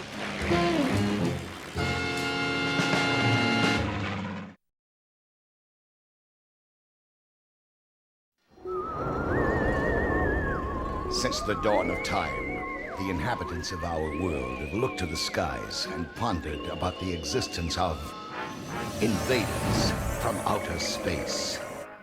The question of whether we are alone in the universe has finally been answered, and as our brave men in uniform, those howling leathernecks, risk life and limb to keep the alien horde at bay, John Q. Public furrows his brow and wonders whether all this hostility and military machismo is really necessary in this battle of wits between Sam and Max versus the Uglions from outer space.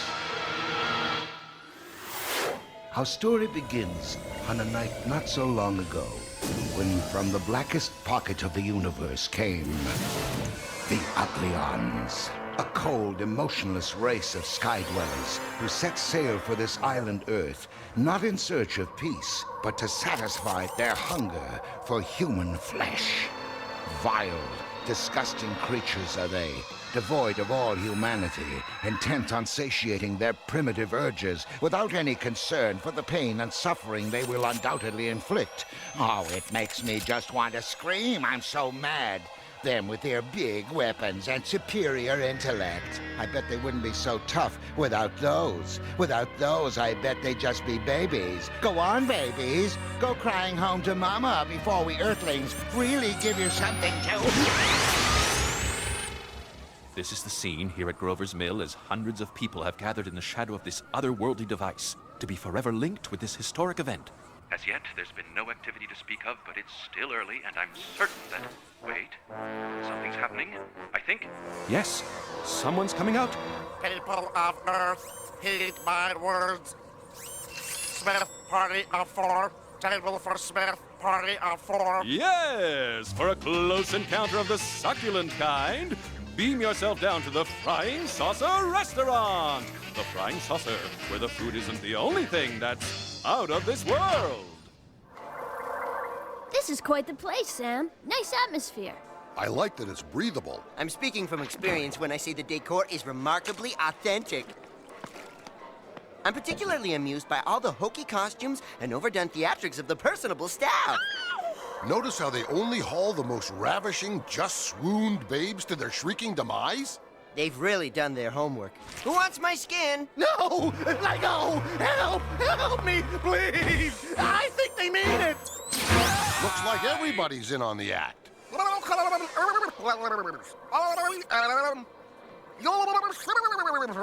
This is all just in fun, right? Stays already for your pleasure and amusement. If you guys will excuse me, I have to go to the Little Geeks room. If it's all just an act, why doesn't anybody come back?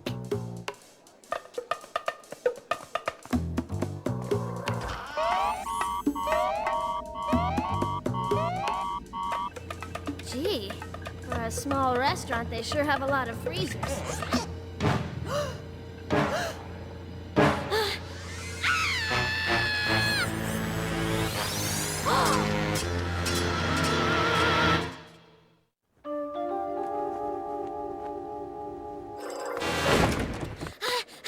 You're just in time. They brought our food and took Max. So long, little buddy. Bye, Sam! No! We gotta stop them. They're not actors. Well, I admit they lack the theatrical chops of a Mr. Bob Saget. Let go of him! Run for it, Max! These guys are for real! Ah! We don't mind you yokes handling our food. But we do draw the line at you handling our women, folk! We're leaving now. And you can forget about the tip!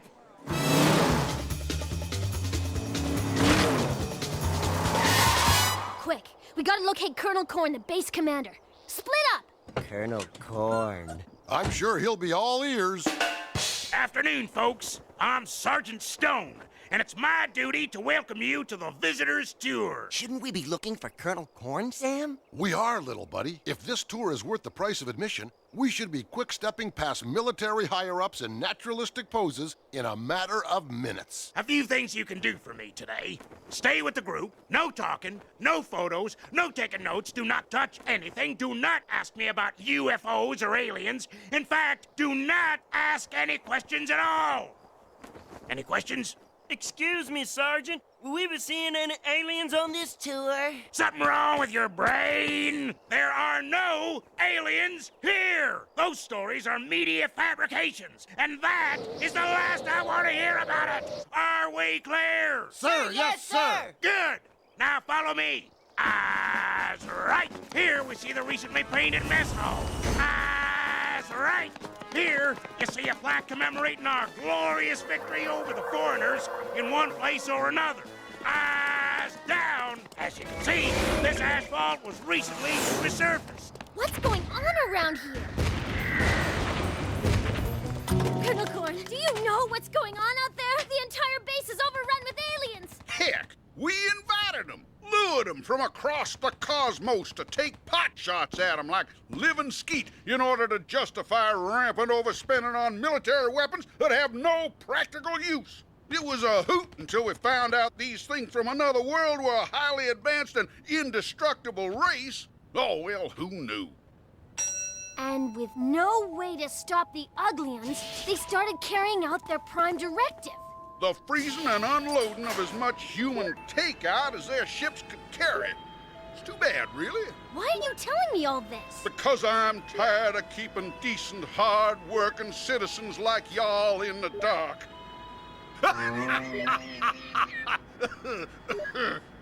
Actually, I'm in a big hurry to join the rest of the boys down in the bomb shelter. Our long-range nuclear missiles ought to be taking out all of them frying saucer locations any minute now. Nuclear weapons? Are you crazy? Them ugly ons will never know what hit them.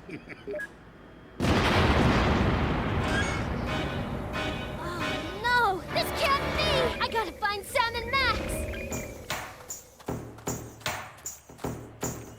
Ah, you maniacs! You blew it up! Darn you! Darn you all to heck! Your friends have been neutralized in your military's foolish attempt to beat us. They cannot help you anymore. No, it's not possible! Do what you want with me, but tell me, what happened to Sam and Max?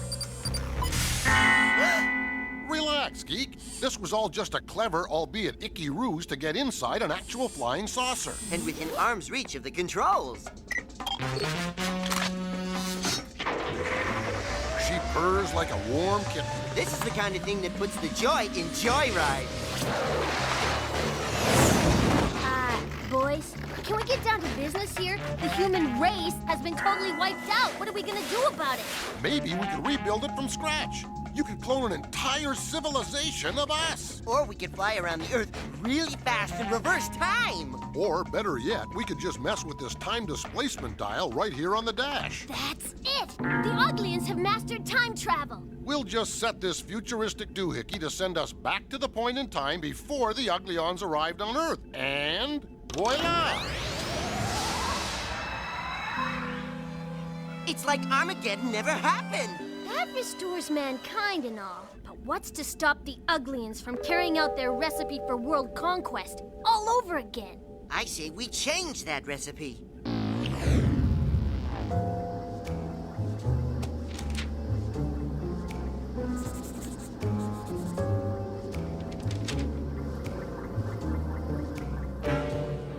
People of Earth, heed my words. Hey, what's that on his face? What? What are they pointing at? God, it's a piece of face!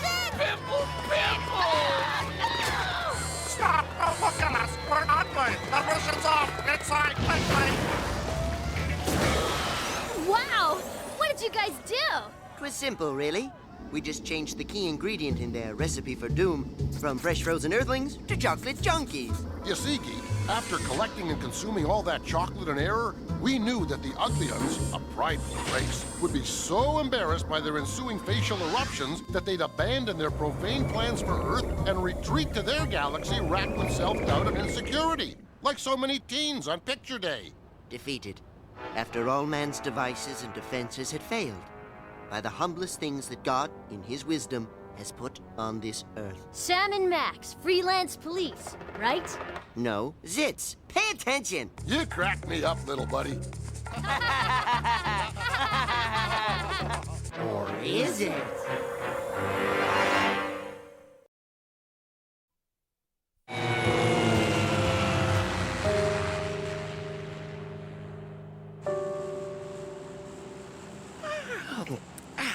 Boy, I always sleep like a rock on these flights. I hate to wake him, but it'd be a shame if Sam slept through all the fireworks.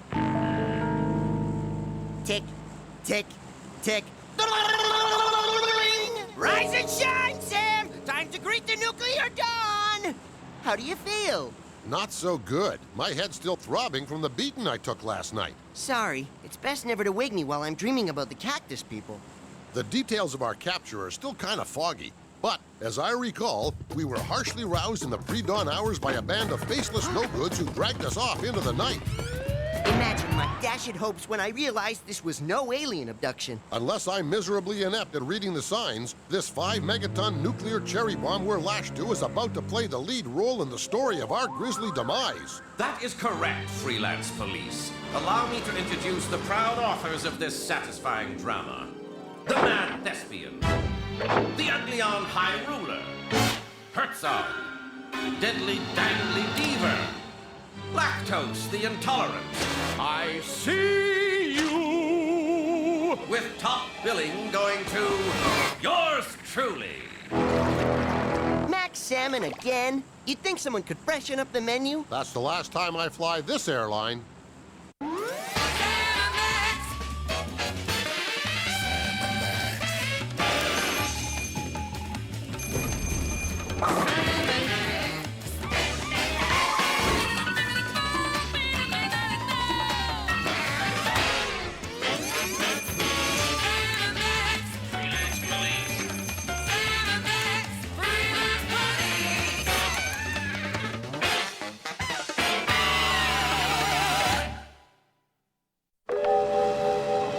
Freelance Police, we stand before you as the greatest collection of criminal minds the world has ever known.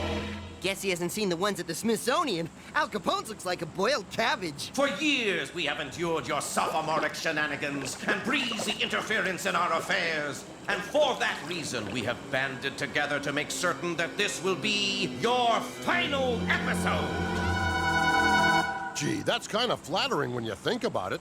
6 criminal kingpins getting together in their free time to plot against little old us. Trading recipes for doom and staying current with the latest methods of torture. Sort of like a malignant quilting bee. I'd say we got ourselves a glut of felonious masterminds here. You're right, Sam. Let's thin them out a little.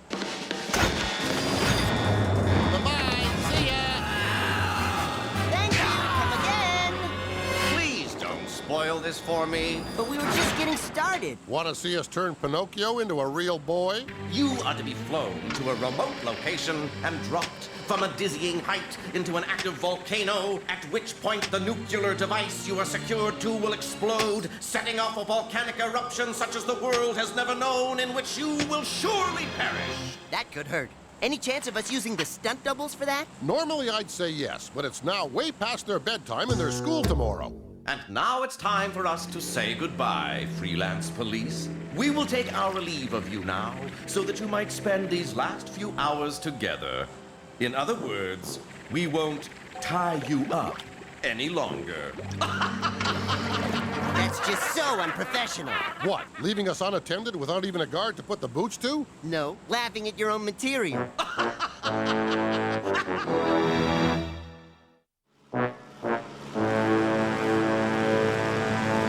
Say, quite a sticky wicket, Walt. Even if we could slip these bonds, we've got a fancy fish, an ugly alien, a naughty wooden boy at the controls, and a giant floating ahead guarding the door. I see you!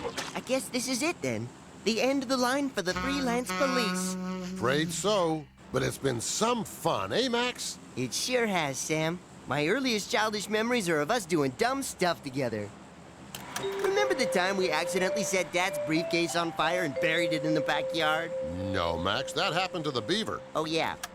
Remember the time we accidentally set Dad's beaver on fire and buried it in the backyard? Good times.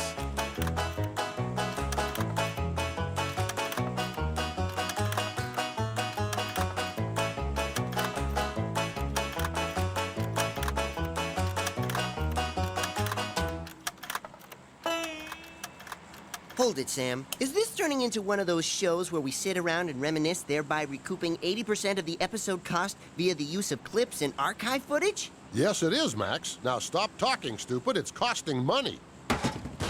Not long after that, we tackled our first real case together. An amusing bit of high school drama we like to call Organisms Made Easy.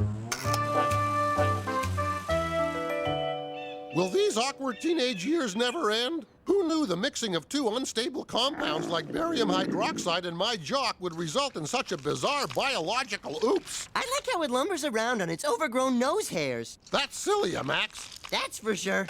Well, don't just stand there, Sam. Start hucking stuff at it. As I recall, this was a defining moment in our relationship as crime fighters. The first time that our unique problem-solving skills meshed as one. Uh-oh. Sorry about that, Max. Ooh, I feel all tingly, Sam. Why? That's the enzymes at work, little buddy. Consuming you in a sort of slow, lazy death. Swim for the waste vacuole, Max. Why? Do you have something in mind? Or do you just like to say waste vacuole? Both, actually. Uh-oh. Now that wasn't too gut-wrenching, was it, little buddy? Maybe for him. I copped his nucleus.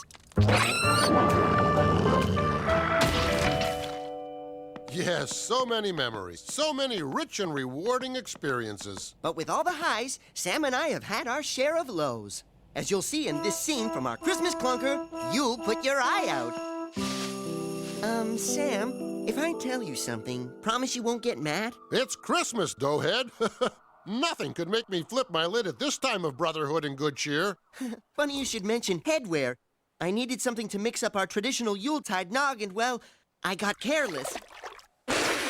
No! No!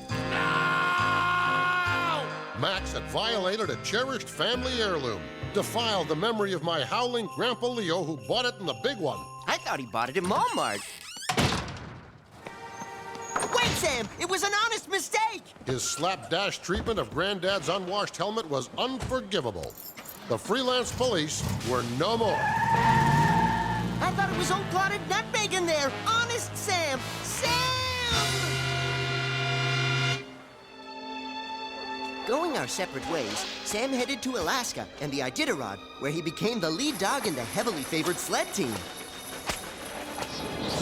Despondent over the breakup, Max let his appearance go to pot and became a burden to society.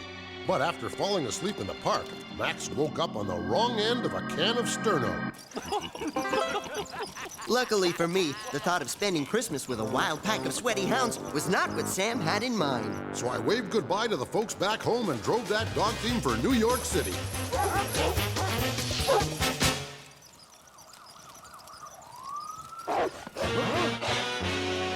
You okay, little pal? Sound as a pound, Sam. Boy, those were great times. The thrills, the adventures.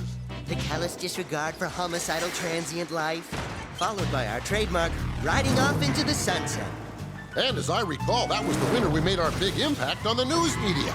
It was also the winter of our discontent, for it was around that time we met Lorne. The friend for life. Oh, by gosh, by golly, it's them, Sam and Max, the freelance police, in the flesh, in person, unconscious. Their airways are blocked, their hearts have stopped. Don't die, Sam and Max, we only just met. Not these people! Not these people! I'm your biggest fan! Nothing! No response! They're just lying there, crying out to me in voices that only I can hear, begging me to issue unto them the breath of life. I think I'll start with Sam.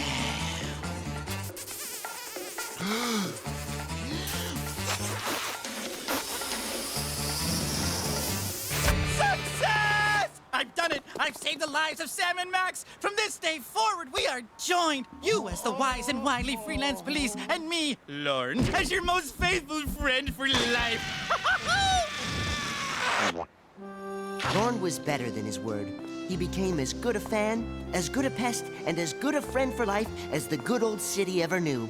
And it was always said of him that he knew how to glom onto celebrities well.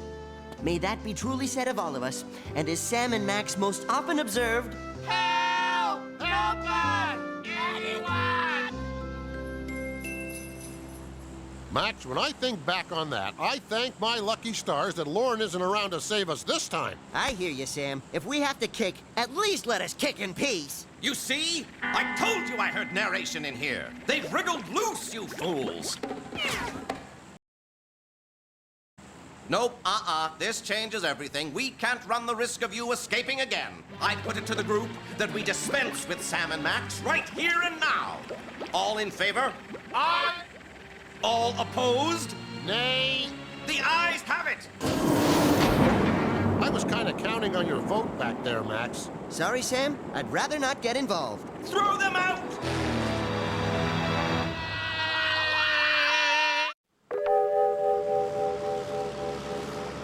Friends, co-workers, enemies of the deceased, the freelance police are gone. Never again will we encounter their smug, shining faces gloating over the ruination of our affairs. Praise be to me!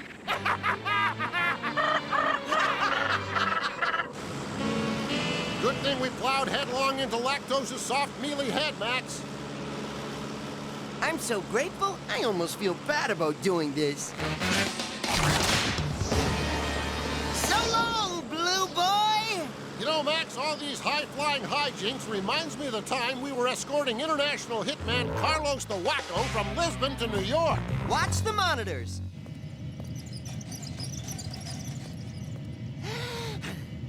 What's wrong, Max? I'm having trouble breathing, Sam. Is it the air pressure, or does our prisoner need his underarms rolled again? Actually, it's me. I guess my stomach can't handle a hodgepodge of salted nuts, acidic complementary juices, and runny wax-encased cheeses of the world the way it used to. Some flat ginger ale ought to fix you up. Hand me the glass cutter. I'm cracking a window. Okay, but I'd rethink this, little pal. Unless you want to get sucked out into the screaming blue yonder, howling like a just-spanked newborn. Anything to end this flight.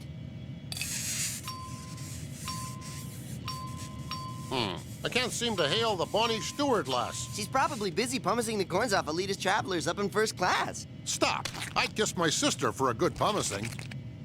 Hey, Max, what's wrong with this picture? Well, for starters, you've lost weight. About 400 pounds that answers to the name of Carlos the Wacko. Look around. You may have slipped down behind one of the seat cushions. He's not here. But I think he dropped this. Look at the colors! Ooh, pretty. Now get rid of it while I chew off my own foot to escape.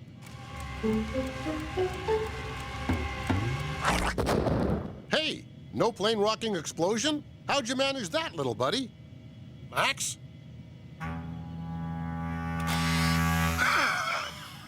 Who's up for a heavily scored foot pursuit as we chase down this dangerous perp? Me! Oh, me!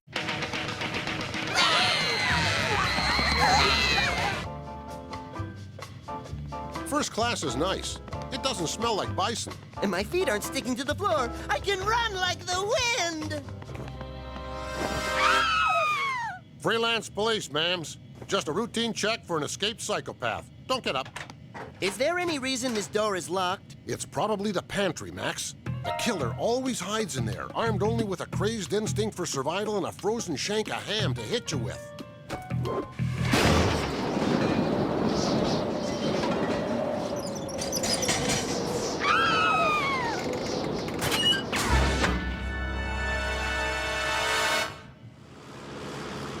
Yes, we've always worked well together. I'm thinking specifically of our greatest, most action-packed moment ever. As you'll see in this next clip from our bare-fisted epic, Guy? Hardly. Silence, network dogs! We will now cancel one hostage every hour until you begin airing nothing but figure skating around the clock! Now you be careful. You don't have to worry your pretty big little head about me. Actually, I'm worried about the bazooka. It was a gift from my sweet old granny. Death from above! Oh, what do you know? Bulletproof glass.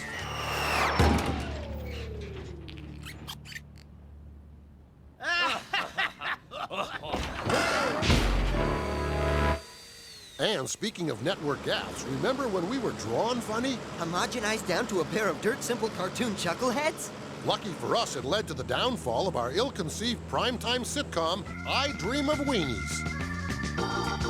In this scene, I try to persuade Scrappy Sam into going into the old Henderson estate, convinced that the rubbery ghost inside is actually Mr. Phipps, the unscrupulous real estate speculator. Go on, Sam. If you do it, I'll give you a Scrappy dog. Two Scrappy dogs? Yeah.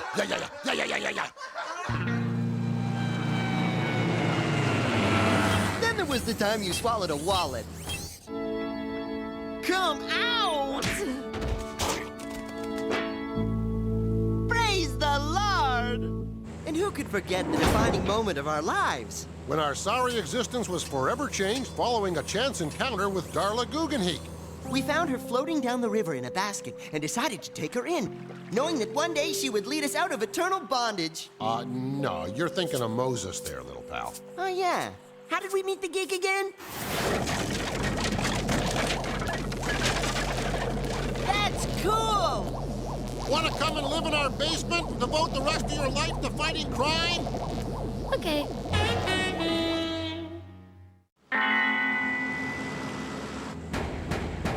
Open this door! I'm warning you! Don't make me use force! Max, if for whatever reason I don't make it, I want you to take care of this. If anything happens, I'll deny I ever knew you. Love, the Commissioner. That's just so... him. Yeah. Whenever we were feeling logy, in need of a little subhuman contact, we could always count on that phone to ring.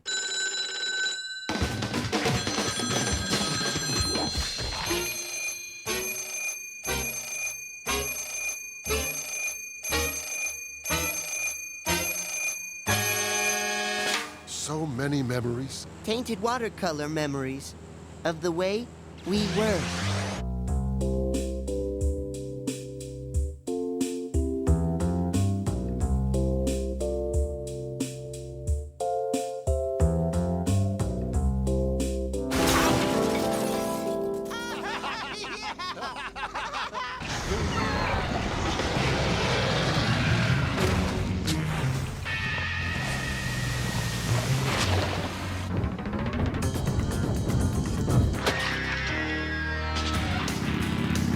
But alas, all good times must come to an end. Uh-oh. Look what the cat coughed up. We really need a bouncer on that door. If you please, raise your hands and step away from the controls. And if we refuse? A convincing argument. I bet he was top dog on the debating team. Yes, yes. Everything is in readiness. We have reached the crucial juncture. Our timing is perfect. Nothing can stop us now. Now what? An unwelcome caller. It never fails. I'd get rid of him quick. This juncture is too crucial to risk being spoiled by canvassers. Although, if it's Girl Guides, I'll take 2 boxes. What is it? Can't you see we're busy? It's the Rubber Pants Commandos. Laying down the law with scalding milk and sweet-smelling concussion bombs. Get in there and fight dirty, you chuckleheads. Blip, returning to base. No, Scat!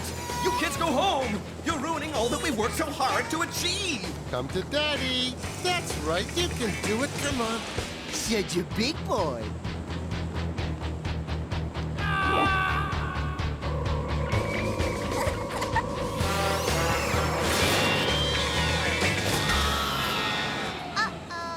You may have won the battle, Freelance Police, but I, Mac Salmon, will win the war. For when the force of a volcanic eruption combines with the sheer magnitude of a nuclear blast, I dare say you can kiss your precious world goodbye. You'd think so, wouldn't you? But while you and your friends were so engrossed watching the in-flight movie... I believe it was Free Willy. Max and I took the liberty of replacing the bomb's combustible innards with 600 pounds of our anti-flatulent of choice. No.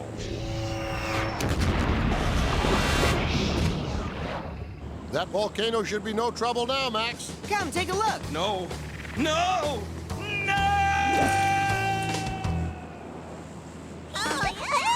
Gosh, they're cute. Almost makes a guy pine for kids of his own, don't it?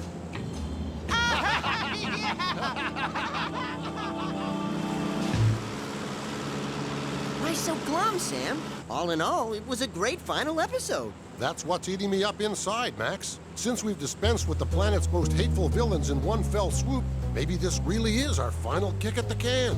Maybe the world is finally as safe can be. Don't worry, Sam. The world is still infested with rotten, despicable evildoers of all shapes and sizes. You just wait and see. That phone is gonna ring. It's gonna. Any second now.